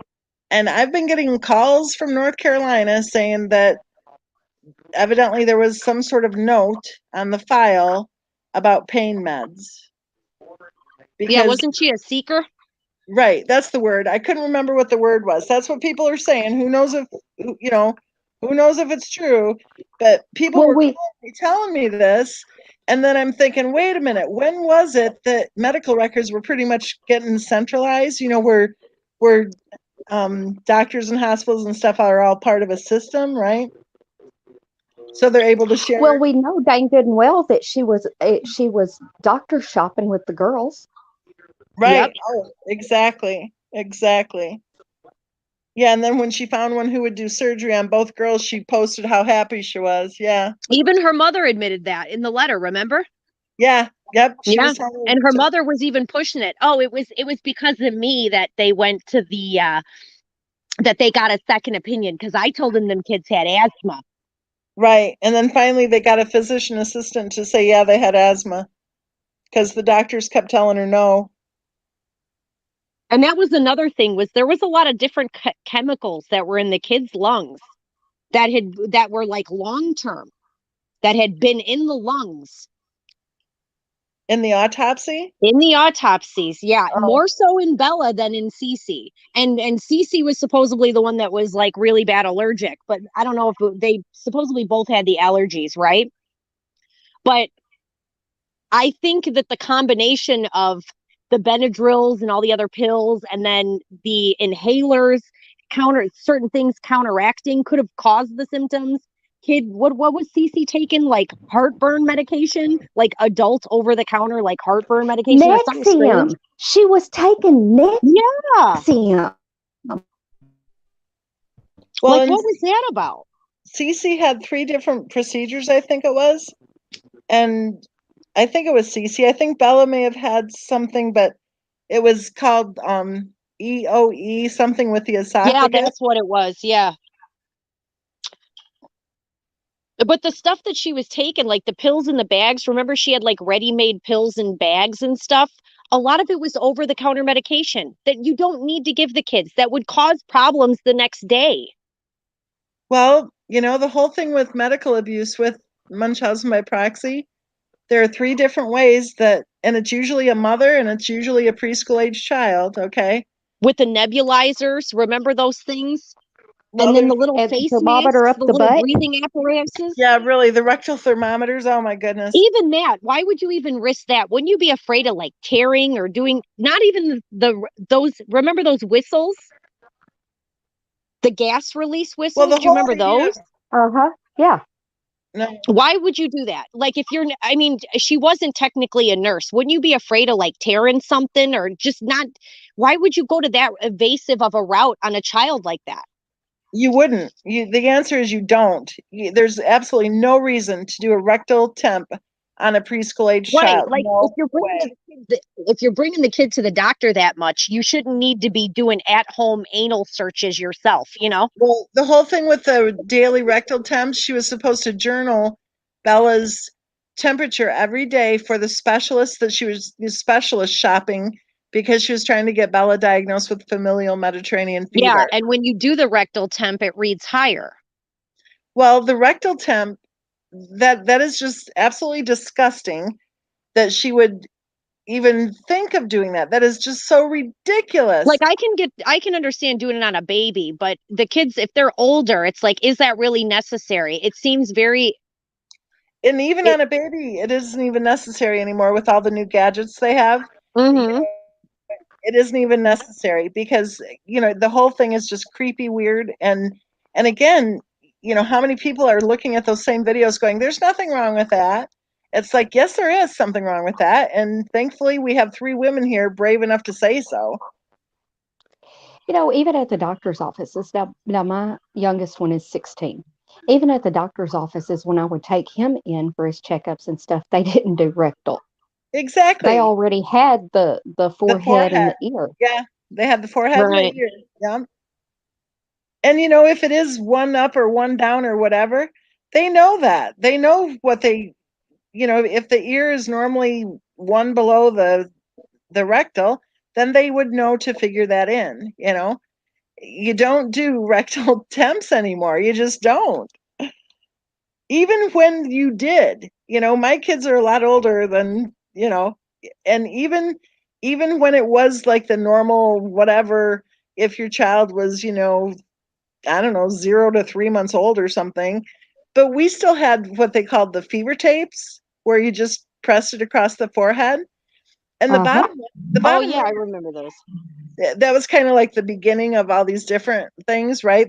They had the fever tapes, and the question wasn't what exact what exactly is the temperature reading. The question was, do they have a fever or not? And pretty much Or if if you it's did going up and down. exactly right, the fluctuation. And so, even when it was normal for mothers to use the rectal temps, maybe from 0 to 3 months, nobody did, because we had the fever tapes, and if there was a problem or if they were tugging at their ear or whatever. Plus, let's face it, when a baby's that young, they don't get sick, you know. Well, and And that's another Diane, thing, is that if she was so health conscious and everything, she obviously would have to be doing a lot of Google searches and doing a lot of, research on all this stuff. A lot of the things that she did actually harm the kids. And if she's saying that she was doing it to help them, it doesn't make any sense. Like, I know, none of eventually it you makes figure sense. out that you're doing something wrong. You know what I mean? Well, and Trial and error. the thing about the Munchausen by proxy, the three most common ways of committing medical abuse is poisoning, malnutrition, or smothering. Yep. And so Hmm. look at everything we're talking about. Poisoning. I'm Yep. sorry, if you're dosing your kids up every night at 6:30 p.m., Shame shame on you. on you, Yeah, you know. shame on you. And who knows what, you know, wonderful supplement was put in the nebulizers, who knows, right? Yeah, I I mean, heard I mhm. heard stories about essential oils being put in those nebulizers. Why would anybody you do that? wouldn't. You wouldn't, And they're but not safe for kids under 6 years No, old. Period. no. exactly. Exactly. And yet if you're taking them to the emergency room, then that may present as sounding like an asthma attack. Exactly. It might have a symptom that might mimic Hmm. something. See, that's why I think she was sketchy all the way around. All the way And around. I hate to say it, but it's an ugly truth. It is. It's an ugly truth, and it's very possible Yeah, that and she killed everything those kids. I points hate to say to it. that. well, we Yeah. asked the question in the last live chat. We asked the question, if Christopher Watt's wife had lived, who would be the number one suspect? Oh, Chris would still be in jail. Oh, He would yeah. be in jail.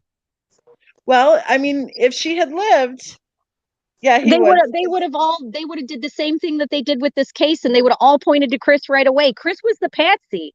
He was Yeah, the that's walking true. bank account in that family. That's what he was. And they threw him underneath the bus. That's true. If she had lived, then You she. know, they probably said you were supposed to take care of her. You were supposed to take care of my daughter. Blah blah blah. Look Well, what you did, Chris. And Chris is a people pleaser. So he was probably like, oh my God, what did I do? Blaming himself, you know? And if you look, there's one of the really good doctors on YouTube that racism. And if you look at videos, he explains it down to the core. And if you put, you try to say, oh, well, this was Chris or this was Shanann, it was definitely Shanann that was definitely. No doubt about it. I think Yeah. you cut out. I So, think you cut out a little bit, Allison. So I didn't hear exactly what you said. I heard no doubt about it, okay, but I didn't hear what it was. there's a doctor on YouTube that deals with narcissism, and her videos, if you plug Shanann and Chris into the videos, and you can tell which one was the narcissist, no doubt it was Shanann. And Right. then Yeah. you can Well, that's place what the with a lot girls. of this case is if you plug in all the elements, it all leads to her with Right. everything. Even I've even tried to look at it. That's initially I was trying to look at him, like with what Miss Mensa was doing. Basically, she started off looking at him, and then it was like, no, well, you can say that about her. Right. Hmm. But you can even plug in which child was the golden child and which Yeah, one was the Cece. ignored child. Mm-hmm. I know what. Poor Bella. Yeah. One of the things the attackers are doing recently is they're saying that I'm attacking the children, and it's downright hilarious because, like, I'm one of the only people standing up for They don't Bella. even talk about the children. I know it. And that's the disturbing thing. They play their little videos so that they can make their little change and pull everybody's heartstrings and ask for money, but they don't. You never really see them really like acknowledging the kid's existence. It's all really about her. Exactly. And my channel's all about Bella, right? And it's like they're posting this crap that I'm insulting the children and I'm blaming the children and all those. I think they're insulting the children. That's what I think. I think all this charade is insulting their dead relatives. Like I think Shanann would be turning in her grave to look and see what mess has become of all this. I really do. Even with the person that I think she was, I do not think for a second that this is how she would want things to play out, because they are prompting people to air out her dirty laundry. You know what I mean? Well, I think that I think, Allison, you started about the possibility of insecurities and low self-esteem. Yeah, I agree. Yeah. I think she would be devastated by what is going on. I think especially with the way her family's acted, and I'll tell you, I don't think it would be my channel that she would be devastated by. I really don't. I think that she would be devastated by the circus that's going on and everyone, I mean, I think as much as I'm still sitting here in shock that she got kicked out of 4 Facebook groups. I believe it. I totally believe it. And I'm sitting here going, at some point they would have said to her, hey, we want you to stop this. If she actually had lupus and if she was actually in a lupus support group because she was a lupus sufferer, she would have stopped it. Well, look how she pushed people around her, like with the nut situation. Like, you don't go on social media and every time, something happens in your family or your personal life, you go out and air it all out and just, you know what I mean? Like, she was basically getting a head start on bashing everybody and then getting people to join into it. It was like she did that kind of stuff. And it's weird that like the same thing is happening to all these people talking about the case. Right. Mm-hmm. Yep. Have you ever seen that? You were talking about these MLMs. Like, have you ever seen the way people treat people who left those MLMs or people who spoke we bad talked about them? that the other night. You're basically shunned. And so you're their best buddy one day, and if you start questioning it, then all of a sudden you're the toxic one. Yep. When and it's all psychological abuse, the way they treat each other. So if the person has low self-esteem and if they have like a weird sense of their self-worth, then they start to feel like they might be shunned or they're afraid they might be shunned. They're going to keep on doing it because they're not going to want to have to, you know what I mean? They have them kind of on a couple different levels. Not only would their secrets come out, but they'd also be like not having their only friends. Yeah, for blackmail and extortion. Well, and that's what they do. It's like a gang. Once you're in, you can't get out. Well, and if you parallel it to the attacks, what do they try to do? They try to play high school stuff, and it's it's so strange. It's they so do strange. The junior high, like, well, if you're my friend, you can't be her friend. And oh my God, I seen you over at that channel. Yeah, and everybody hates 17 videos about you. They do this thing where they say everybody hates you. No wonder everybody hates you. Nobody wants to be your friend. It's like, oh my gosh, like, how old are these people? But that's if they are a bunch of MLMers, if they are a bunch of scammers, if they are a bunch of psychos, then that's probably all they know how to do. Right. This is just amazing. Look at NA. She is still pushing Thrive after all she's been through because she needs a support group. Well, and that's all it is for her, is a support group. And as long as she's with Thrive, she has friends. The whole idea of the money-making part of it, I'm sorry, but I do believe the statistics, the 99.9% never see a penny of profit. I believe those statistics. They're consistent. It's always been that way for decades. I think the new average is the highest paid in these companies average out to making $13 a month after they have to buy all the stuff, buy all the samples, all the time they spend printing stuff and buying like the little Christmas bags, the little stockings and all that stuff to market it, Right. think the average is $13 a month. And that's probably the 0.1% who are actually seeing a profit. You know, Exactly. yeah. I mean, the whole idea, and I've had people come on my channel and say, well, I'm in an MLM and I'm making money. I'm making good money, da da da. And I just reply with liar. Yeah, right. Most people don't want to admit that they get themselves into something like that, you know? Right. Right. No, Wow. that's when you say, okay, then I want you to privately send me your statements from your credit cards, and I want to see the statements from the company, and I want to see every sales receipt. That's the only way you're going to know the truth. They Right. can lie to themselves all the time. They can But do you it all won't day long. But you won't I've know the been there. I know truth. exactly. Right. And you won't know the truth because they have 20 credit cards and they'll only send you 19, you know? Like they have one credit card for the scumbag purchase, and then they have, you know, plus all the other money they're spending. It's just incredible. I'm You just know, shaking my head. I'm shaking my head. To be kicked out of a Facebook group because you're breaking the rules, to be kicked out of another one, to be kicked out of another one, and then another one, and she's still signing up for more and still breaking the rules. No That's boundaries. and that's just the ones I was in at the time, and I've left all but two, the one I have and one other one now. to me And I refuse to go in them. that's the most convincing evidence so far for me to hear that she did not have anything, because if she's a lupus sufferer, it's going to matter to her that she is able to be in that lupus support group, especially four of them. You know, it's not like Well, one. yeah, And so if she's truly a lupus sufferer, then she's going to go, I am so sorry. I didn't realize, I didn't know, whatever. And then she's going to learn that lesson. Like you said, no boundaries, right? She's going to learn that boundary and she's going to respect that boundary. But evidently, her focus for being in those groups had nothing at all to do with lupus. nothing.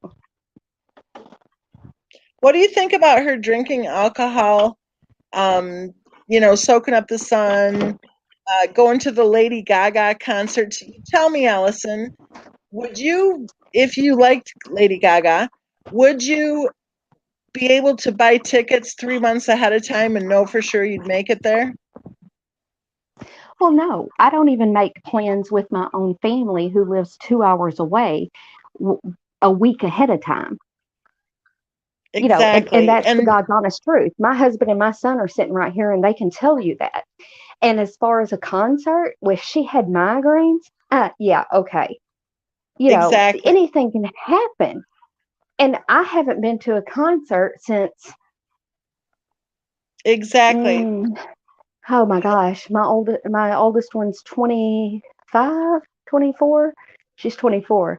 And I haven't been to a concert since she was little because it makes me sick, especially like flashing lights. Exactly. Exactly. Um, yeah, And it's the just fact not that possible. concerts are not the cleanest places either. And if you have a serious disease, you're not hanging out. Concerts are dirty places. They are. Especially a Lady Gaga concert. Jeez. Exactly. Right. Exactly. My husband and my niece and her boyfriend and I went to Mammoth Cave a few years ago. And I did the cave, which is rough, for anybody. But I did it. But I was sick in bed for a week. There you A go. week. There you go. We had my niece's boy's birthday party, and I spent 2 days getting my house ready, all that kind of stuff. And the next 3 days, I was in bed.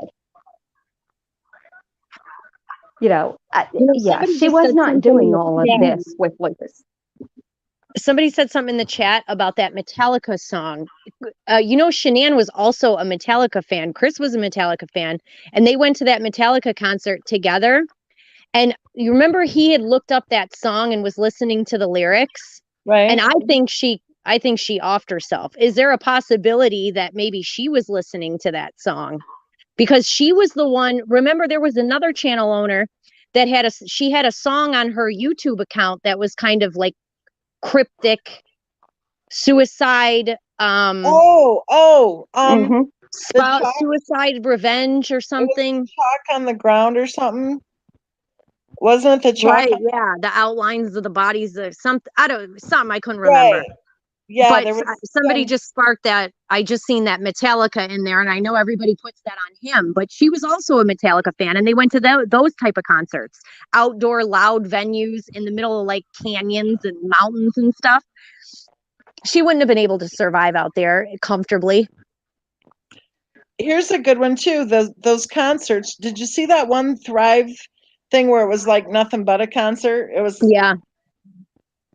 I mean, that would have, I don't know, Allison, with having symptoms, with having the recovery issues, a couple days a week, I just can't imagine wanting to go to those conventions, those business trips.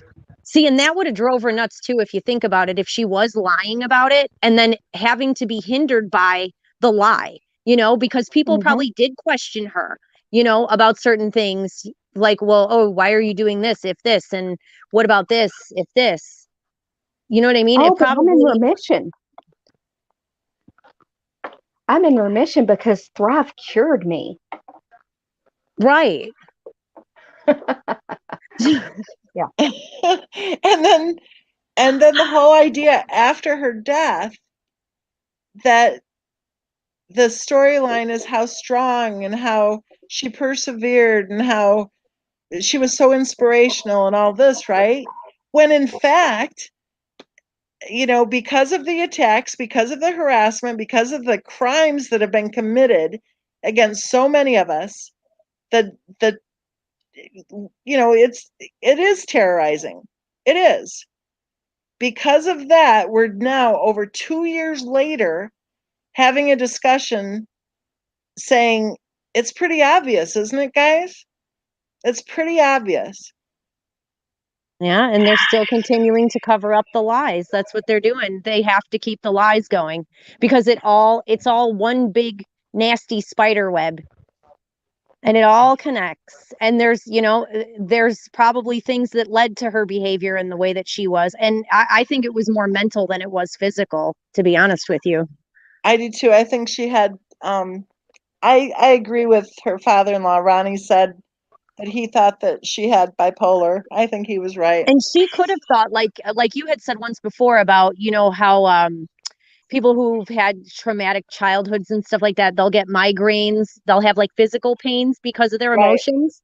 Right. They have So, the psychosomatic, this right. So she might have thought that she had it. Maybe she was having these migraines because of that and not because of lupus. And she could have maybe thought that she had these things.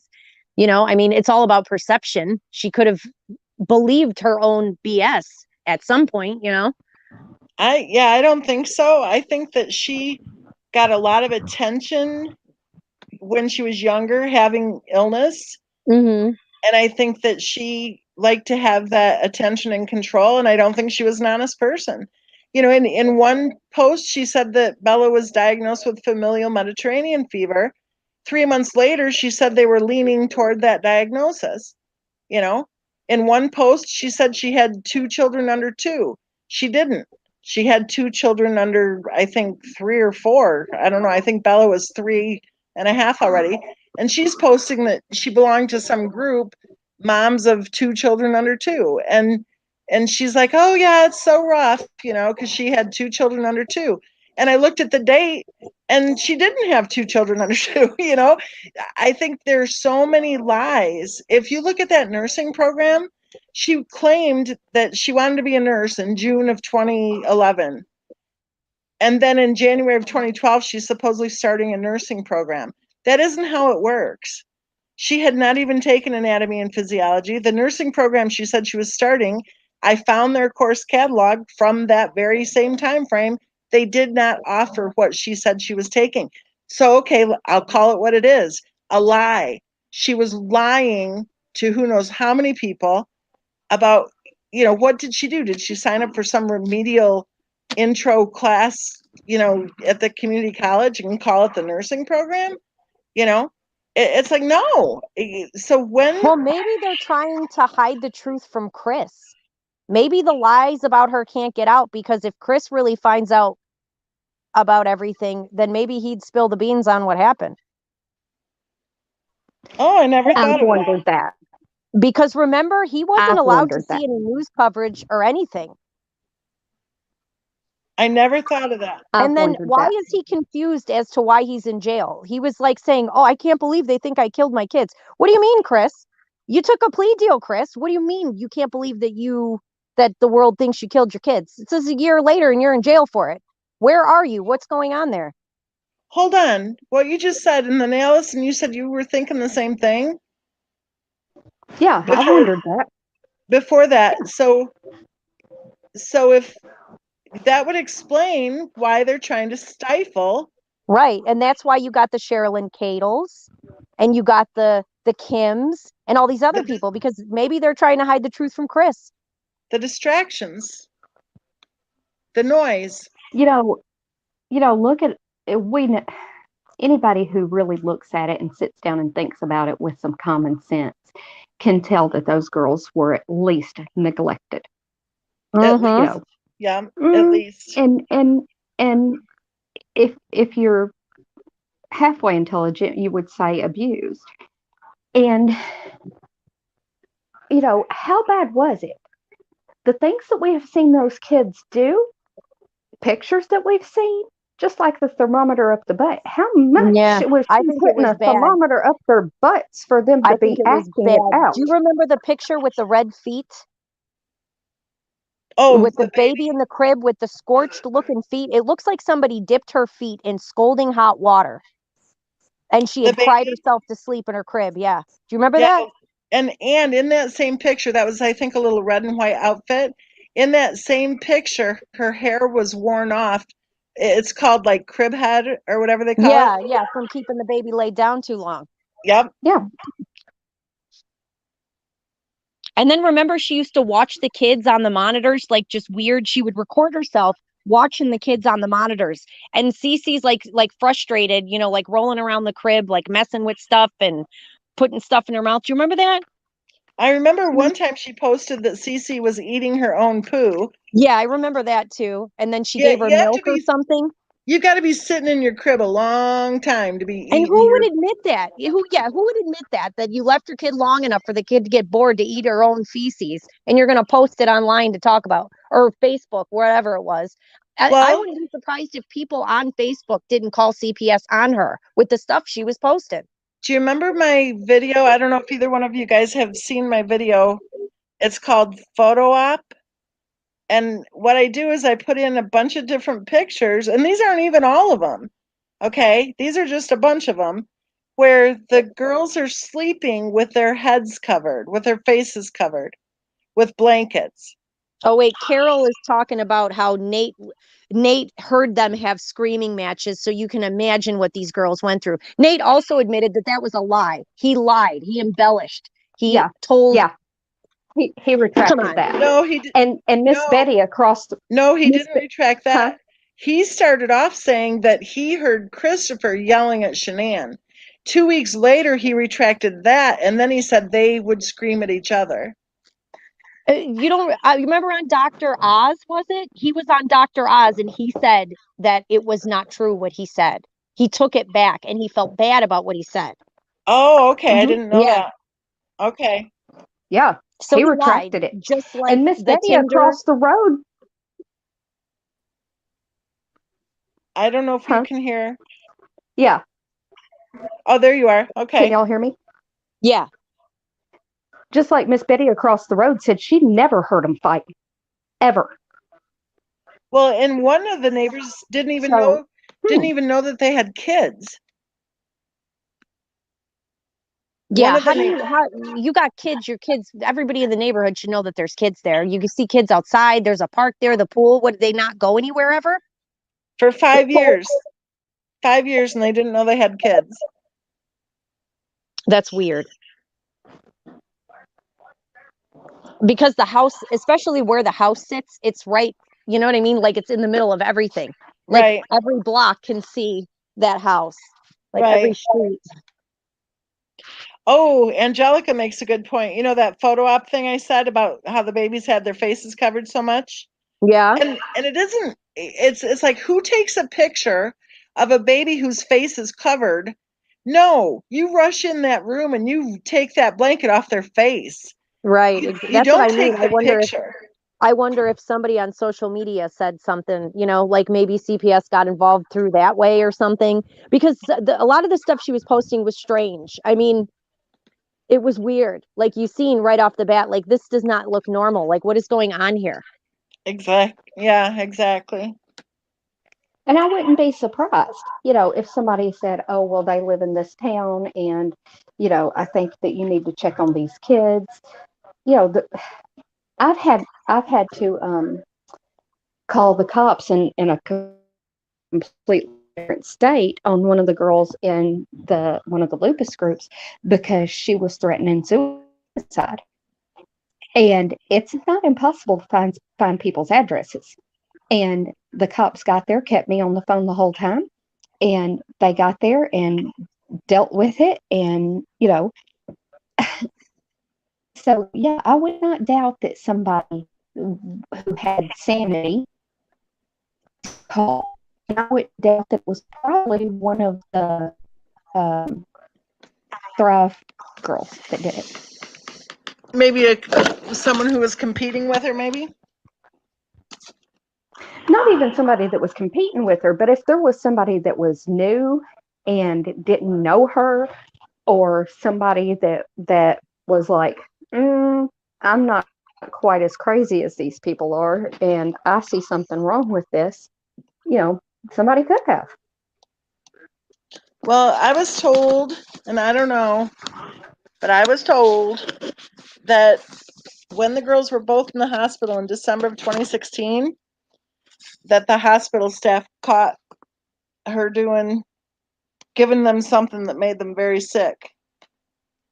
I was told that the girls were ready to be discharged and that right before they were going to be going home, that they both got very sick and they ran tests and then they accused her of giving the girls something. Wow. And What that year was that? Was that after the ear surgery or before that? before December of 2016 is what I was told. So how old would a Cece been? She was born in July of 2015, so she would have just been July, August, September, October, November, so she would have been 17 months old. Mm-hmm. Hmm.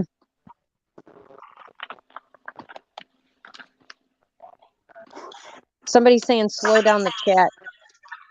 I know I'm typing. I don't How many know people how. do you have in here? I don't know how to know. I have no idea. Can you guys hear me? Yes. Yeah. Okay, because it's showing that my mic is off. I don't know. Is it? Who actually had more reason and had more evidence that they would have killed those girls?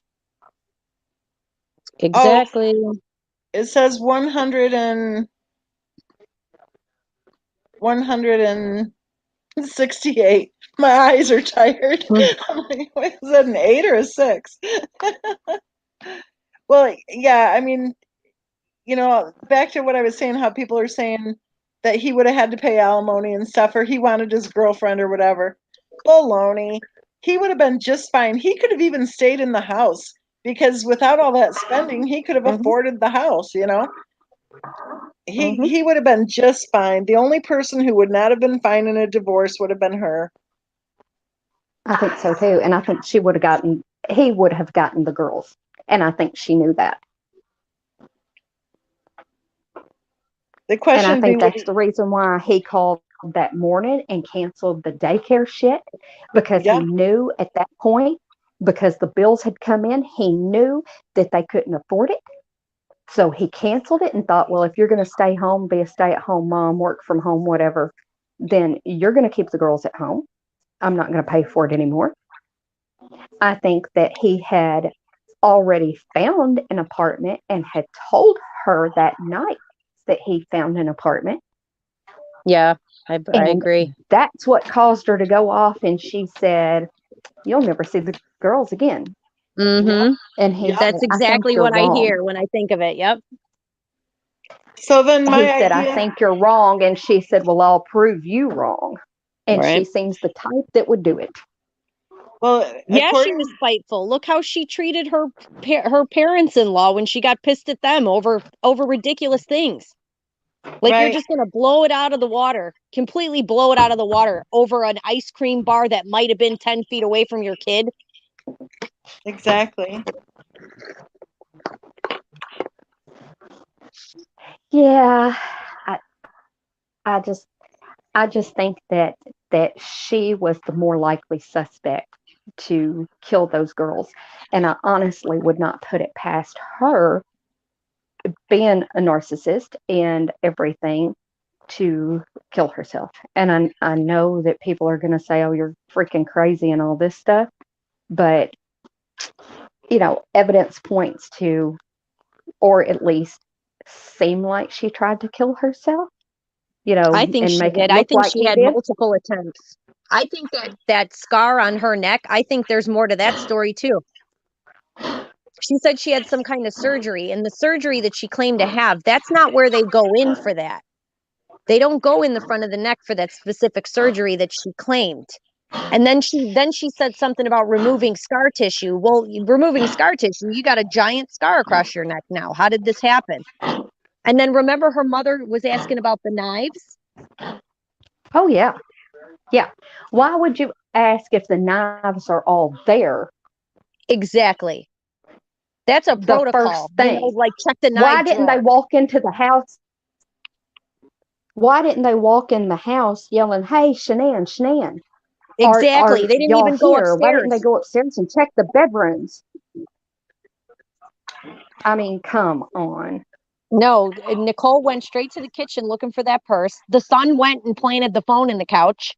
And then uh I think Chris was Mm-hmm. like messing around in the basement or something. Mm-hmm. He went to let the dog out. Apparently, she locked the dog in the basement all the time. Like she locked her kids in the bedroom, Yeah. once they were drugged. You Yeah, guys want to, exactly. you guys want to hear a Cindy story? I'll tell you a Cindy story quick. Yeah. Cindy had a little dog, and Cindy's little dog had some kind of spine issue. She told Shanann about it, and a week later, all of a sudden, Dieter had the same spine issue and had to be on crate rest. Like, what are the chances of two dogs, one in Colorado, one in North Carolina, both having the exact same spine issue? Well, that's like what she was So, just talking about with the Thrivers. Yeah. Same MO. And then they bashed Cindy for evidently not being sure that her son's some kind of monster, right? Well, if someone's copying your dog's illness or your dog's injury or whatever, you're going to think that person's way out there, right? Yeah. And then one time when they were visiting, Cindy told Shanann about how when Christopher was little, he had a black tear duct. And within a couple of days, then all of a sudden, Cece had a black tear duct. Like, how does that happen? I don't know how you would block a tear well, duct. who I don't around know. her? Who around her had lupus? Lady Gaga. Lady Gaga was her idol. And when Lady Gaga went on the news shows on television, like Good Morning America and stuff, she was talking about how she was diagnosed or whatever with the markers for lupus. Like she didn't have lupus, but there was a possibility it may develop or something. She had the markers for it. And then that's when she said she had lupus. Well, weren't they at that Dirty South? Weren't they kind of running some kind of charity scams over there too? They were doing like internet charity scams on Facebook for like illnesses and stuff, raising money with little car shows and having raffles and stuff like that. I don't know. I don't know anything about that. Yeah. Well, I said last week that I heard that she had done a fundraiser for lupus and she never turned the money in. Oh, you heard that? Yeah, I heard about that too. I never heard about that, but I heard that I saw her posts where she extended the fundraiser and said if you're giving cash, that you can give it to her and she'll be sure to send it in. Yeah, she never sent it in. Wow. I wonder if that's why she didn't lose people she knew back from North Carolina. I wonder if she had scammed people and, a few of them probably caught on to her. And then she had that interesting situation with the lawsuit with Dirty South. Remember that? Well, I figured that one out the Yep. other day. I figured that one out because she was named as a defendant. And I thought, okay, why? But then she was released from the case. She was released from being a defendant. Yeah, but And why was there so much talk about it though? Remember Chris's cousin said she was involved with embezzling money, right? Right. And then Chris told the investigators that like straight out, like that was one of the things he told them. So there must have been some validity to her being involved in some kind of scam. Well, here's the thing though, is remember how sometimes they say she was a part owner? You know how Yeah, sometimes which was a scam, which was which is some a kind of total scam they were running over there. Exactly. But here's the thing. That's why the plaintiff would have gone ahead and named her as one of the defendants because the plaintiff she probably put herself out there as part owner. So the plaintiff probably included her in the lawsuit because she was part owner. And then when it came out that she actually didn't have any ownership, then they I probably still had to think drop there's her. more to it. Because I heard stories about the father wanting her, out of town during the lawsuit and all kinds of other stuff. Yeah, I can't remember what the whole thing was. I know a lot of people have said a lot of things about it, but I know you're right. Chris said something about the She cousin did come up having. with some money. She did have some walking around money with her that she couldn't have just, pulled out of her rear end. Well, she also got divorced. And yeah, you but know how what much else? could she have really gotten out of them? Well, who knows? And you know what else is if she was on disability, if she applied for disability a couple years earlier, Oh, yeah. And you said, like back pay. then it would have been like from the date of her application. She may have gotten a chunk from that. I don't know. People. But here's another thing. There was rumors that she was having an affair with the owner of Dirty South. Who's to say she didn't Yeah, her blackmail him ex-husband into even getting kind out of of it? implied it. Uh-huh. Yeah. Well, people are saying that she showed up at the closing with cash, but they don't let you do that. You have to be able to trace your money. Like they want to be able to trace the money and I shouldn't say trace it. They want to be able to source the funds. So this whole cash routine, I'm not sure I buy any of that either. I think it's possible that she somehow got herself on disability. But I'm a lot more naive than both of you guys I are. don't put too much weight in the little fantasy stories the Ruseks talk about, the way they talk about her. It's just none of it pans out. I have never watched an interview that they have done. I watched a clip where she was talking about that the kids came back to her in a dream and Shanann came back to her and everything. And I was like, I'm done. I'm done. Yep. Right Yeah, there. and you know what her daughter said to her, supposedly, that she was sorry. What would Shanann be sorry for if her husband killed her and her kids? That's the Ding, little ding, clip. ding, ding. Exactly. That's the little clip that I watched too. And I thought to myself, it just seemed, it was disturbing. I I'll don't say know. it that way. I think that's Sandy showing her ass. That's what I think it is. She slips every once in a while and says things like she had said that the girls were in the car, dangling their feet, kicking their feet over their mother's dead body. And then Frankie had to stop her. He's like, well, you don't know that. You don't know that happened. You weren't there. And he was like squeezing her hand. Do you remember that? And then Yep. he told the cops that she had a premonition they were in oil, that he was going to pour oil over the bodies. Yeah, she really called everything, huh? Did she say that before they found them? Yep. Yes, she did. Now, who do you think taught Shanann to do all the lying and scheming and Her misrepresentations mother. and Her mother. okay. Yep. There you go. Yeah. Yeah. I'll say it. I'll be the one to say it.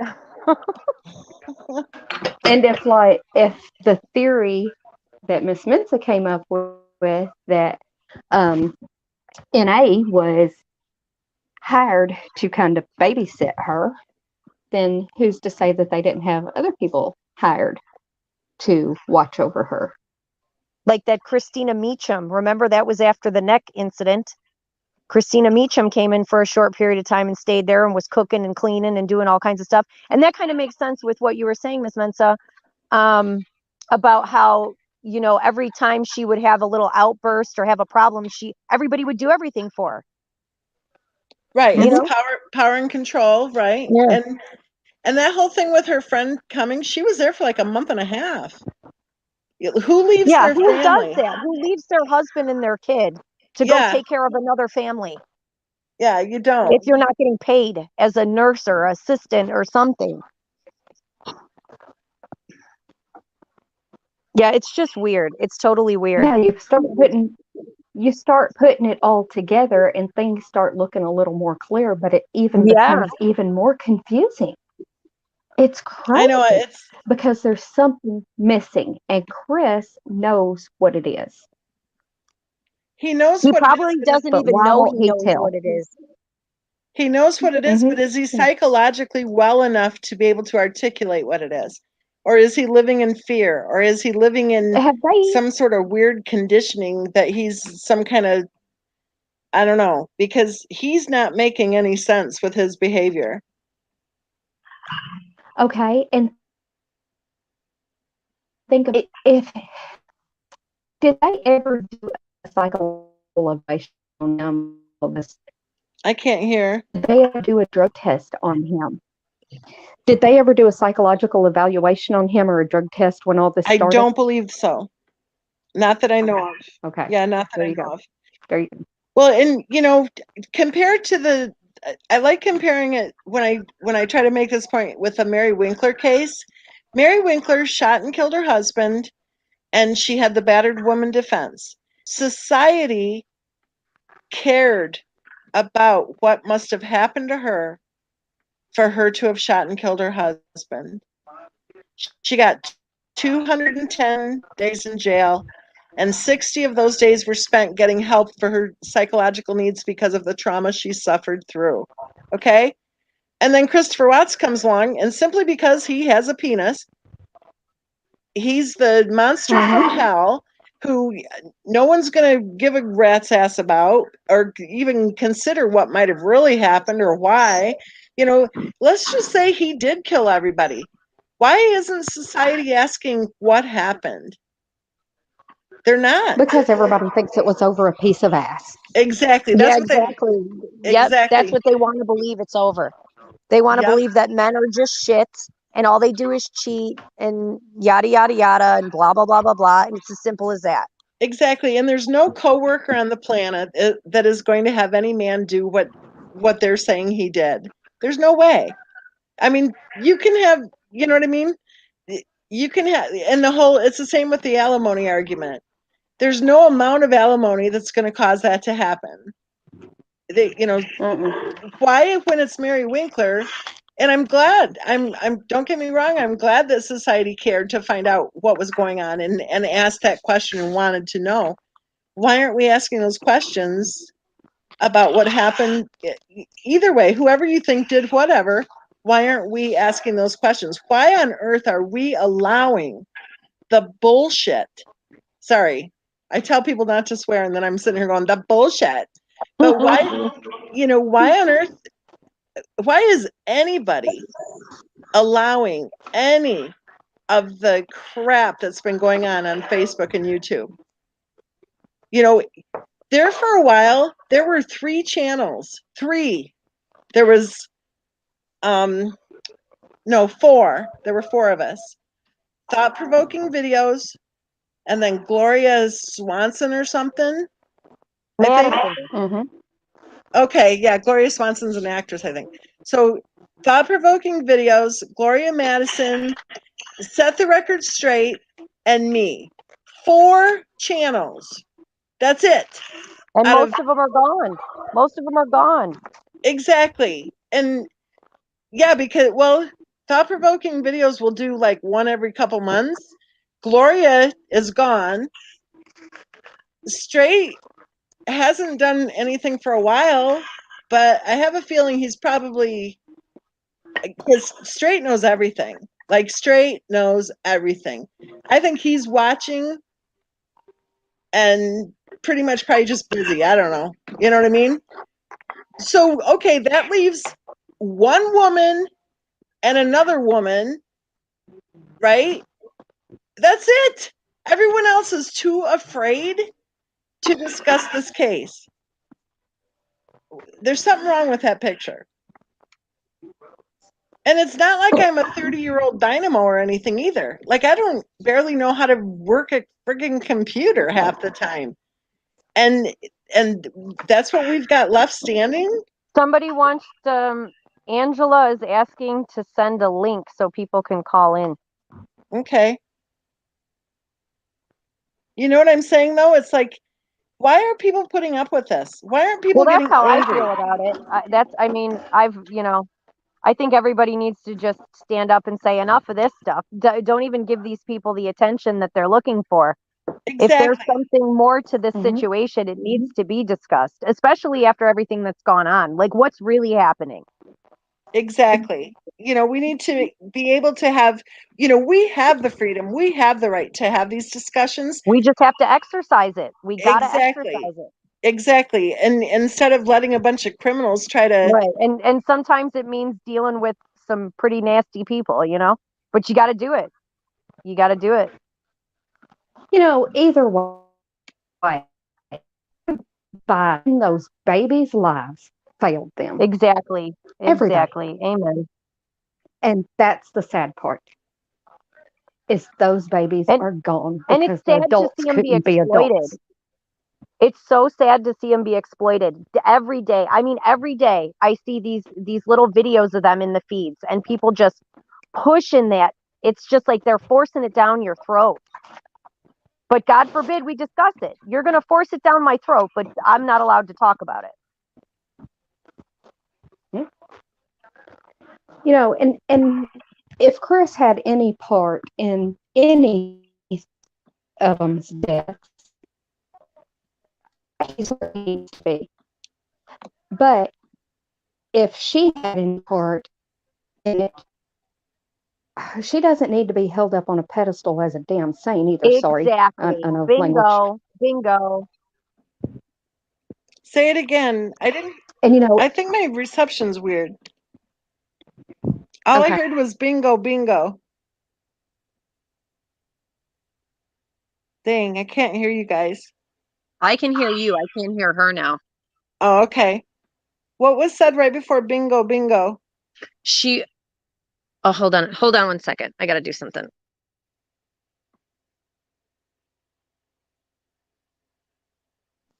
guys. Oh, good. I can hear you now.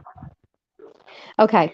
If Chris had any part in any of them's deaths, he's where he needs to be. Correct. But if she did, they don't need to be holding her up on a pedestal like she's a saint. Exactly right. Exactly. And you know what? And even if he did everything that they're saying he did, if he did all of it, I'm sorry, but if he did all of that, it doesn't mean that it's okay to give your kids lots of Tylenol.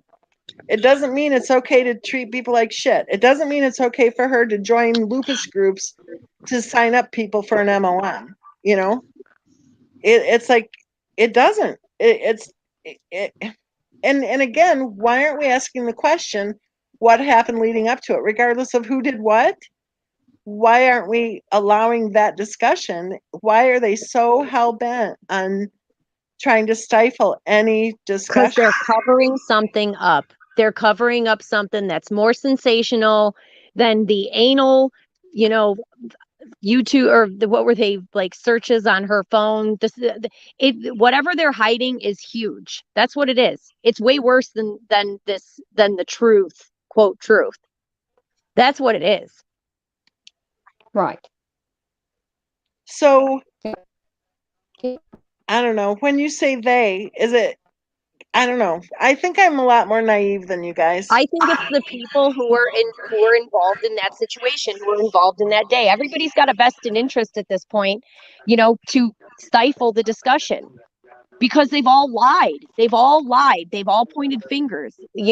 Some of them are claiming they're doing this and they got this going on and all this other kind of stuff. And you got the families doing what they're doing. There's money involved. There's a lot of people fighting for causes that probably don't exist. Do you get what I mean? Like, these people got a lot to lose. So there are more than one. It's like different Well, angles. think about it. If the neighbor knew what was going on, he has a vested interest in covering certain things up. If the parents knew what was going on or were involved, they're going to try to cover it up. Anytime anybody speaks their name, they're going to be there to try to silence what they're talking about, if they're talking about anything close to what happened. Okay. That makes sense. Mm-hmm. Do you guys have any clue how long we've been talking? Couple hours, probably. Longer. Oh I my don't- God. Long enough, my husband is rolling his eyes. I think we should probably call this a night, because when we did that other one, we went like a long time. I think we probably have this time too, but I can't tell by looking. Oh, wait, I can tell. I found it. But this thing 4 started off. hours, 47 minutes. There you go. Yep. Woo! Yeah, I know it. I know. And I love being able to have this open and free discussion. I love it. And I love it that, I think seriously, maybe people can watch the three of us have a conversation, right? And all of us in the chat too. I mean, people, I've been watching some of these comments, and it's like, oh my gosh, exactly. The freedom to have this discussion is huge. And hopefully what it'll do is help others feel free to discuss. Exactly. And I say it all the time, all opinions are welcome. I don't care what someone's opinion is. I care about our right to be able to discuss our opinions, no matter what they are. And to watch for the signs, especially people who have chronic illnesses. Don't get scammed by these people. Exactly. And to even promoting that awareness that goes on, that they would be targeting those groups, and that they would be targeting people who they know are suffering and vulnerable, really, to the scam. Yeah, and a lot of people who have chronic illnesses are having emotional illnesses too. And don't let that get out of control. If there's somebody you love who has a chronic illness, make sure that they're not making stupid choices like joining MLM and spending all their money where they shouldn't be. Right, to be proactive.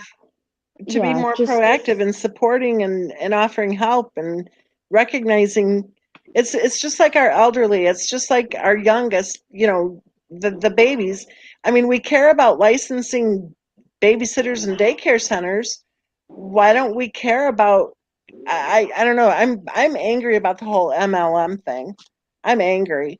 I know a friend of mine, her husband was a vice president of one of the, I won't say the name because I already said a friend of mine and her husband, but it's a major MLM, okay? And she shared with me one time that at that company, they seriously laugh hard at the people who sign up. Like, they're making probably billions of dollars, and they laugh really hard at anybody who is signing up to push their crap. and It's like general rule, these are people signing up who don't have the money to sign up. Exactly. They're losing their It's just like I told you the other day. Yeah. $10 from 10 friends. Well, they're losing their homes. Borrow $10 from 10 of your friends. They're losing their marriages, their homes, their, yeah. Has anybody ever looked into that Misty Beavers? Was that her name?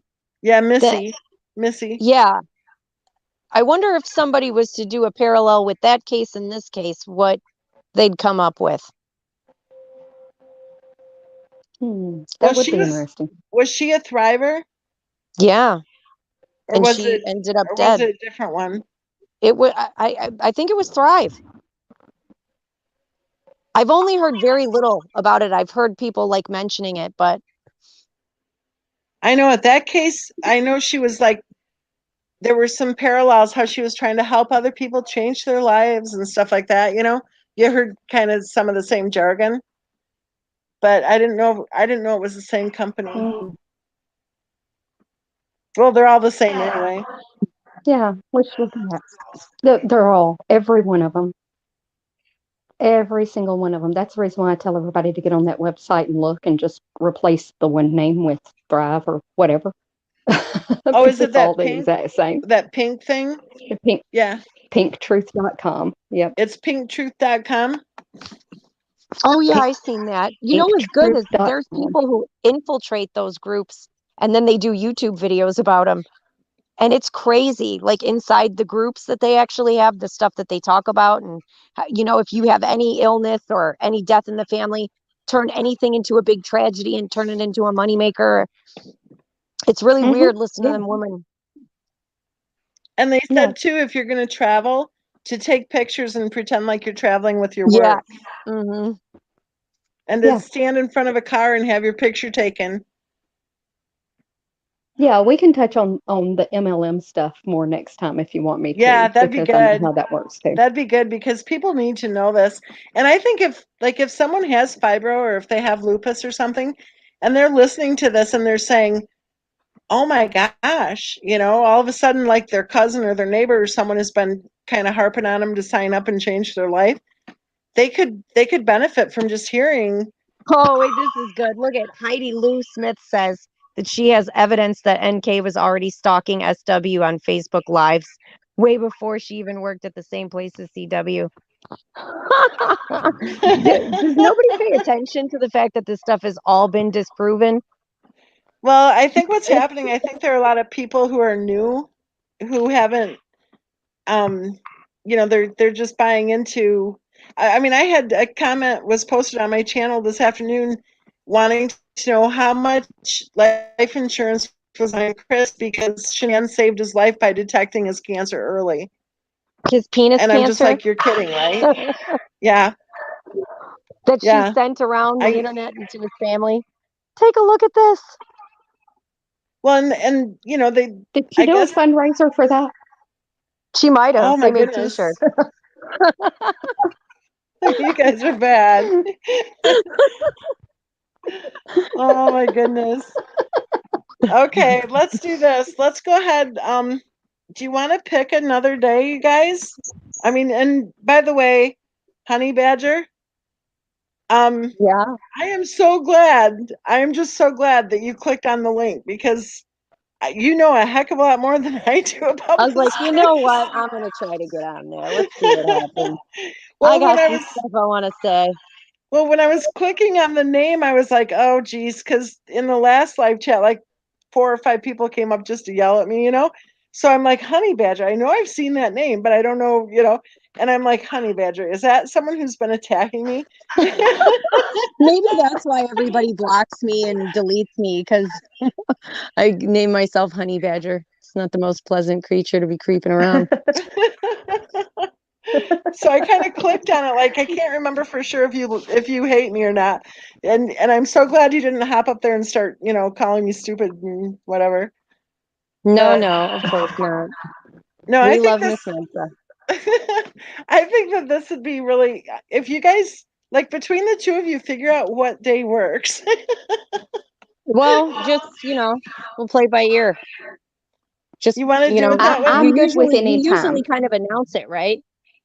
Well, I don't know. This is only the second time. I think it'd be smart to do it earlier because I am just tired. Like after that last one, I slept really good, like during the day, and now I'm kind of like a newborn baby upside down with my schedule here. So, I mean, I'm just like I, or maybe we could try to keep it like to 2 or 3 hours or something. Maybe that'd be the way to do it, is to try to keep it a couple hours. Yeah, whatever It's up works. to y'all. I'm If good I with see it, I'll definitely chime any in. time. Okay, well, let's figure we'll do it like within the next week. We'll have another good conversation, and then Okay. and then I think people will be like, "Hey, we can go actually say what we think there." You know, Right. I think that'd be good. Okay. You Well, guys just are Sounds let me both. good. know. It was You nice guys are. talking to you both. Have a Yeah, good I was night. gonna say you guys are great. Thank you so much, both of you. Bye bye. Thank you for inviting us.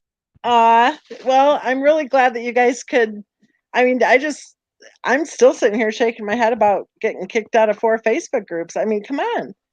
You know, we're talking about an Well, adult woman. We're not talking about a teenager. but you know as well as I do that there are people who prey on the elderly and the sick. Exactly, and that is so disgusting. I do think it should be criminal to to have Yeah. a system in place to where they're evidently training or instructing people to do this, or even not them. I mean, the person actually physically is the one doing it. If she's in those groups, or if she was in those groups for the sole purpose of trying to find vulnerable sick people to get their money, that's disgusting. Right. And Right. to And you be know, there's kicked a out lot of like that, places in Europe.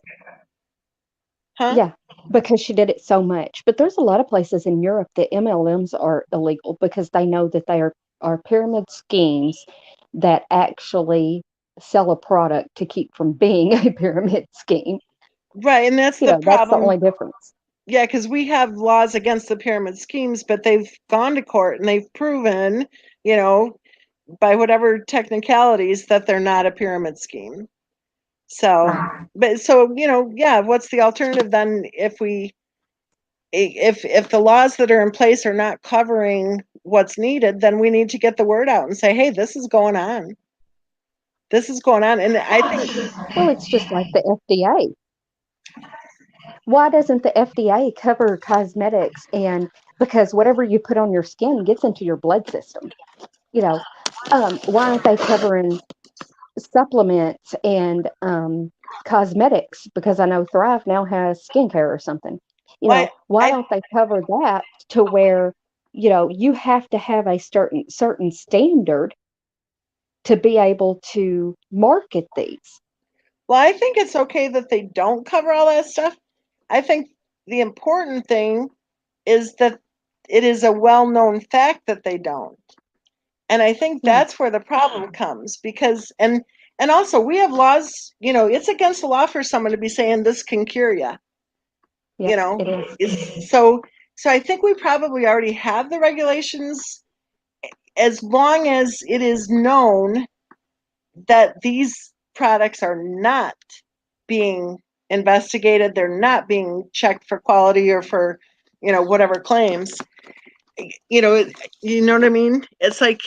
almost like you want to put a label on it to say, okay, this could be a scam, be careful.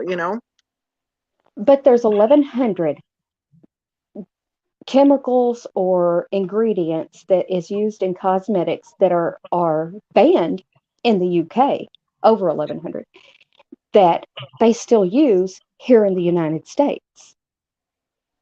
Right, 1,100? right, but Their I standards are don't. so much higher than ours Right, but I don't ever because want to go they copying the know UK. they cause problems. Huh? Huh? Oh, I can hear you Oh now. no, I don't either. I don't either. But you know, the fact that they know that there's cancer causing agents in a lot of these ingredients Right. and they're not doing anything about it, they're not putting warning labels, that's not okay. Well, and see what I think.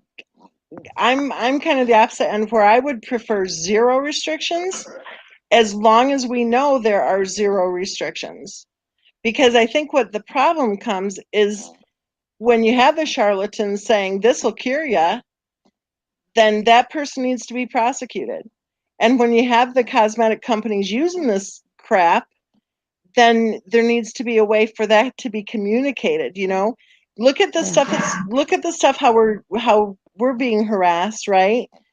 Right. Well, so the scams can be pulled. You know, before social media, we had communication. We were able to communicate just fine, and products that were dangerous or did have bad things or whatever, you know, there were consumer advocates and the whole bit. With social media, I think we have like this false sense of knowledge or something, and we don't get the truth. If good people can be stifled, you know what I'm saying? If the other opinion can get silenced, then that's how these scams work. You know, it's like a bigger problem. Hey, but I agree. Like I didn't know. I don't know how old I was. I have no idea. Probably in my 20s or 30s. I didn't know that vitamins weren't regulated until I was already taking vitamins, you know. That should be like we should what you just said, 1100 products, I think. 1100 ingredients or whatever. That word needs to get out. You know what I mean? Cuz like even if it's regulated, I think we need to be more we need to be able to be more vocal. We need to be able to be more outspoken. I think we need to stop being followers and start being vocal about our concerns and raising awareness and promoting discussions. And, you know, it's all about having the conversations, having the public discourse. I think that's where the problem is that we're no longer really, I don't know, it's almost like there's a false sense of security with social media that we're actually on top of things. When in fact, I don't think we're on top of things because social media seems to be so one-sided, I guess would be what I say. I can't hear you right now, Allison. Can you hear me okay?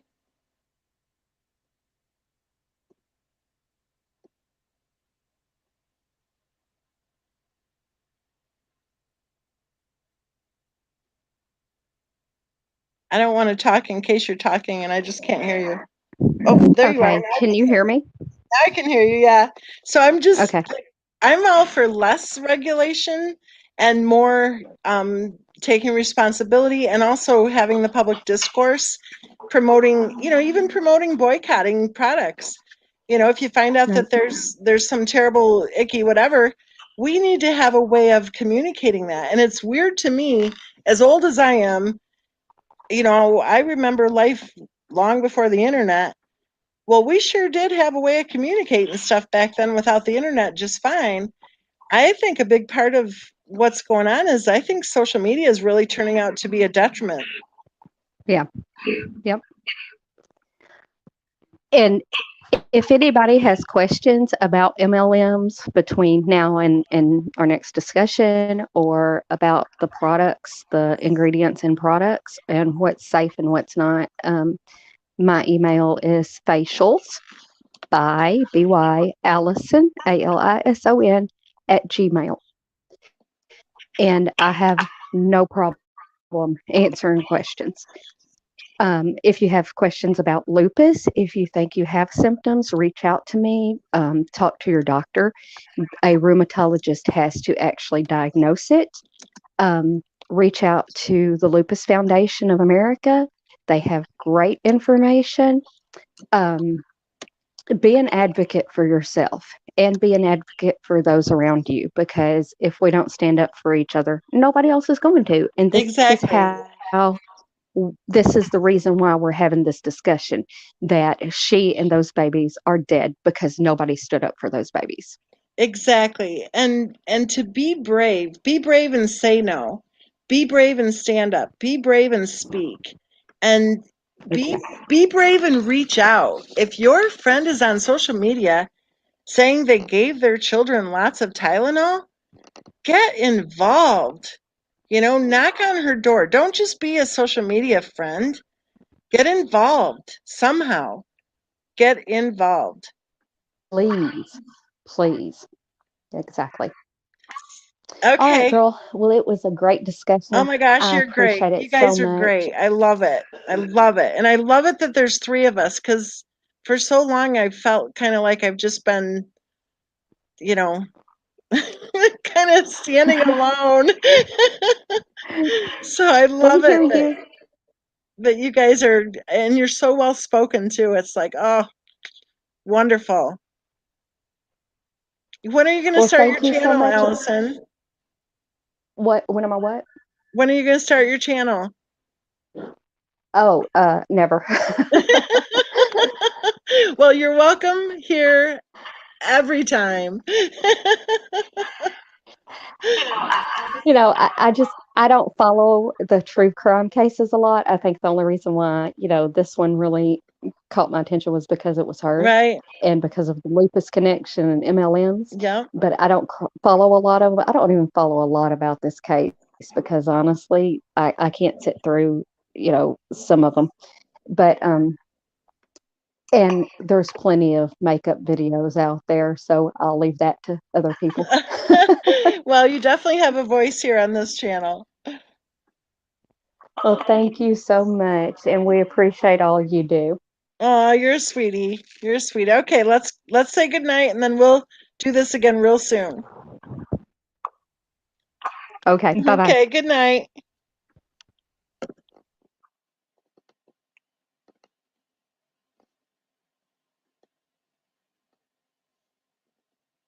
Okay.